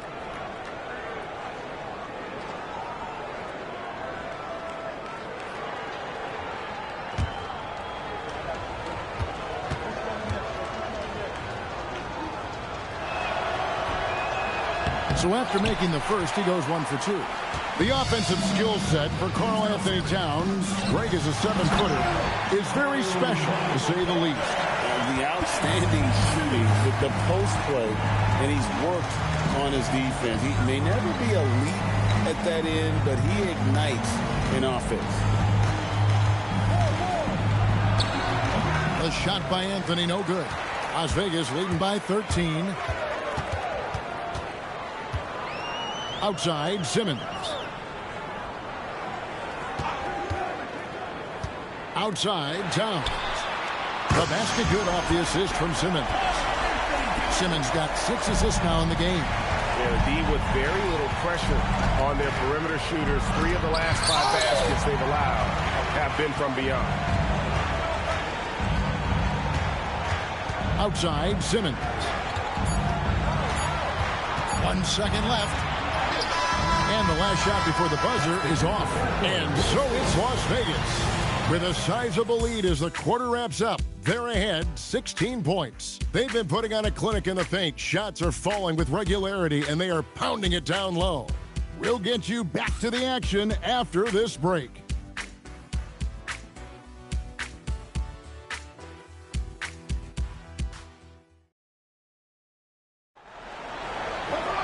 And we reach the fourth quarter in a game that may be already out of hand. It's Las Vegas now. 16-point lead, the largest margin in the game. Towns is out there with Mutombo. Then there's Dante DiVincenzo. Then it's Simmons.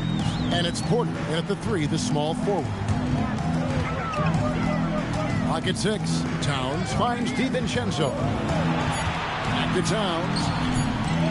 And they'll turn it over. Could not get off a shot. 24-second violation.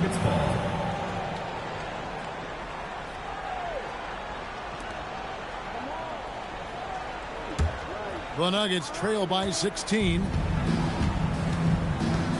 Outside Jackson. Butler against Porter. And it's good. 2 points. Butler's got the fourth quarter started here with a bucket for the Nuggets. Some players don't love this in-between level. Jimmy Butler making that mid-range look easy. Simmons inside. He's guarded by Billups. Towns for 3. Rebound by the Nuggets. Duran's got 5 rebounds tonight. Billups from outside. It's rebounded by Las Vegas. We're just over a minute into this final quarter of play. Towns a screen on Butler. And play stops. Whistle on what looks to be an illegal screen. When a pick like that is questionable and creates that much of an advantage for the offense, you have to blow the whistle. I don't think there's any question. There are so many rules that favor the offense these days. You've got to be able to equal things out when an illegal screen is set. And it's sent back by Mutombo. Now Las Vegas moving it up. Here's DiVincenzo. Moves back up. And that'll be 2 free throws coming up. Officials on the call with the foul. Personal foul. And Mutombo, a defensive force. A long, intelligent player who plays well on both ends of the floor.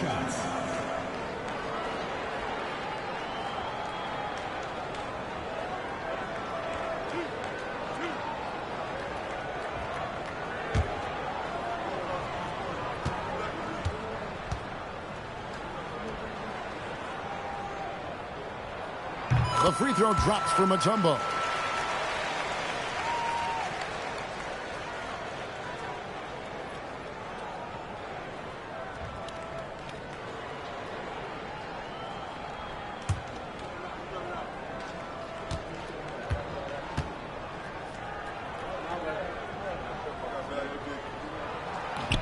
That one misses. And so it's Anthony bringing it up for the Nuggets. They've only given up 1 point in the fourth quarter. And hard to decide which is better, the pass, the catch, or the slam. Oh, there's no wrong answer. Sensational alley-oop. Porter kicks to Towns. And the 3 off target. And close to making the defense pay for the lax coverage that time. Billups dishes to Butler. Pass to Duran. Well, everyone knows that Jimmy Butler has a scoring mentality, but there makes the extra pass beautiful. DiVincenzo passes to Towns. Las Vegas again missing. Boy, if he ever finds his footing, they'll be in even better shape. Right now, his teammates carrying him. Outside Jackson. Wants to get it to Butler and does. Oh, no, stopping. Yeah, the chemistry has been terrific. Really impressed with their offensive execution. Pass to DiVincenzo. It's Porter outside. Las Vegas again missing. After hitting a couple of threes in the first half, he hasn't had much going from distance. Here's Butler. And yes, a nice assist from Billups. Butler's got 6 here in this quarter. And really keeping the ball hopping around here offensively. DiVincenzo with this screen for Simmons. Stolen by Jackson. And pushing it up. Here's Denver. And the wide open shot from Billups. And the foul on Carmelo Anthony. That's his first foul. First 2 fouls.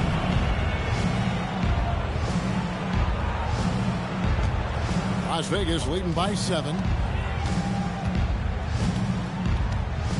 And a little over 3.5 minutes in the books so far here in the fourth.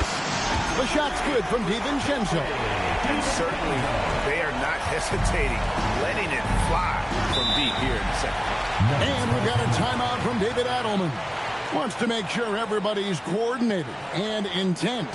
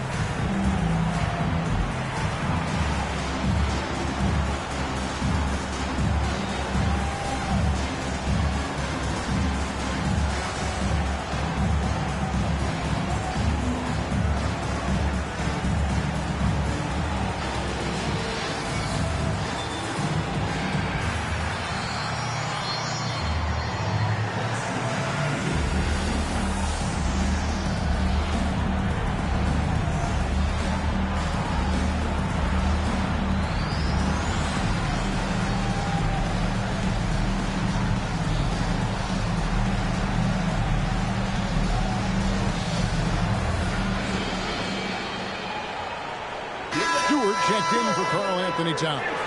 Now we'll hear from Allie LaForce, and she's got a story for us. An update. Allie? Thanks, guys. I was able to hear what the Nuggets head coach was saying to his team. Coach asked his team, can anyone knock down a 3? Reminding them three-point shooting will open up the floor, make things easier in the half-court offense. Everyone loves making threes. Missing? Not so much.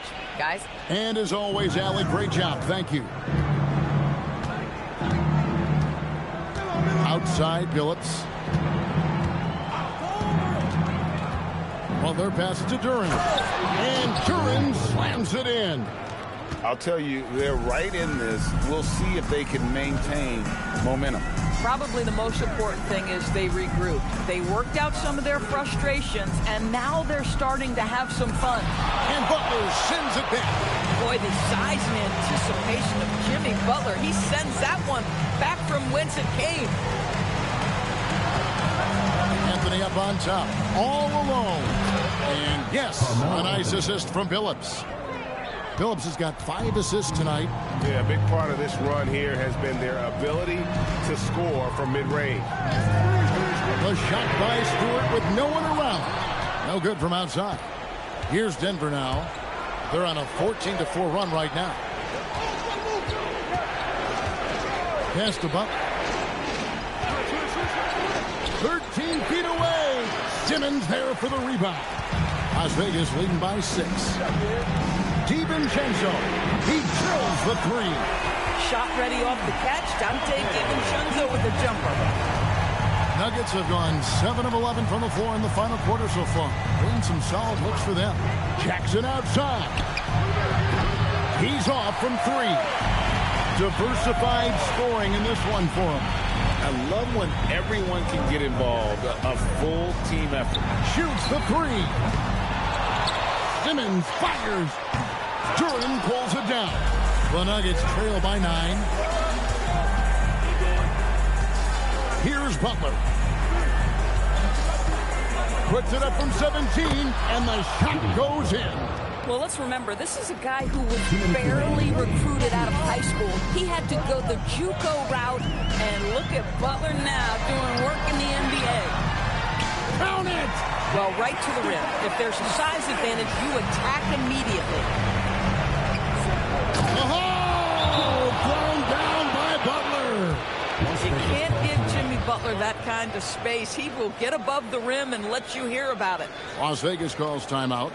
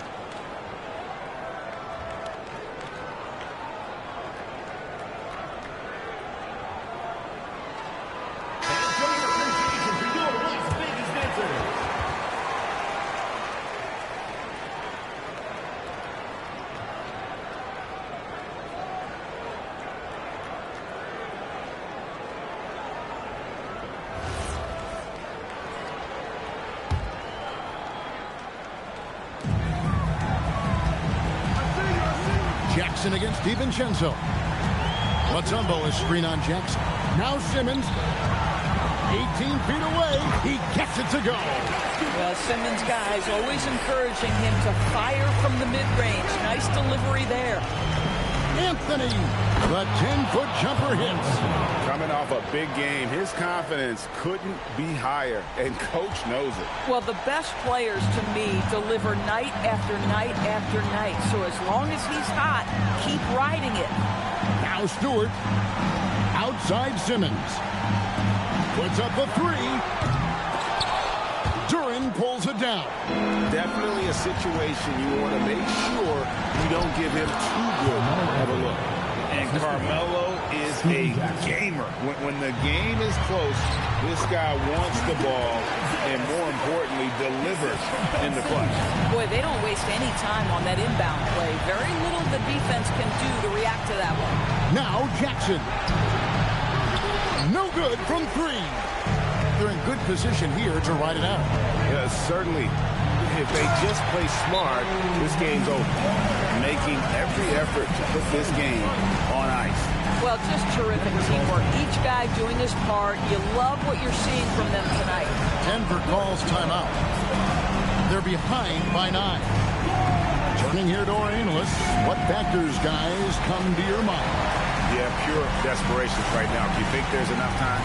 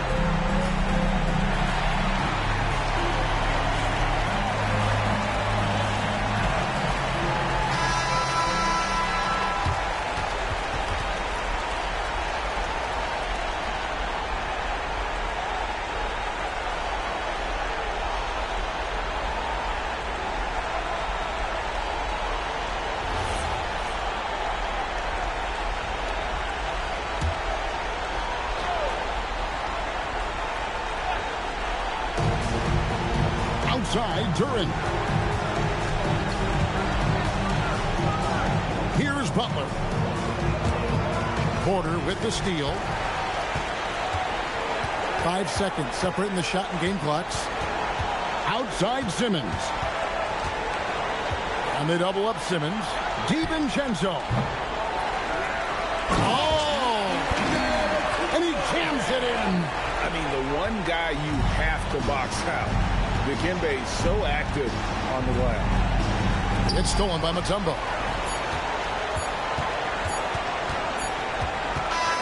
So we see Las Vegas taking the W here. A confident win and one where they clearly showed the greater effort. Yeah, I mean, it was a solid performance, particularly here at home. I think they built off that edge of being here and playing with just a little more confidence than their opponent. Thank you for joining us. That'll do it for now. For Greg Anthony, Doris Burke, Allie LaForce, and the rest of our terrific 2K crew, this is Kevin Harlan. Hope you enjoyed our broadcast.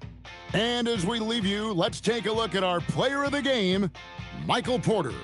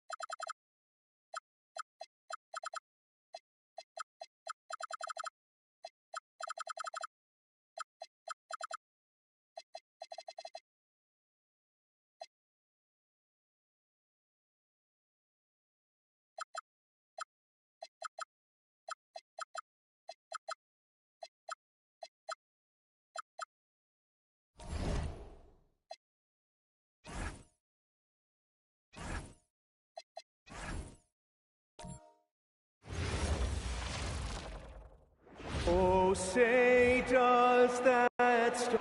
And not too often we see him.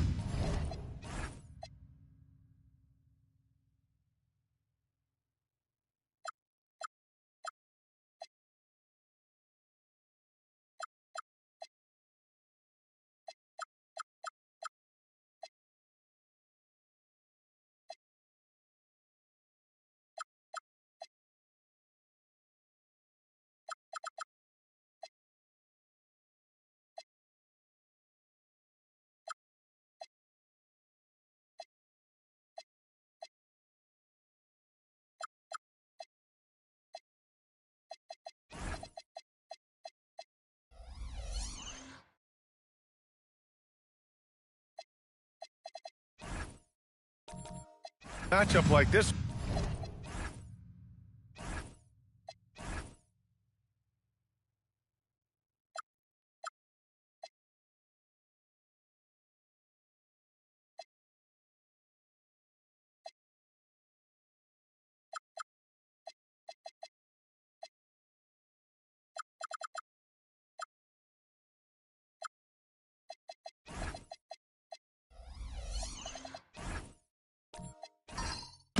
Both of these teams are elite when it comes to cleaning the glass, Graham. Yeah, B.A., and that's why I expect this to get physical around the rim, which will put the endurance of these teams' rebounders to the test. A look at Cleveland's opening lineup. They've got Daniel Gafford, and it's Stockton in at the point.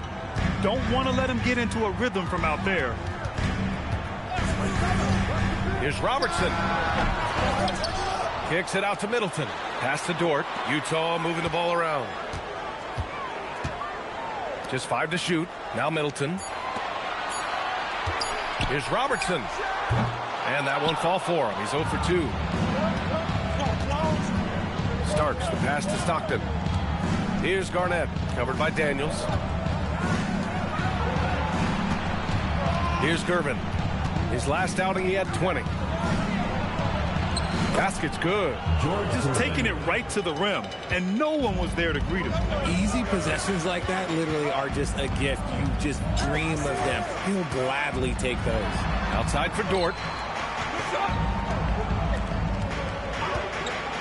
Pass to Robertson. And there's the call. It's going to be an illegal screen. You can get away with one once in a while, but it looked like he wasn't completely set on that pick. You gotta blow the whistle when it's that obvious. Great call there by the official. Now the Cavaliers with it. And we're about a minute and a half into the first quarter. Pass to Garnett. Utah grabs the miss. This, their first chance to take a look at Cleveland this season. There was so much excitement around the Cavs team last season, Richard. It ended up in disappointment. Yeah, they cruised through the first round of the playoffs, but sometimes it's better to be challenged in the first round. It sets you up as you move forward. Here's Starks, following the bucket by Utah. Pass to Garnett. Doesn't go for him. For Utah, they've gone 1 for 3 so far. Here's Robertson. Middleton outside. Here's Gilmore. Gafford grabs the miss. Fantastic defense, giving full effort.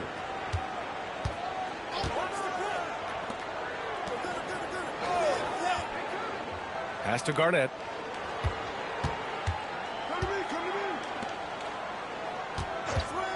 Cleveland needs to get off a shot. Cleveland again missing. Jazz trail by 3. And here in the first, about 3 minutes in. Here's Robertson.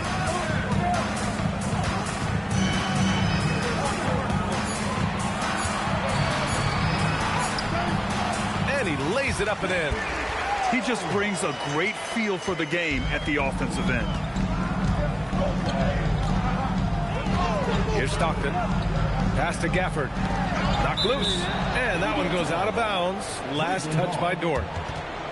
All right, let's take a second to view the 2K leaderboard and look at last season's top scoring squads. The Cavaliers, number 1. The way this team played on the offensive end last year was remarkable.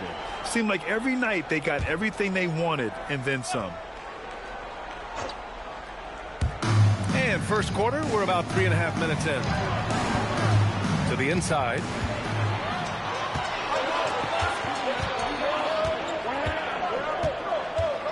Middleton outside. Back to Dort. Middleton finds Daniels. Now here's Middleton. Just 5 on the clock. Here's Robertson. And that misses. That would have put him up. Okay, let's just say it. This has been an ugly quarter for him. Not quite a break of mirror ugly, but it's getting there. Pass to Starks. Here's Garnett. Covered by Daniels. Garnett passes to Stockton. Oh, plenty of contact on that shot. Officials call the foul, and he'll take 2 free throws now. And last season, the Jazz with the worst record in franchise history. You're losing with a plan, though. Utah, such a smart organization. If you're going to tear it down to the studs, do it in a good draft year.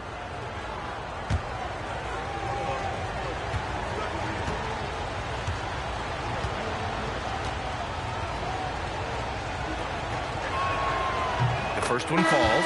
And last season, the Cavs were pretty healthy through the regular season, but that luck deserted them in the playoffs, Richard. And I think that and that they didn't have a lot of competition in their first round matchup did not set them up to succeed.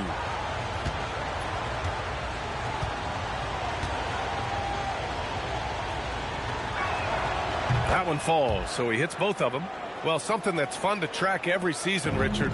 Which players are having a breakout year? And we usually see it with the younger players, but I especially love seeing it from guys that have been in the league. Normally, it's about finding the right situation. Here's Hagan. Utah moving the ball around. And he was fouled while in the act of shooting, so he'll take 2 free throws. Yeah, you never want to let shots at the rim go uncontested. These are his first free throws of the game. Taking 2 shots.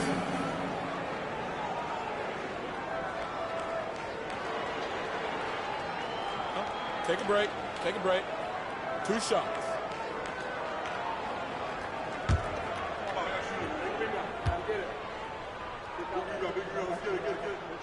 And he knocks down the first one. So both teams making some changes here.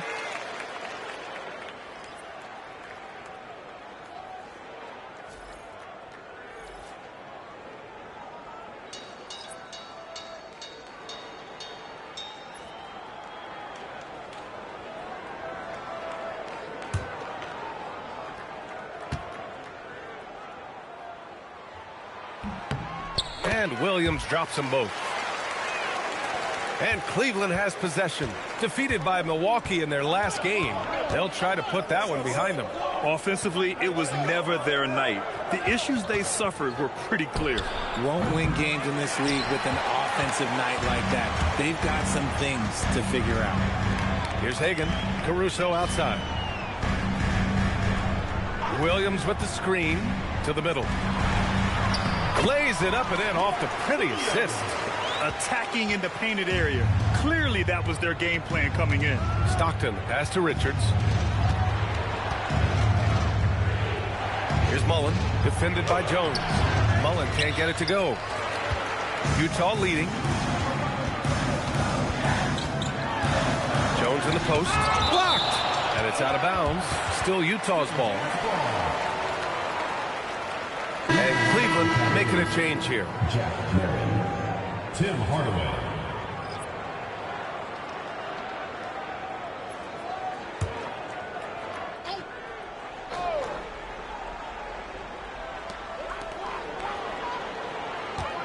Here's Hagan. No points so far. Pass to Williams. Down to 5 on the shot clock. Hagan, the pass to Williams. Oh, a clear foul there on the missed shot. So he'll get a pair at the line. It's going to be on Nick Richards. Just a textbook lead pass right there, putting it right where it needed to be. And a moment here to take a look at the scoring breakdown for Utah. Well, they're off to a good start getting it inside and scoring at close range. Solid fundamentals so far in this one. Yeah, also, you got to appreciate how unselfish they've been. I mean, the ball movement has been impressive, and the assist numbers are off the chart. Cavaliers trail by 4. They've been having major problems offensively. Definitely in a bit of a dry spell. Now here's Richards for 3. Hardaway. Out of bounds. It'll be Utah's ball.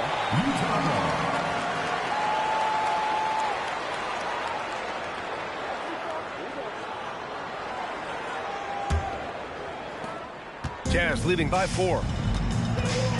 Pass to Hagan. 2 minutes remaining in the first. 2 minutes. Williams with the screen. Pulls up. High post.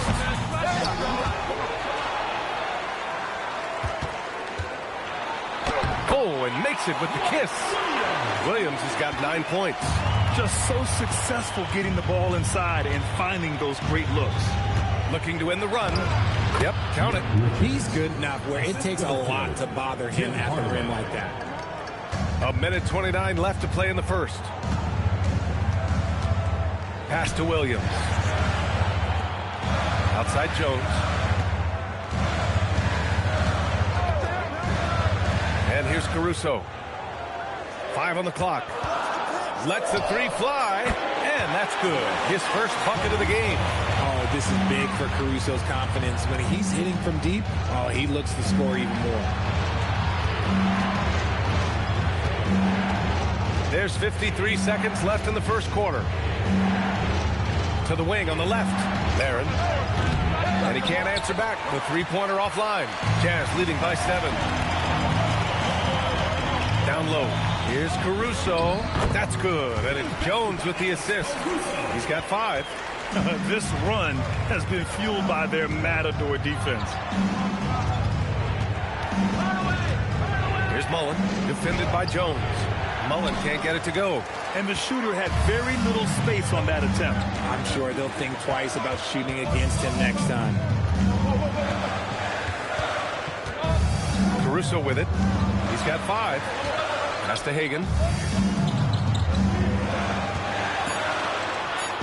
Off target. That would have pushed the lead to double digits. And so the first quarter is in the books. Utah ahead, up 9. And we'll get things started in the second quarter when we return.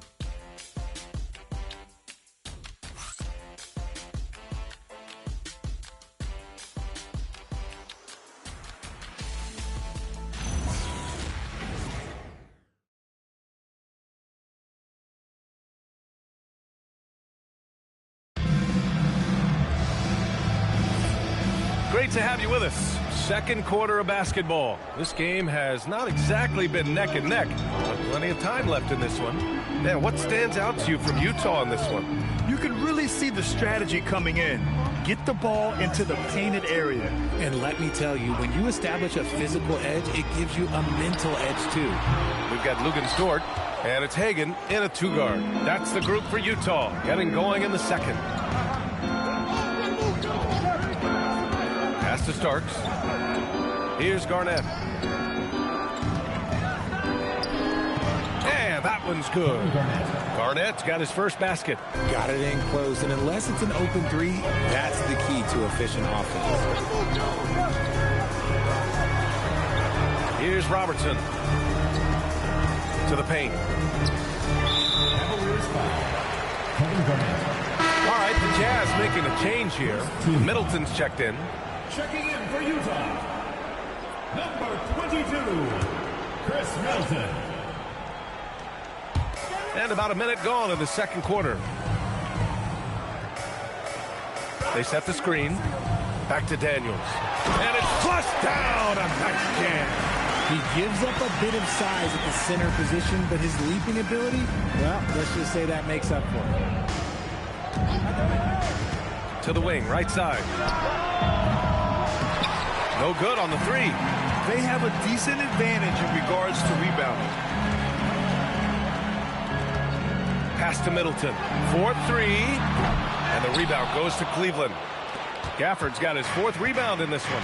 Granted, in recent seasons, the big limiter on Chris Middleton's game has been health. Yeah, B.A., and it's just so frustrating. Here's a high-impact player, an all-star, and he's always having to come back from something. Not what you want for anyone. And so it's Utah with it. After the Cavs picked up a basket a moment ago. And a foul called on the way up. So he'll take 2 from the free throw line. And we've seen numerous near contenders go all in on trades. But it doesn't always work out that way. No, especially lately. I can think of 3 or 4 different deals. They didn't pan out quite the way the teams had hoped.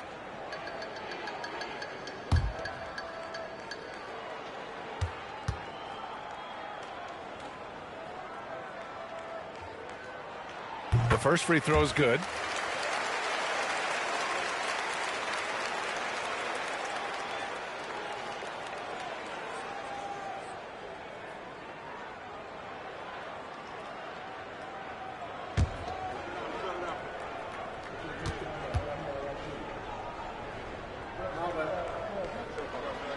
And so he makes both from the line. And so now a timeout called by Kenny Atkinson. A moment to rest and confer on the game plan. Yeah, hoping to tap into something that'll get them clicking. Yeah, they need to regroup and maybe try and draw something up that can get them a clean look at the basket.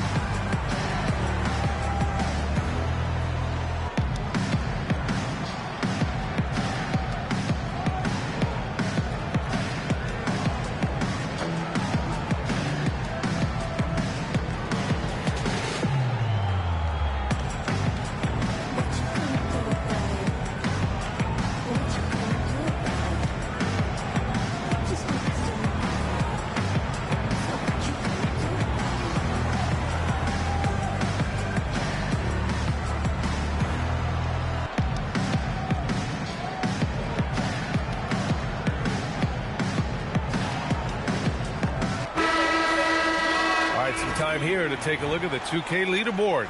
Here were the league's top shooting squads from last year. The Cavaliers second. They were so consistent with their shooting. Maybe not lights out, but they played smart and didn't let good looks go to waste. Second quarter of play with around 2 minutes gone so far. Here's Stockton. Pass to Starks. Here's Garnett, covered by Daniels. Garnett, that's good.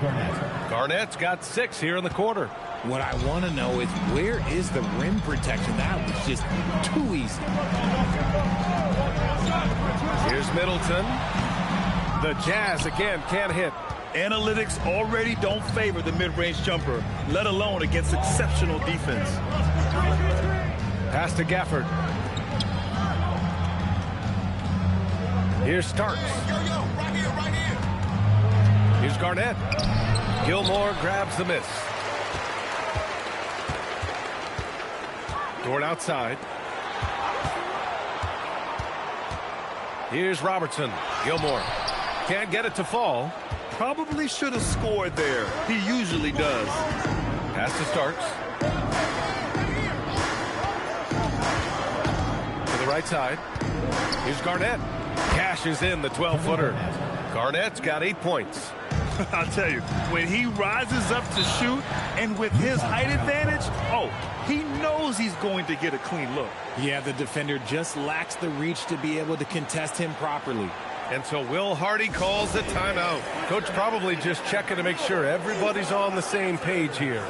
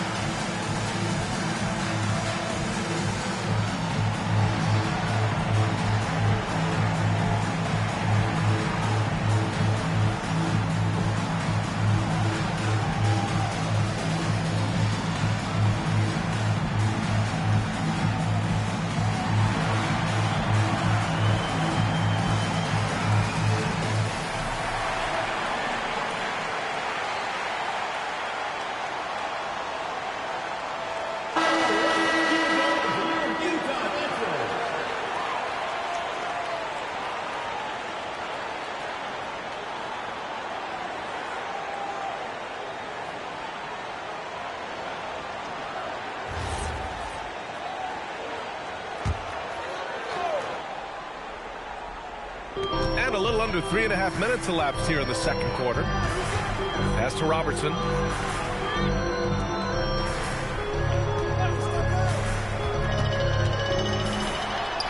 And he drops in the layup off the glass. And the Jazz lead by 7. And once more this half, they find a way to get great position inside. Here's Stockton, out to the wing. Here's Starks. Here's Garnett, and he'll draw the foul. He'll head to the line for 2. First trip to the line for him here. Shooting for Cleveland, Kevin Garnett at the line for 2.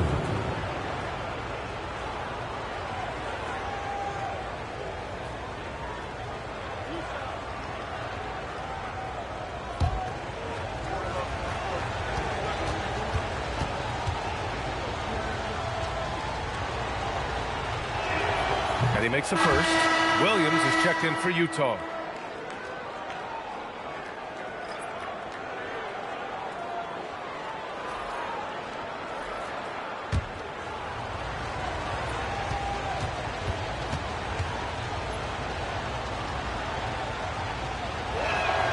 So he gets them both. Some big guys struggle at the line, not him. He's put in the work to defy that assumption. Now Middleton. Still no points. Toward outside. Three-pointer. And it's Shays with a rebound. Cavaliers trail by 5. Pass to Stockton.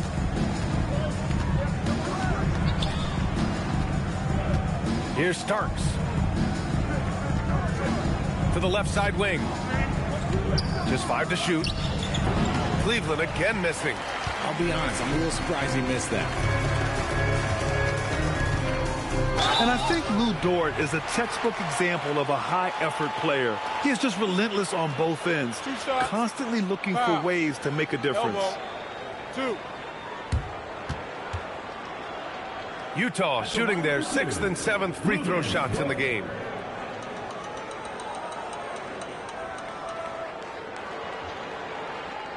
Take a break. Take a break. 2 shots.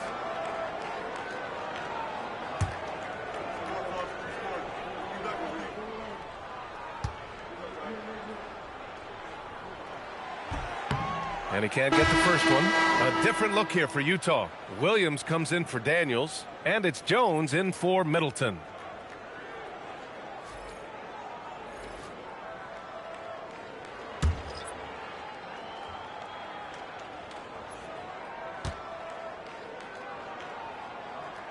And the second free throw is good. And Cleveland has possession. Next matchup, they'll be home against the Nets. It'll be a quick stopover at home before they have to get back out on the road. And he gets the bucket. Utah leading by 4. Toward outside. Pass to Williams. Williams, a screen on Hardaway. Here's Robertson. That one's good. Makes him 3 for 7.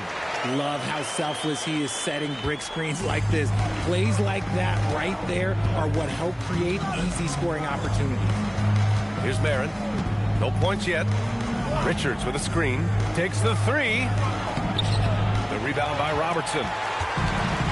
Utah has gone 0 for 3 from deep to begin the second.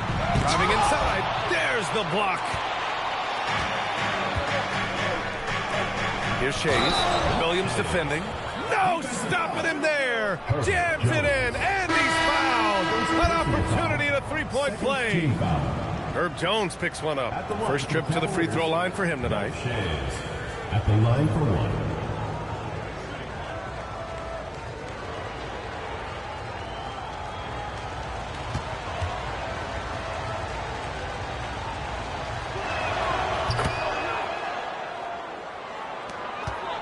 Utah leading by 3.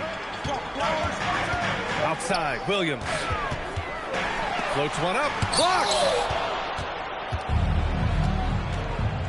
Here's Marin, defended by Jones. He's undersized for a 4, but his hops level the playing field. Well, the Jazz shooting only 42%. Outside, Williams. Jones sets a screen. Pass to Robertson. Wide open. Boy, clanks that one off the back iron and it falls. Robertson's got 8. Nice ball movement there. That's how you break down the defense. Outside Hardaway. Oh, deflected. To the wing on the left. Here's Shays. 6 to shoot. Pass to Richards.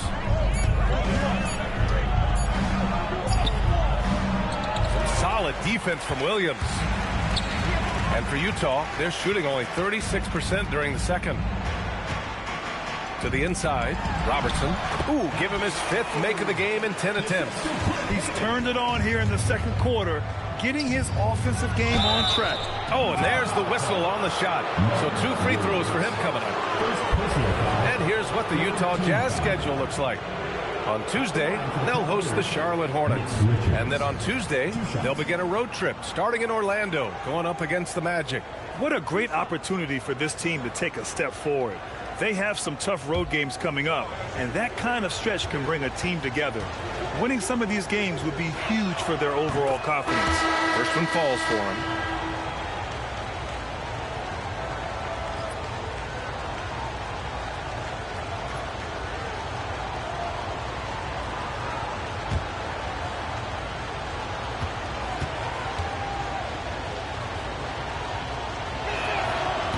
That misses, so he splits the free throws. And they seem to have taken a more heads-on approach this quarter, and is getting them to the free throw line. Williams with the screen. Robertson's shot is off.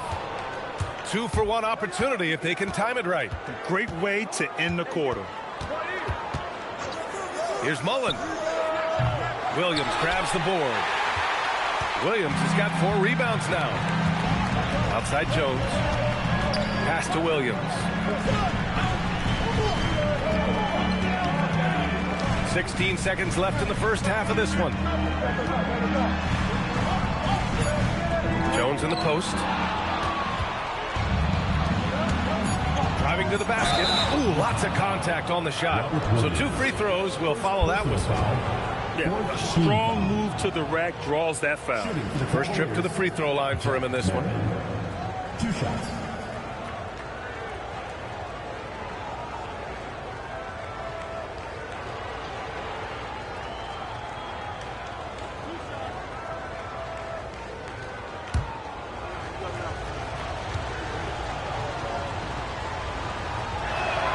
And he drops the first.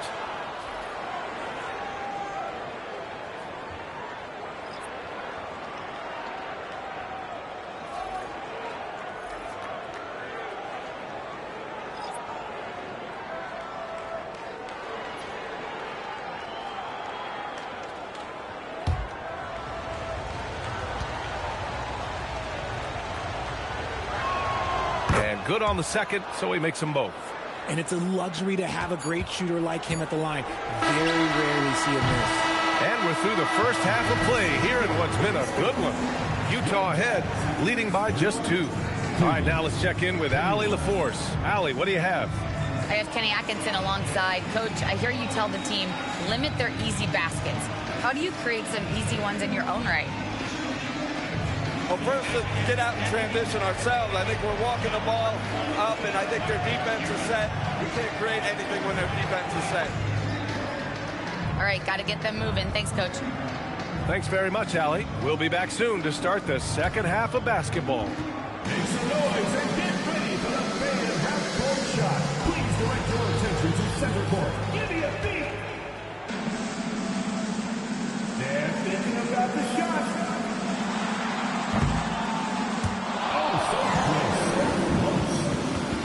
Give it up for the participant.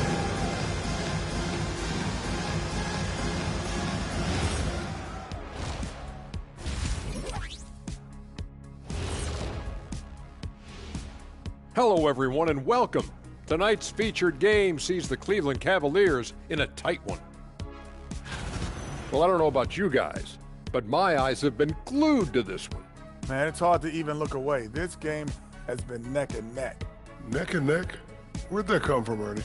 I believe that phrase comes from horse racing, Shaq. Think of like a photo finish like you and Kenny running to the board.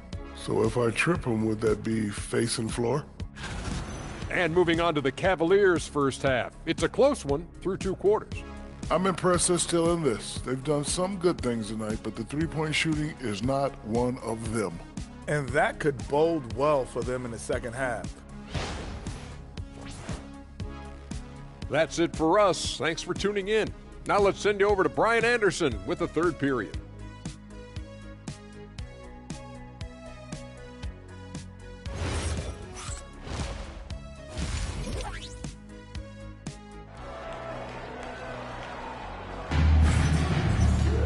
And we're halfway through this one. Plenty of basketball left in a game that's been a fairly even one.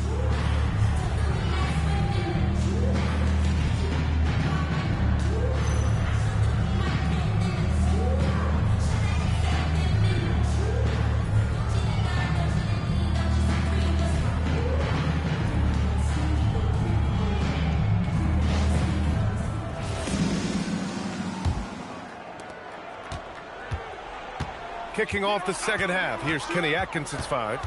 They've got Daniel Gafford, and it's Stockton in at the 1. They grab their own miss. Pass to Robertson. Second chance effort.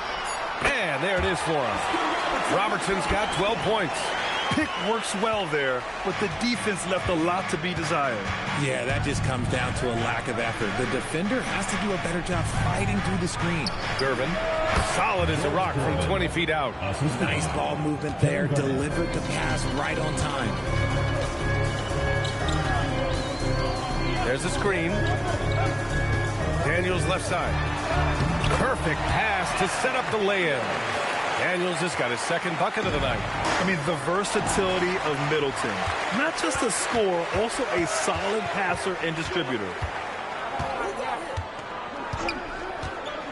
And with a little over a minute gone by, the second half is underway. Daniels misses. The Cavaliers trail by 4. Here's Starks over Dort. It's tipped. Out of bounds. It'll be Utah's ball. Taking a look back at last season, the team leaders in rebounding. Number 5, the Jazz. Well, last year they took great pride in rebounding, understanding the importance of winning the possession battle. Jazz leading by 4. Right around a minute and a half played in the third quarter. And there's the lob. Stolen by Gafford. Gervin, pass to Gafford. And the dunk by Gafford. Got to give him credit for jumping on the ball and making the most at the other end. Boy, inexcusable at this point of the game. They got to be more composed in these moments. An important 2 points, not just on the scoreboard, but also for a little bit of momentum. Here's Robertson. That shot makes him 7 for 14. He's been good tonight. And so now a timeout called by Kenny Atkinson. He'll take the opportunity to regroup.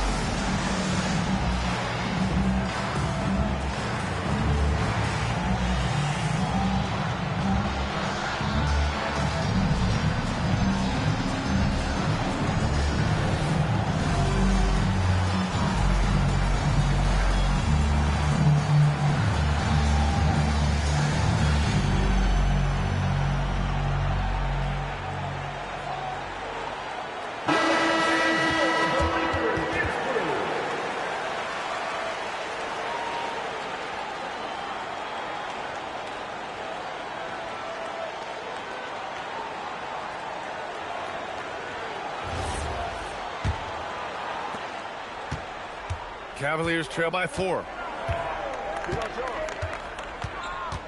Here's Stockton. Pass to Gervin.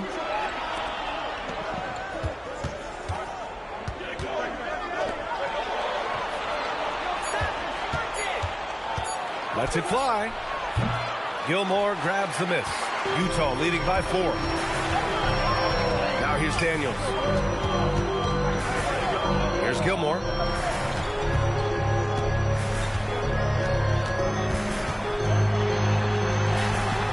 That one doesn't drop. Nice D from Gafford. The Cavaliers have got 2 of 3 from the floor in this third quarter.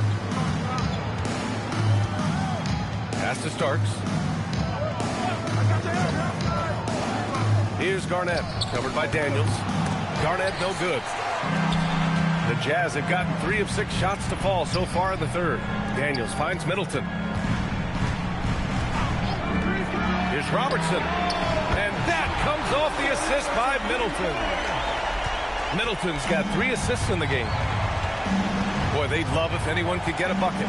Yeah, their offense has been grinding to a halt. Pass to Garnett. Fades. Cleveland again missing. And here's Middleton. He'll bring it up for the Utah Jazz. Just 4 points. That's all they've given up here in the second half. And here's Dort. There's the 3. Rebounded by Stockton. Here's Starks. Launches a 3. Utah grabs the miss. Daniels has got his 8th rebound here tonight. And so Will Hardy calls the timeout. We might see him looking to make some tweaks to the strategy.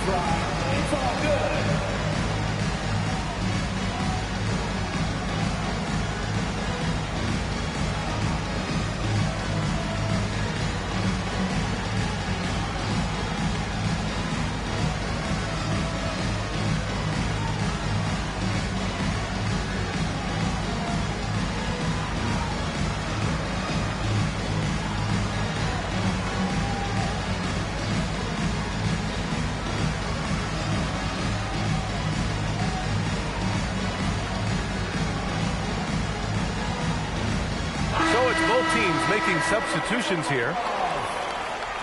Substitution on the court.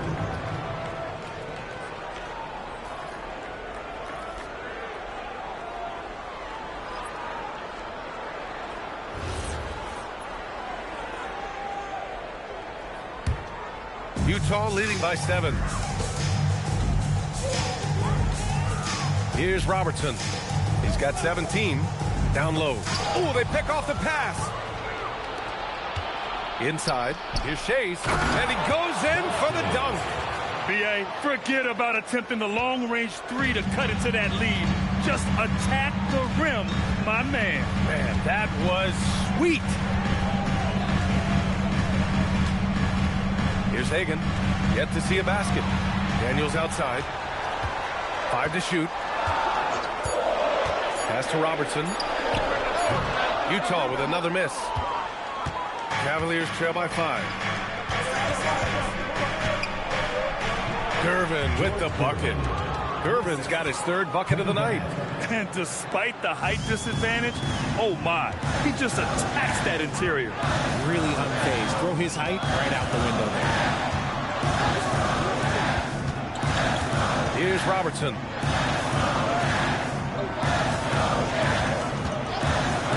To the middle.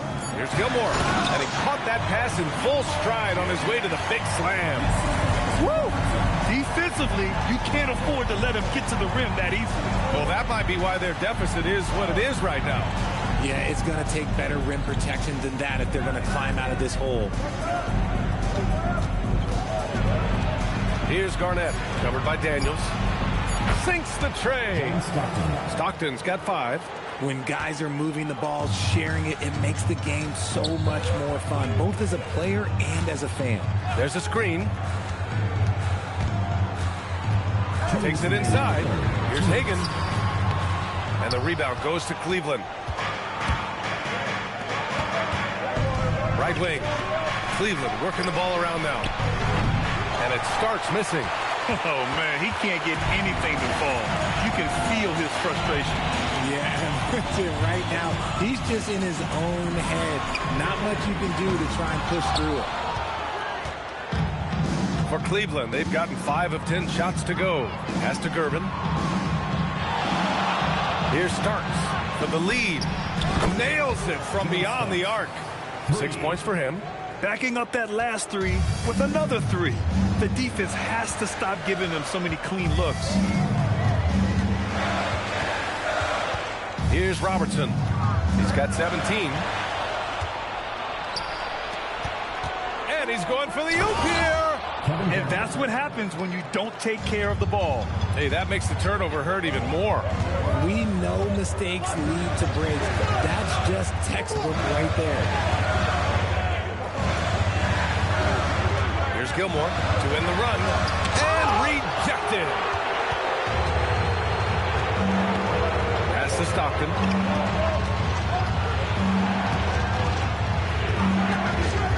Here's Starks. Jacks up a 3. The putback. Great positioning on the putback. And now a 5-point Cavalier lead. Yeah, showing a little versatility with their offensive attack. In the first half, it was about the 3-ball. In the second half, they've emphasized interior scoring. And the bucket is good. Stockton's got 7. And this kind of play is only going to grow their lead, holding the other guys down on defense and converting on the turnover. Here's Hagan, out left to the wing. Offline with a 3. And so it's Cleveland closing out this quarter with a 7-point lead. Their key to consistency has been their dominance in the paint. They've been the more physical team. Back after this.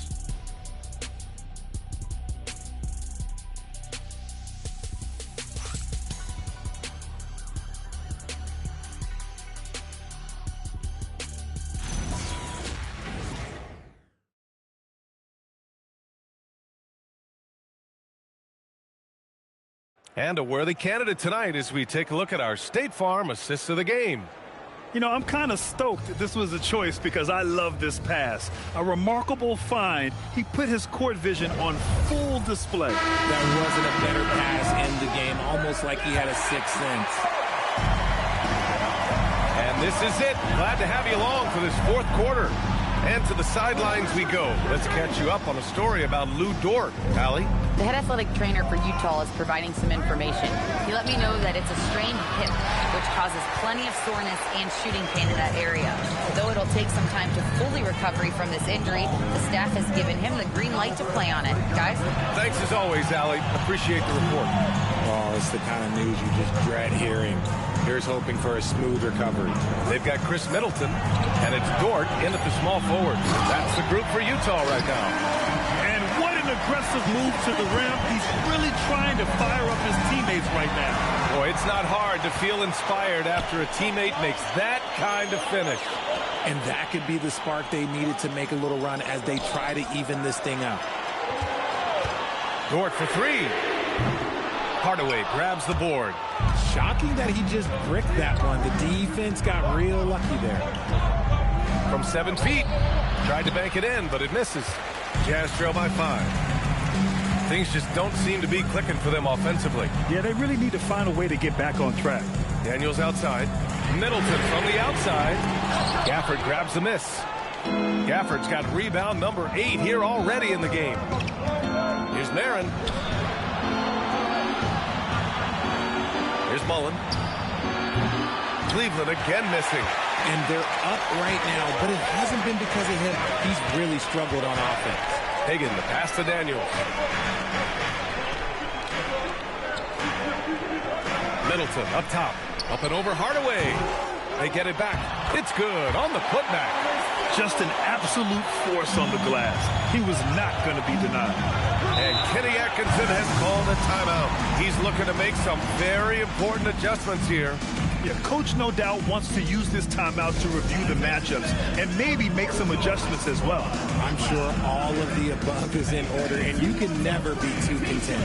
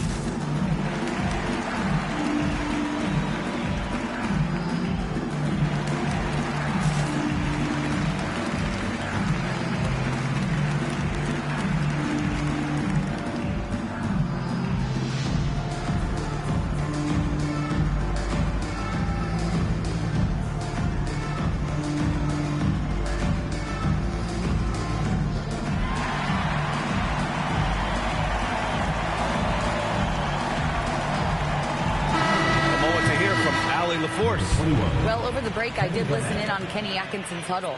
Coach had a direct message for the team saying no matter the lead, no NBA game is ever over. Do not let your guard down. We'll see if they hold on. Okay, good stuff. Thank you, Allie.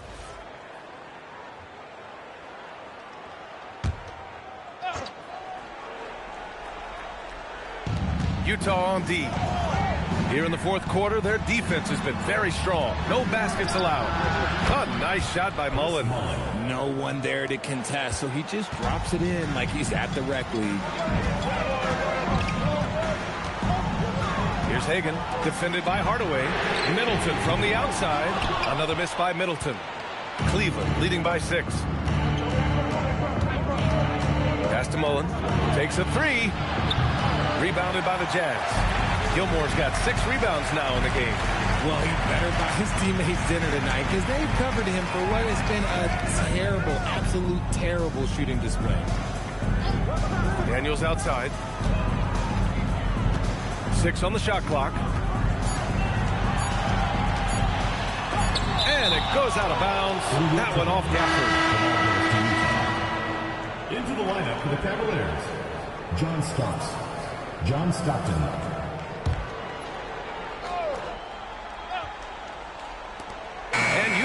Has possession. This is hard to watch. You might want to put the kids to bed. This man still has not hit a shot this quarter. Throws it up high, and it's flushed down. A nice jam. He's earning his keep offensively, a key part of their winning effort at this point. Oh, and a beautiful feed leads to a monster jam.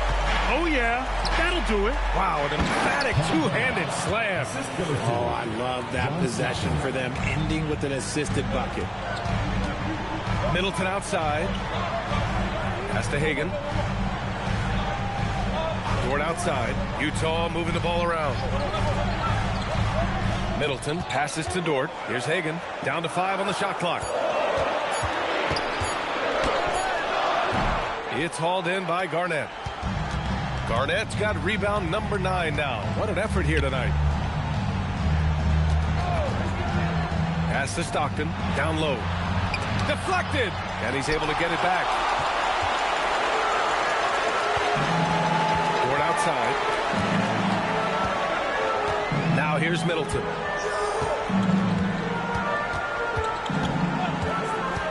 Here's Hagan. The Jazz need to get one up in a hurry. Gilmore, soft touch off the glass. He had a forgettable start to this game, but he's really starting to come alive now. Here's Starks. From deep, hits the trifecta. And the Cavaliers lead by 9. This is his second 3 this half. He's getting even more bold at that arc. Stolen by Gafford.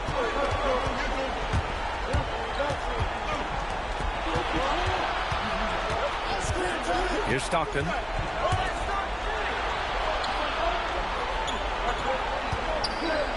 Shot clock at 6. Oh, it doesn't go.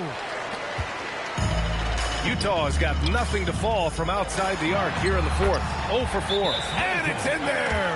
With how well he shoots it, you can forget Middleton is 6'7". That size and high release point helps him close in. And we've got a timeout called by Kenny Atkinson. He was quite emphatic, demanding the timeout, clearly wanting to address strategy with his team.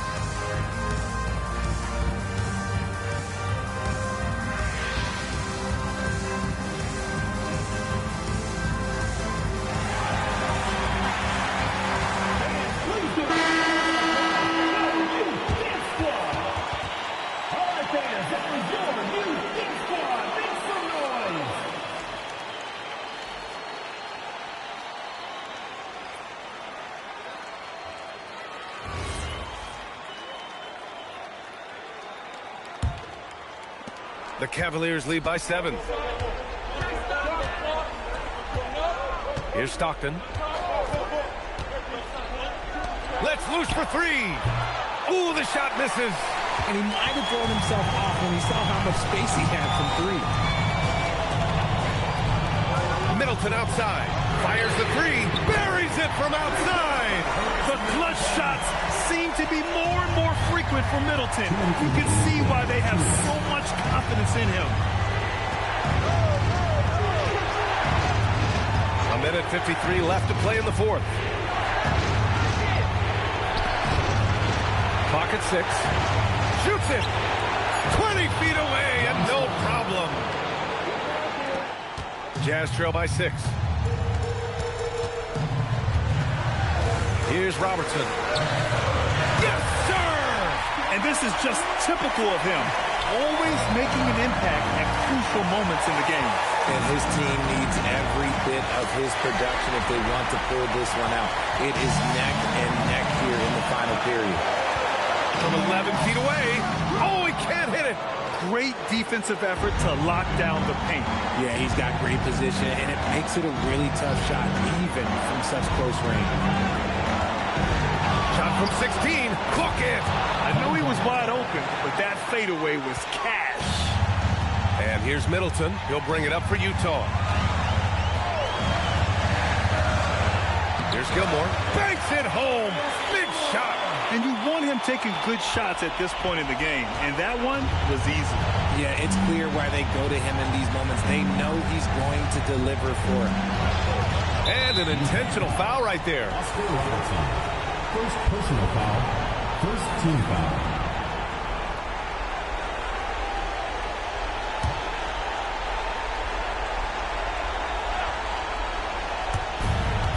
Four-point game.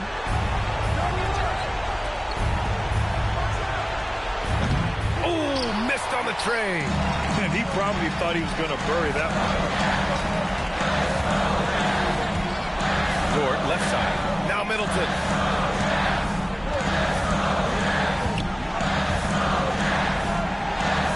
Just 5 on the clock.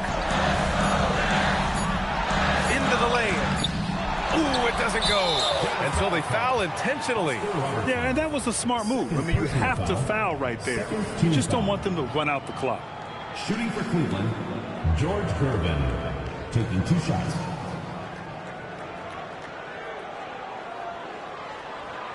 Shooting 2.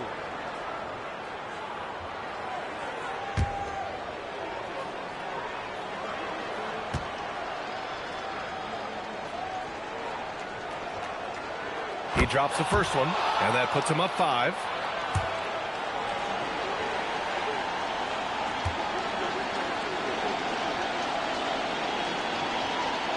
And he hits both free throws here, and it's a 6-point ball game.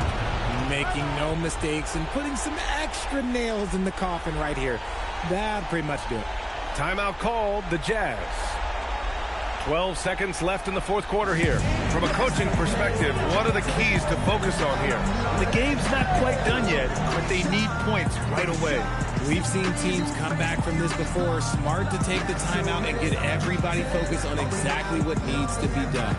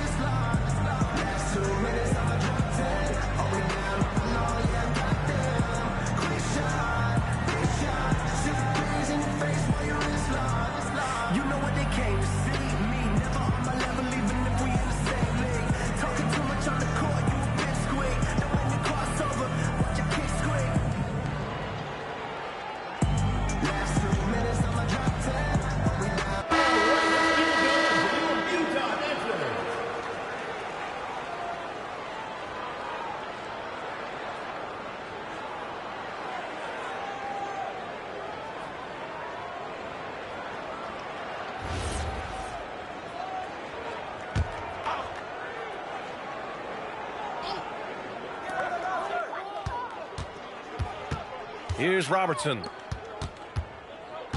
Unloads. Cashes it in.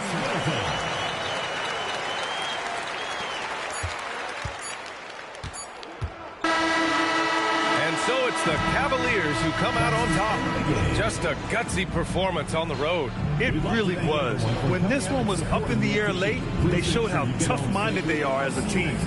And that'll wrap it up, folks.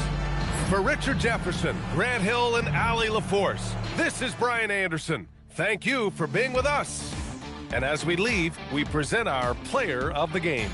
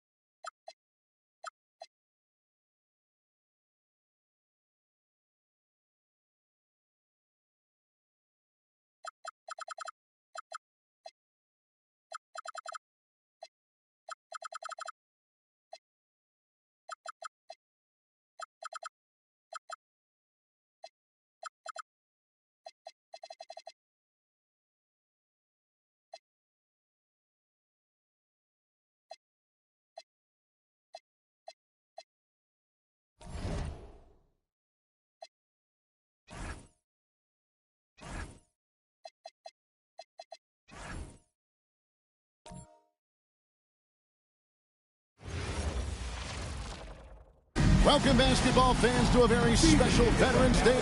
And this early in the season.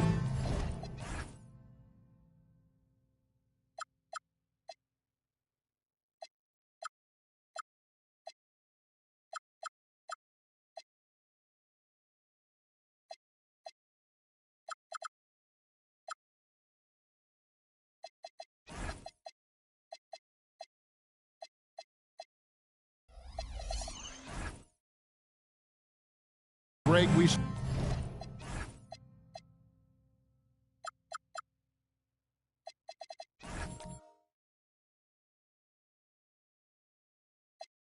have a one.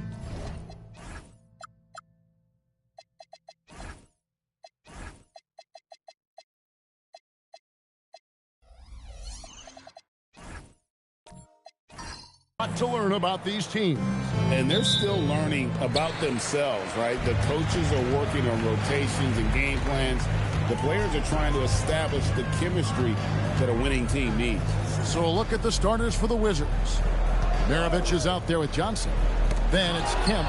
Then there's Havlicek. And it's Thurman in at the 5, roaming the paint. Now here is Havlicek, coming off a solid outing against Charlotte. Watch the screen. They set the pick. 6 to shoot. Thurman's shot is good. And drawing first blood, you know coach likes that momentum out of the gate. And that begins what should be a terrific battle between these teams. To the middle. Johnson against Nash. Havlicek kicks to Johnson. Pass to Maravich. 6 on the shot clock. That's good, and Johnson with the assist. Just setting the tone with an aggressive move to the rack. And where's the help defensively? That is a quality look. You can't do it much better than that. Now, here's Drexler. Robinson with it. Back to Drexler. Here's Nash. A rebound by Thurman. And players avoid taking mid-range shots these days. It's almost like the threes are easier for players to get. And contact on the shot, so he'll be shooting free throws here. Yeah, and among the many things to like about Hondo, he is strictly about the team. Willing to take on any role. He just wants to win. 2 shots.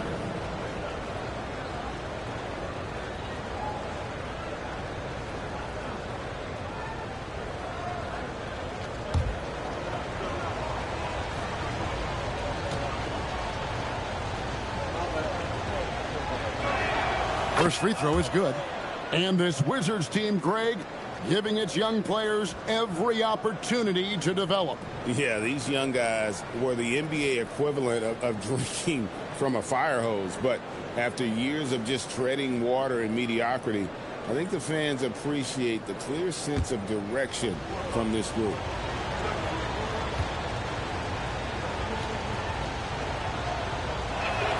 Both free throws good from Havlicek. Probably as close to a sure thing as you can have at the free throw line. Outside, Davis.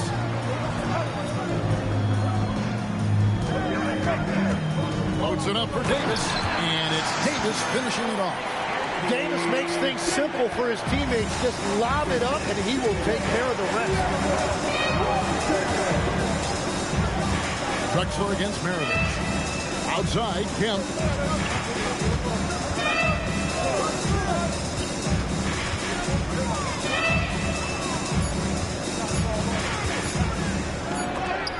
Davis with the block.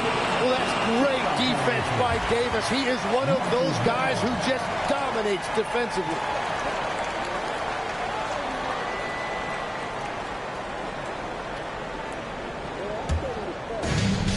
And the Raptors off to a slow start. 4-point game. They're coming off that win against Minnesota. You know, those road games are tricky, but they had a good strategy going in and stuck to what they do best. They were so precise with their execution. They didn't make many mistakes on either end, and that took the crowd out of the game. Here is Maravich. David Robinson making his last shot. Making the most of the screen. That's how it's done. And it's in the perfect spot, Greg. Frees him up to get all the way to the bucket. Yeah, not only does he create the space he needs, but then he attacks downhill. Nash the pass to Robinson. Over Thurman. That misses off the backboard. Wizards leading by 4. And first quarter, we're about 3.5 minutes in.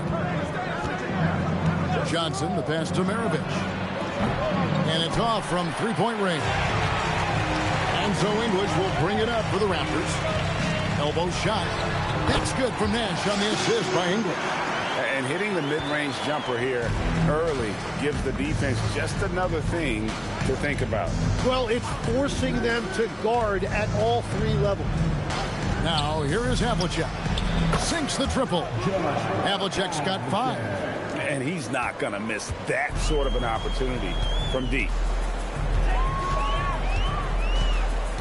Johnson against Nash.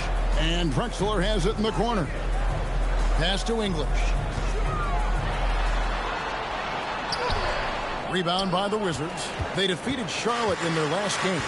Yeah, in that game, the offense was firing on all cylinders, partly because the other team's defense was a no-show. Yeah, they didn't play down to the level of their opponent. That's not an easy thing to pull off, but they certainly were focused in this one. Great energy on the deflection and a good job disrupting their offense. Yeah, that'll give them something to think about. And Brian Keefe wants a timeout. He's going to take this chance to talk to his guys.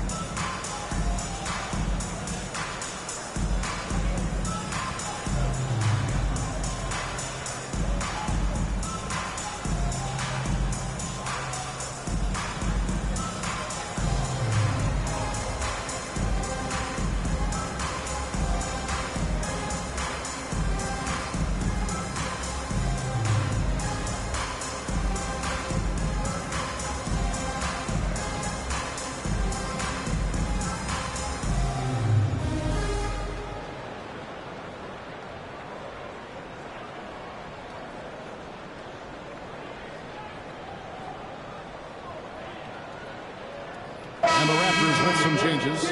And Beers checked in for Robinson. McDyess comes in for Anthony Davis. And it's Roy in for English.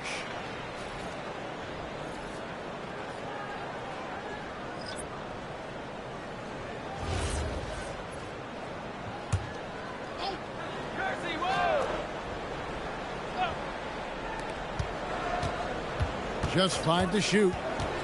The Wizards need to get a shot off here. Roy from outside buries the long-range jumper. Good to see Roy knocking it down from long range, wanting to be a bigger threat from there.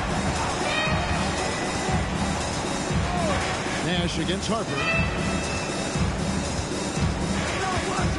Here's Hero. Back to Harper. That one's in, his first shot this game. Oh, great job moving the rock by Hero. Not a ball stopper. Tyler is a team player. For 3, Roy. And a great assist by Drexler as that one goes in. Roy's got a pair of 3s now in the first quarter for the Raptors. Here's Hibbert, and he uses the glass on the layup. And there's a pattern starting to take shape here. They're working it inside and getting good shots from close range. And he's fouled pretty hard on that shot, but he's got the chance to pick up the points at the line. Roy Hibbert picks one up. Yeah, and one of the game's premier agitators. Lampier can bait the foul call as well as anyone. Take a break. Take a break. 2 shots.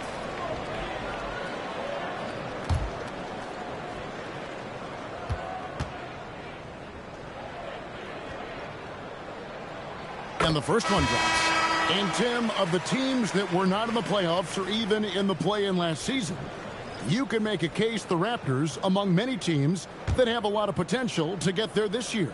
Yeah, I agree, and you could also put the Spurs in that conversation too. But if you're just looking at the East, the Raptors could easily climb back into relevance as their young talent develops.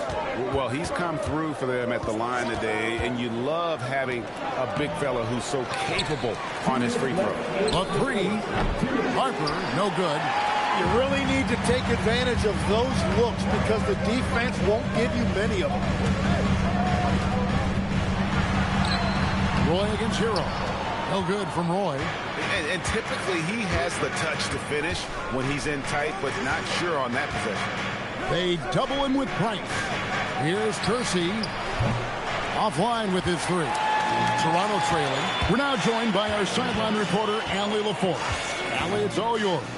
Well, Tyler Hero wants to be the complete package. He said, quote, "I'm not thinking score, score, score. It's more about finding different ways to impact the game, knowing I don't have to force the issue.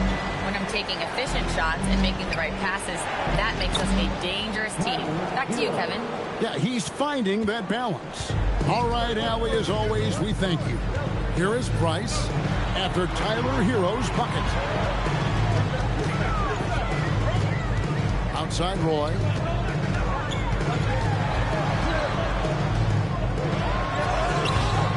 No good that time. Great D that time from Hero. 36 seconds left to play in the first. Nedelicki, the pass to Hero. Here's Harper. Pass to Hibbert. Nice D from Lane Beer. Toronto, they've gotten 6 of 11 shots to go down so far. Pretty nice shooting. Now, here's Roy. He's covered by Hero. Roy kicks to Davis. Here's McDyess. Shoots. Got it. Good job in the low post. So far, both teams scorching the net. You gotta love it. Yeah, both ways. We're seeing a nice rhythm offensively. Now let's see which team can come up with some stops. 1 quarter in the books, and it's been a close one so far. Toronto ahead, up 1. And back in a moment as we'll get underway with quarter number 2.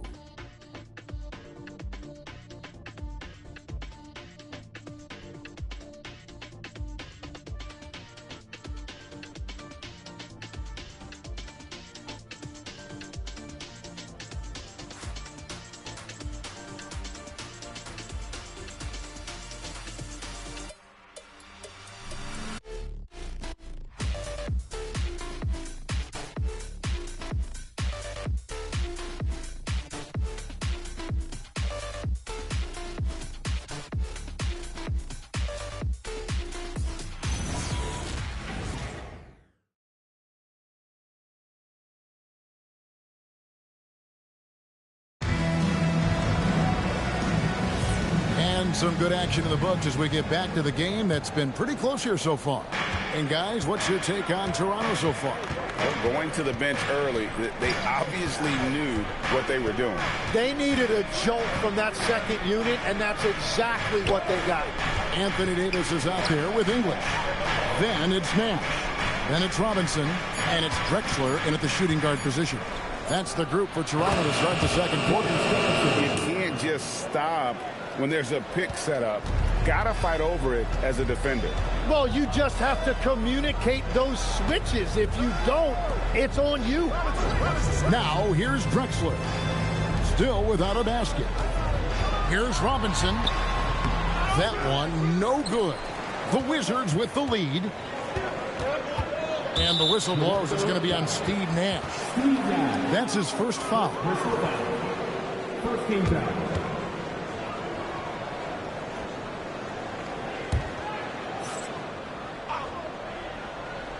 Here is Kemp. Up top, Havlicek. As we canvass the league and look at the landscape, some tremendous young talent on the wing, Tim. Who might be the best wing player 5 years down the road, say? Well, I'm looking at Anthony Edwards right now because of the skill, the athletic ability, and then the competitive desire. I think he wants to be great.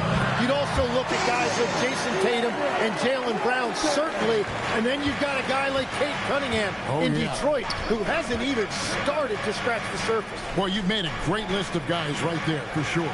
Here is Maravich. David Robinson making his last shot.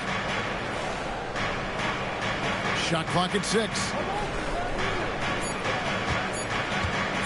Shot from 16. 2 points. That one goes. And the Wizards lead by 3. Yeah, this is what you love about him, the confidence on that mid-range. Well, you can see over the top of the defense like that, you have a huge advantage. Now here's Johnson. 9-point game his last outing. Back to Maravich. Lets it go from deep. Robinson pulls it in. And I think that one could have easily have fallen for him. English passes to Nash. Quarter 2 and just under 2.5 minutes gone by. Anthony Davis, too much time. If Davis gets the ball there, forget about it. It's 2. Stolen by Robinson. Pass to Drexler. There it is. It's Nash picking up the assist. Nash has got 3 assists now in this one. I don't know what's happening defensively, but they're not putting up any resistance. Now, here is Maravich. Outside Kemp. Toronto grabs the miss. Nash outside. Robinson a screen on Johnson. And Drexler has it in the corner. Robinson on the wing. Over Kemp. Off the mark with the outside fadeaway. Well, it's tough to defend those fall-away jumpers. That's about as good a job as you can do. English against Havlicek.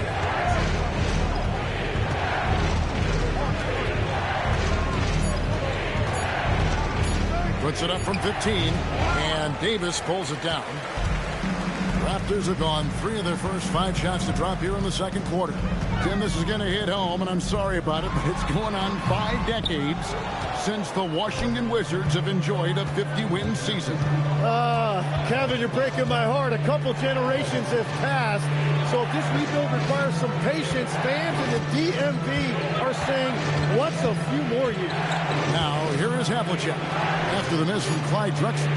Nice ball movement by Washington. Off target from 3-point range. And you could tell he thought that triple was going to fall.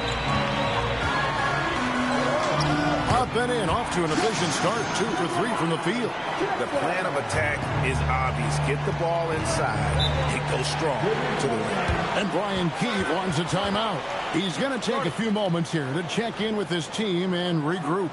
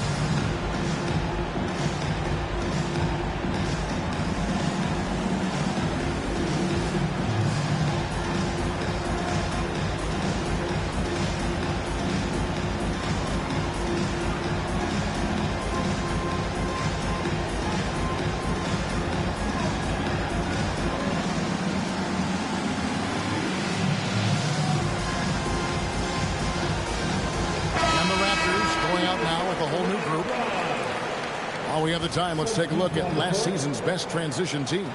In fourth, the Raptors. I mean, this is such a tough team to deal with. You see the numbers. They would just push the ball at every opportunity.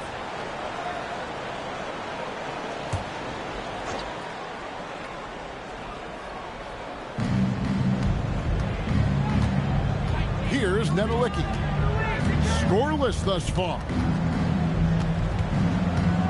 to end the cold streak, and Harper lays it in. Wow, what a smart play. He recognizes the smaller defender on him and takes it right to the rim. Outside Roy. Outside Davis. Oh, and he almost had a 4-point play right there. He'll go to the line with a chance for 3. Well, you think about clutch players, Greg, you think scoring. But is that accurate? Or can clutch be in any facet of the game? It's in all phases. And you think of guys who always seem to come up with that crucial rebound or that big-time stop. Being clutch comes down to will as much as skill.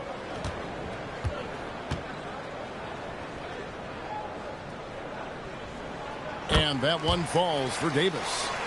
And last season, Vince Carter became the first player ever to have his jersey retired, Tim, by the Raptors.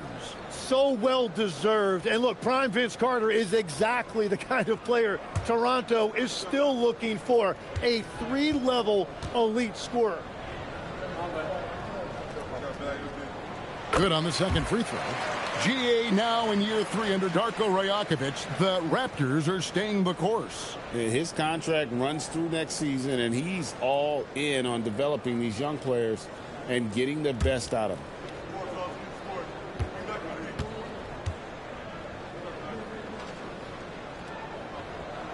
And he nails the third.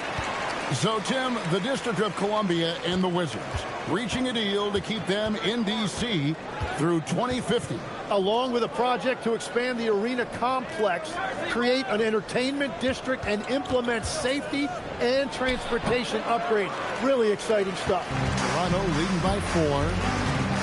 Here's Roy, and then Roy with the dunk. And just showing off for the crowd a little bit there. Roy enjoys putting on a show. Hero scanning the floor.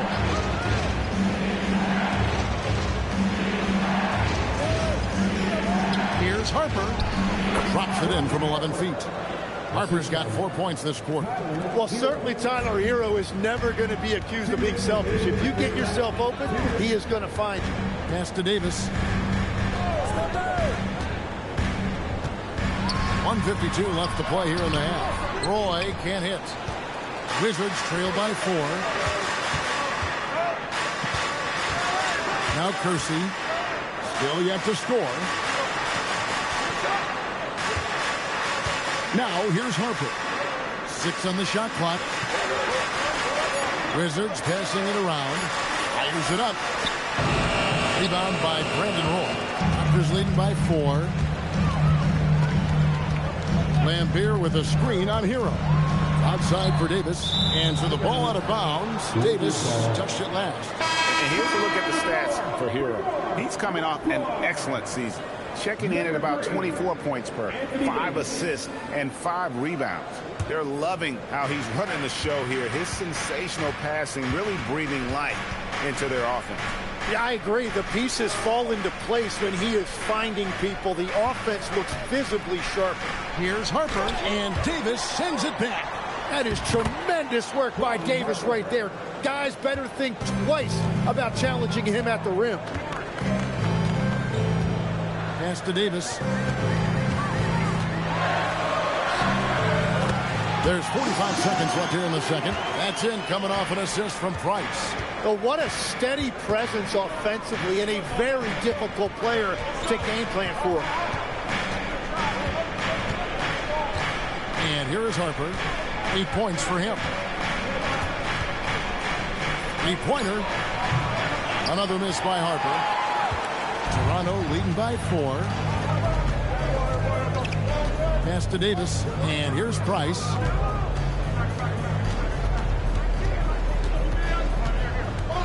Back to Davis. Wow, he got whacked on that one. Shouldn't be much debate there.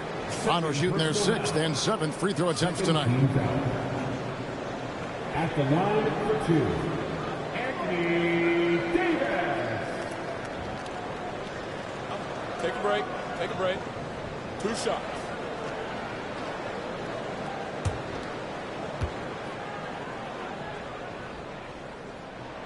And he knocks down the first one.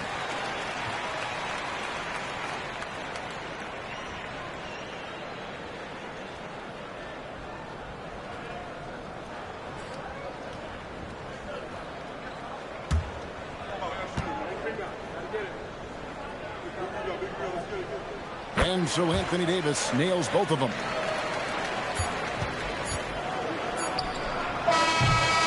And that concludes the first half. Raptors lead by 6. We'll be back shortly, live from Toronto.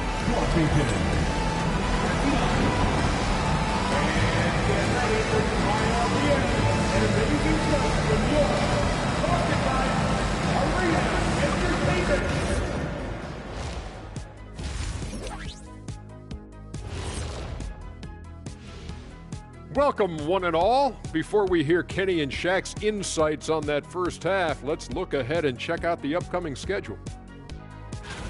Checking out Toronto, great start to the year. They came in prepared both mentally and with the game plan. Yeah, winning the first 2 games of the season would give them a huge confidence boost. And turning our attention to the first half, a positive start for the Raptors. This bench, they've been destructive. High energy, attacking like torpedoes. Rising from the depths, 20,000 points from under the sea. I see where you're going, but check this out. Making big waves out there, Ernie. Ooh, well done.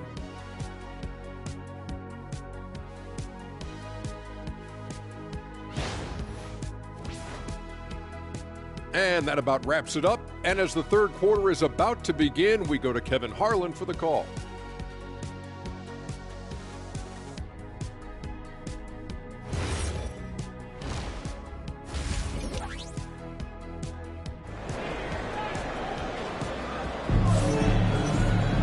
And if you're just joining us, we've played through the first half in a game that's been fairly even so far. I have to like what we're seeing from Brandon Roy.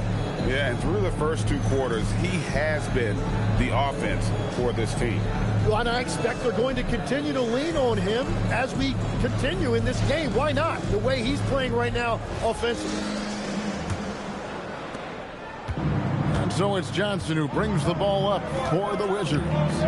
They trail by 6. Here's who Brian Keefe is starting the second half with.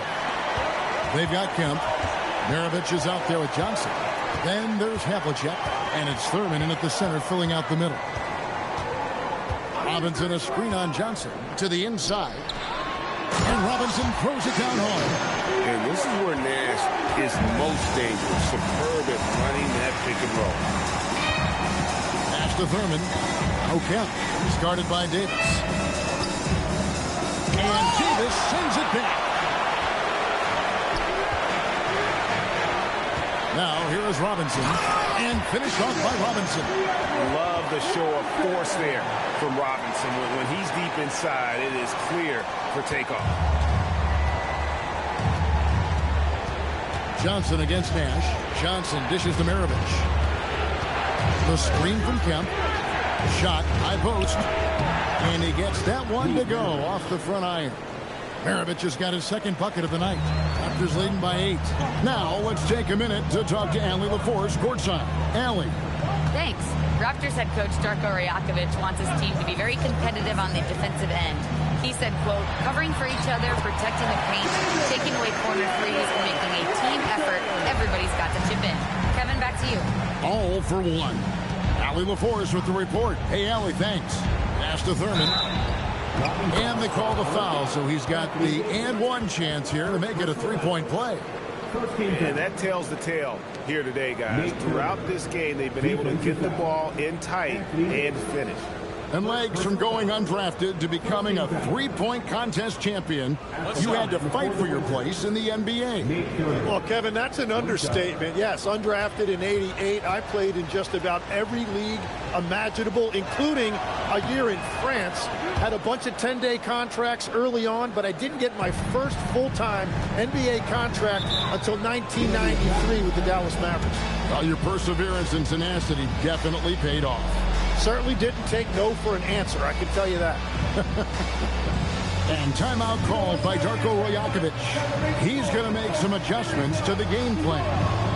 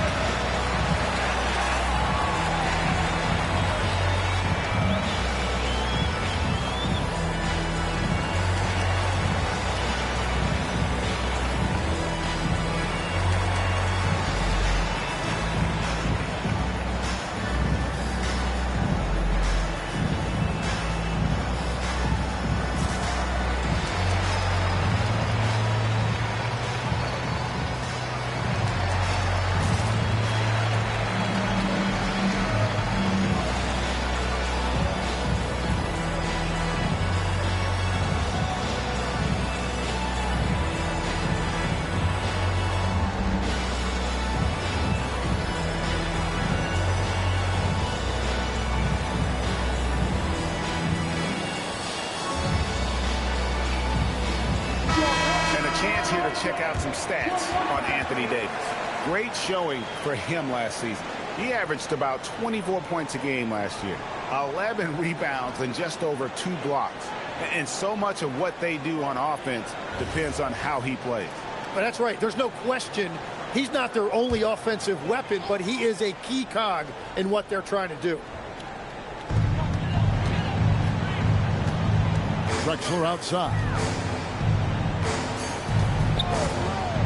Nash outside. Pass to English. Lock at 6. Davis with a screen on Havlicek. English, no good. Well, it's still a good start to the half. They had to miss sometime. So here we are, Greg, looking at this roster of the Raptors. What is the path to contention? Well, perhaps an opening in the East for them to make a move. Going from good to great, it's tougher. It will require them to develop or acquire some superstar talent. Here's Drexler. After the basket by Washington. Here's Robinson. And the Raptors miss again. Wizards trail by 5. Johnson with it. Outside, Maravich. And the Wizards getting another bucket right there. This team really feeds off of one another in terms of their energy. Yeah, there's really been an uptick in intensity. Just look at the way these guys are battling on the glass and for loose balls. Now here's Drexler. Pass to Robinson. And that time, also a missed shot. Wizards have gotten 4 of their first 5 second-half shots to fall. 80% since the break. English against Havlicek.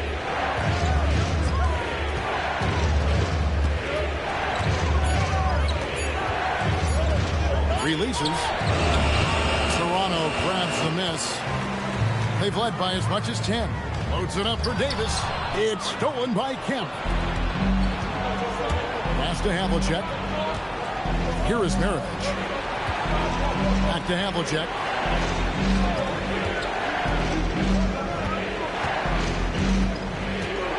Outside, Maravich. Over Drexler. No good from Maravich. Toronto leading by 3.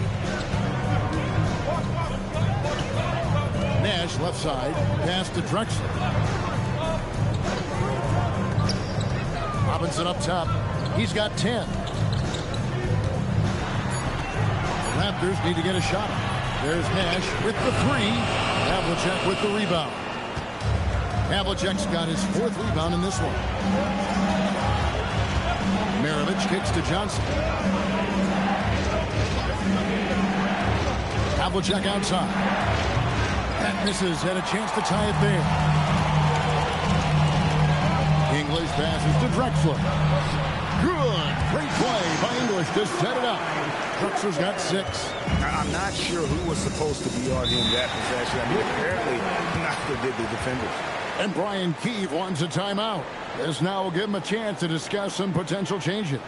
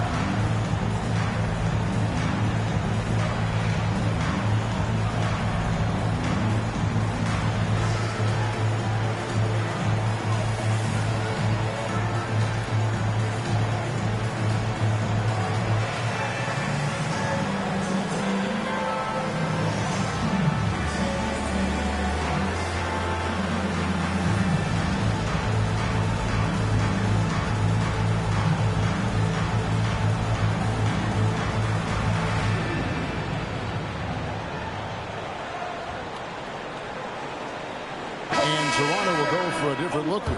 Antonio McDyess is checked in for Robinson. Davis comes in for English. Roy's checked in for Clyde Drexler. And it's Price in for Nash.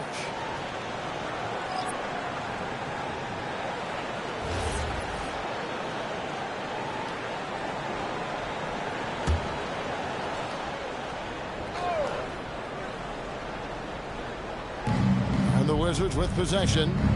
It's a 5-point game. Hero passes to Hibbert, and then Hibbert with the dunk. And that's exactly the type of pass we expect from a guy with his vision.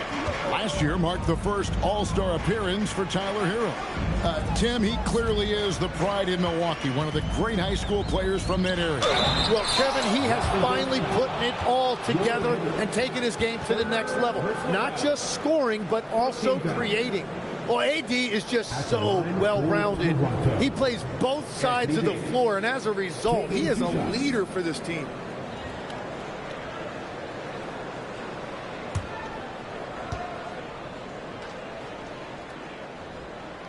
He's off on the first. And this is the second full season for Brian Keefe as head coach of the Wizards. Even in a rebuild, setting culture matters. Keefe's approach, accountability, teaching, and no shortcuts.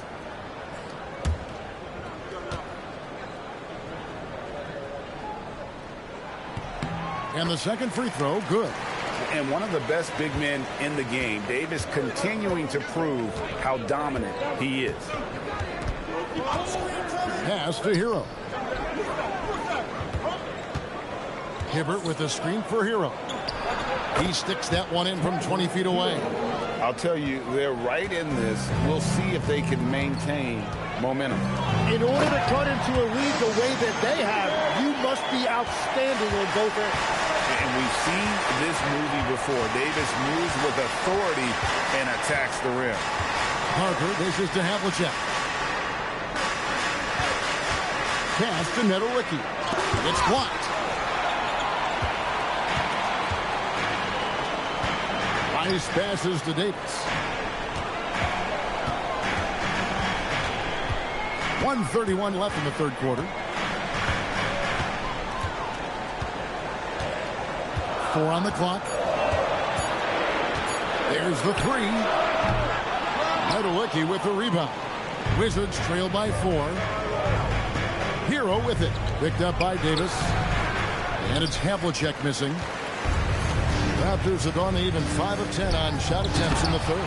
And Davis throws it down. And really with the off-the-charts explosiveness, Davis just punishes opponents on those alley-oops.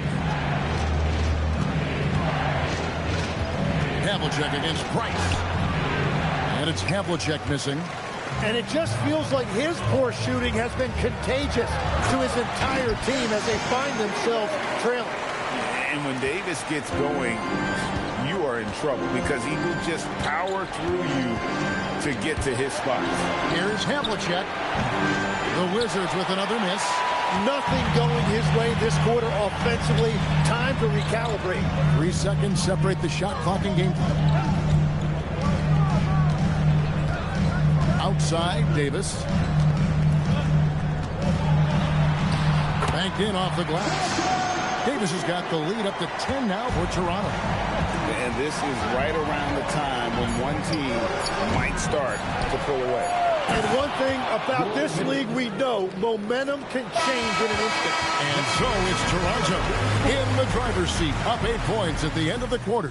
They're pounding the ball inside, and that's where they've gotten their best production tonight. Right back after this break.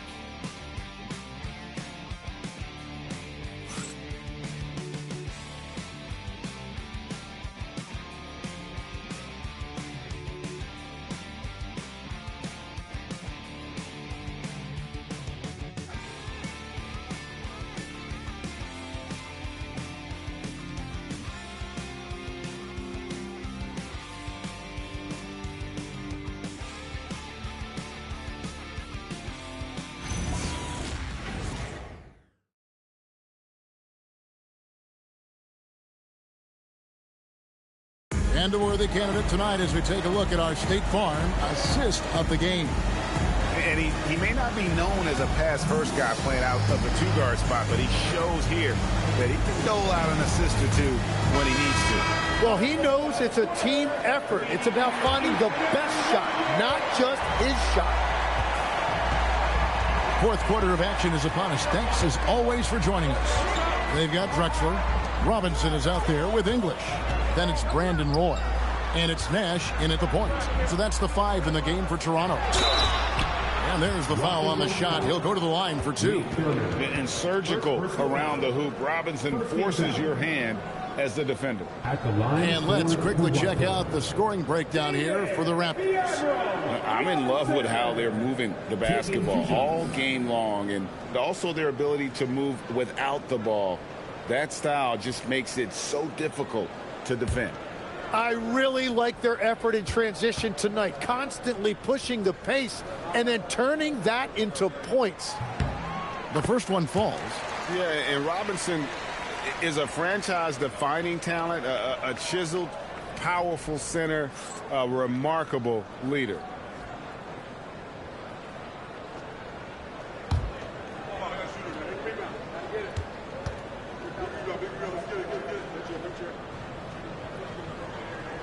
Both good from the line that time. Here is Maravich.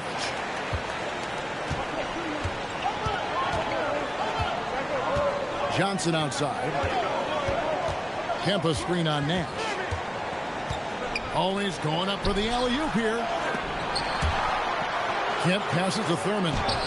Robinson with the block. And there you see why Robinson is the anchor of this defense. Massive wingspan, easily allowing him to turn away shots. And thus far, they've managed to overcome an off game from him offensively. And they'll get another chance. Kemp kicks to Havlicek. Kemp a screen on Nash. 5 on the clock. They double-team Kemp. And here's Johnson outside. And good coming on the assist by Kemp. Yeah, he just needs more shots. He has to get more involved. Pass to English. Roy dishes to Robinson. Washington with the rebound. Thurman's got 6 rebounds now in the game. Roy against Maravich. Johnson, the pass to Havlicek. And here's Kemp. Kemp with a screen for Johnson. Fires, high post. Hits some rim on the way in, and the bucket's good. When he's had the opportunities, he's scored the ball, but they need more from him. And it's blocked. You know, I'm not sure another player combines defense and offense as well as Thurman. The only reason he doesn't get more blocks is because so many guys are afraid to bring the ball anywhere near him.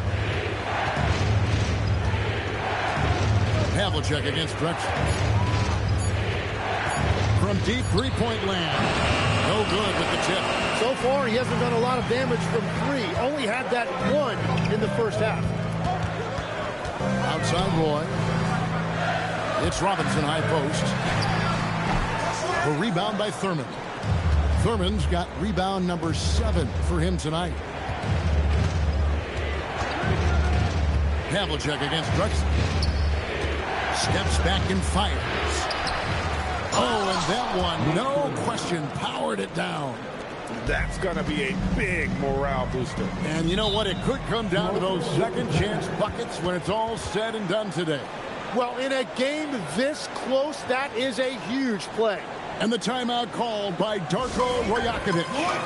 It's a chance for them to regroup and refocus.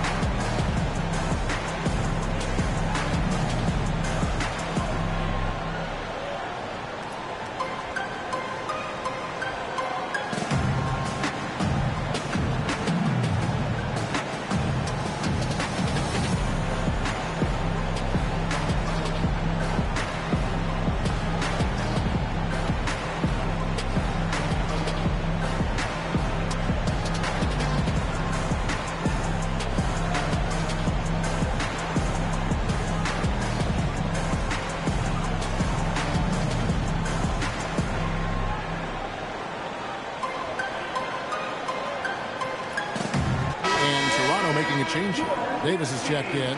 Let's check in now with our Allie LaForce, who's got a story for us. Allie? Over that last break, guys, I got a chance to hear what Darko Rajakovic said to the team.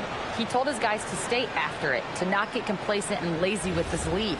He wants them to keep adding to it. We'll see if they're able to do it, guys. All right, Allie, we thank you for that.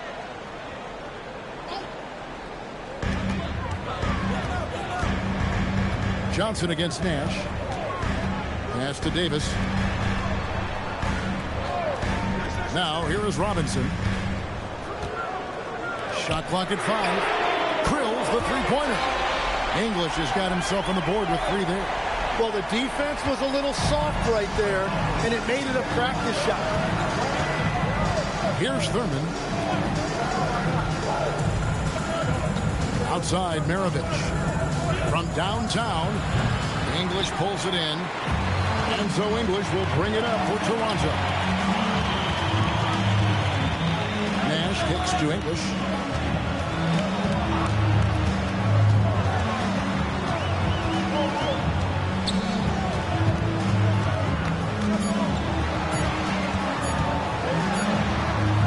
Some solid defensive work there from Havlicek. Wizards trail by 6.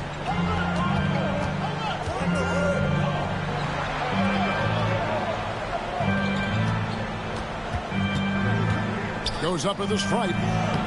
It's hauled in by the Raptors. He's been way off the mark in this second half.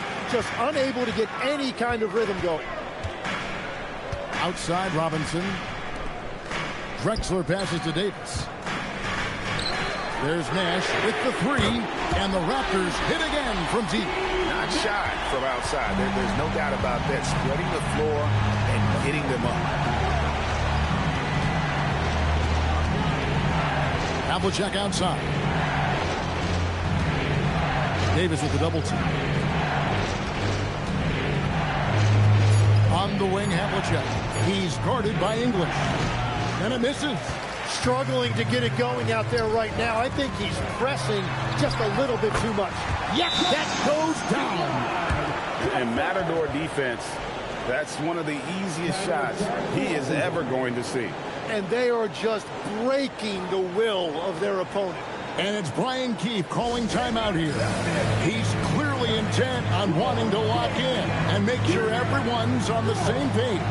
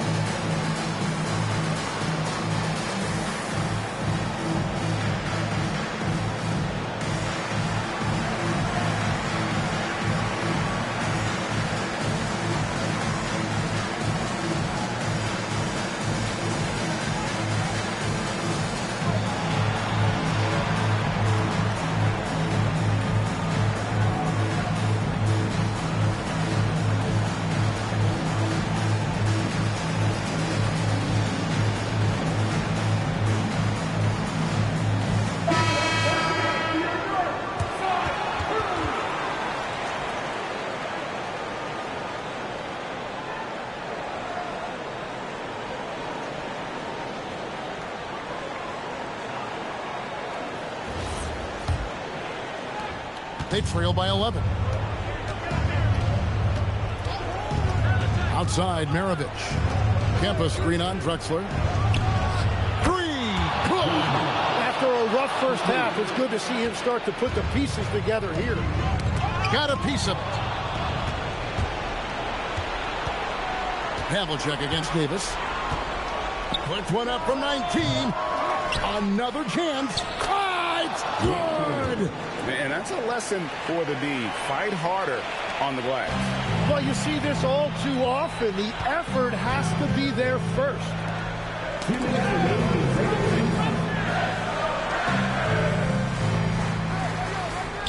It's Robinson high post.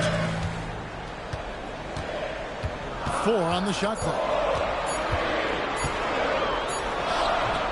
Late in the clock. He gets it to fall.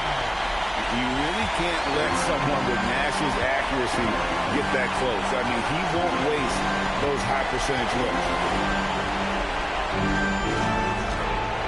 On the wing, Havlicek. English covering. 16 feet away. Robinson there for the rebound. If they want to, they can milk the clock just a little bit here. Yeah, that's the best option. Now Davis. Here's Robinson. And he misses the J.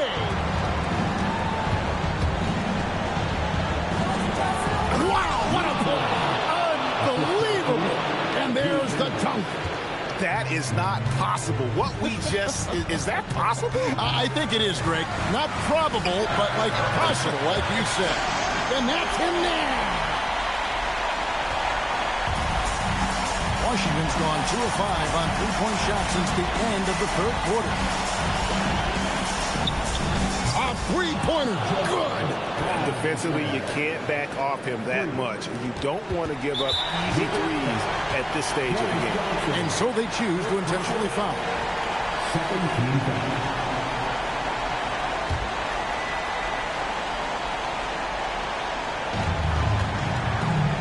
And Nash gets double teamed. Puts it up. He puts in the J. They're in total command of this game with time starting to run out. And this is where you really want to be mindful. No turnovers, no sloppy play. Washington calls timeout. 29 seconds left in the fourth quarter of this one.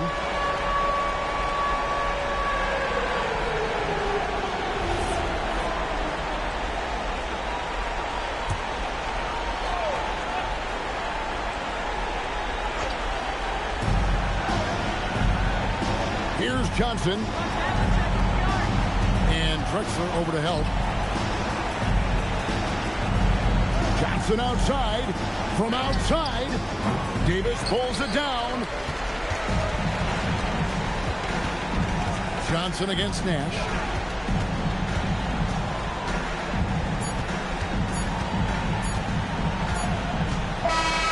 And so it's Toronto winning this one.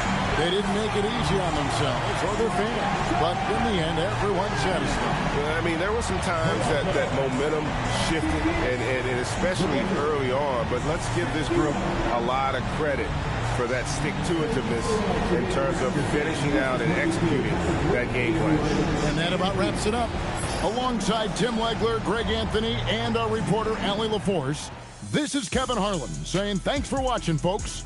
And as we leave you, we give you our player of the game, Anthony Davis.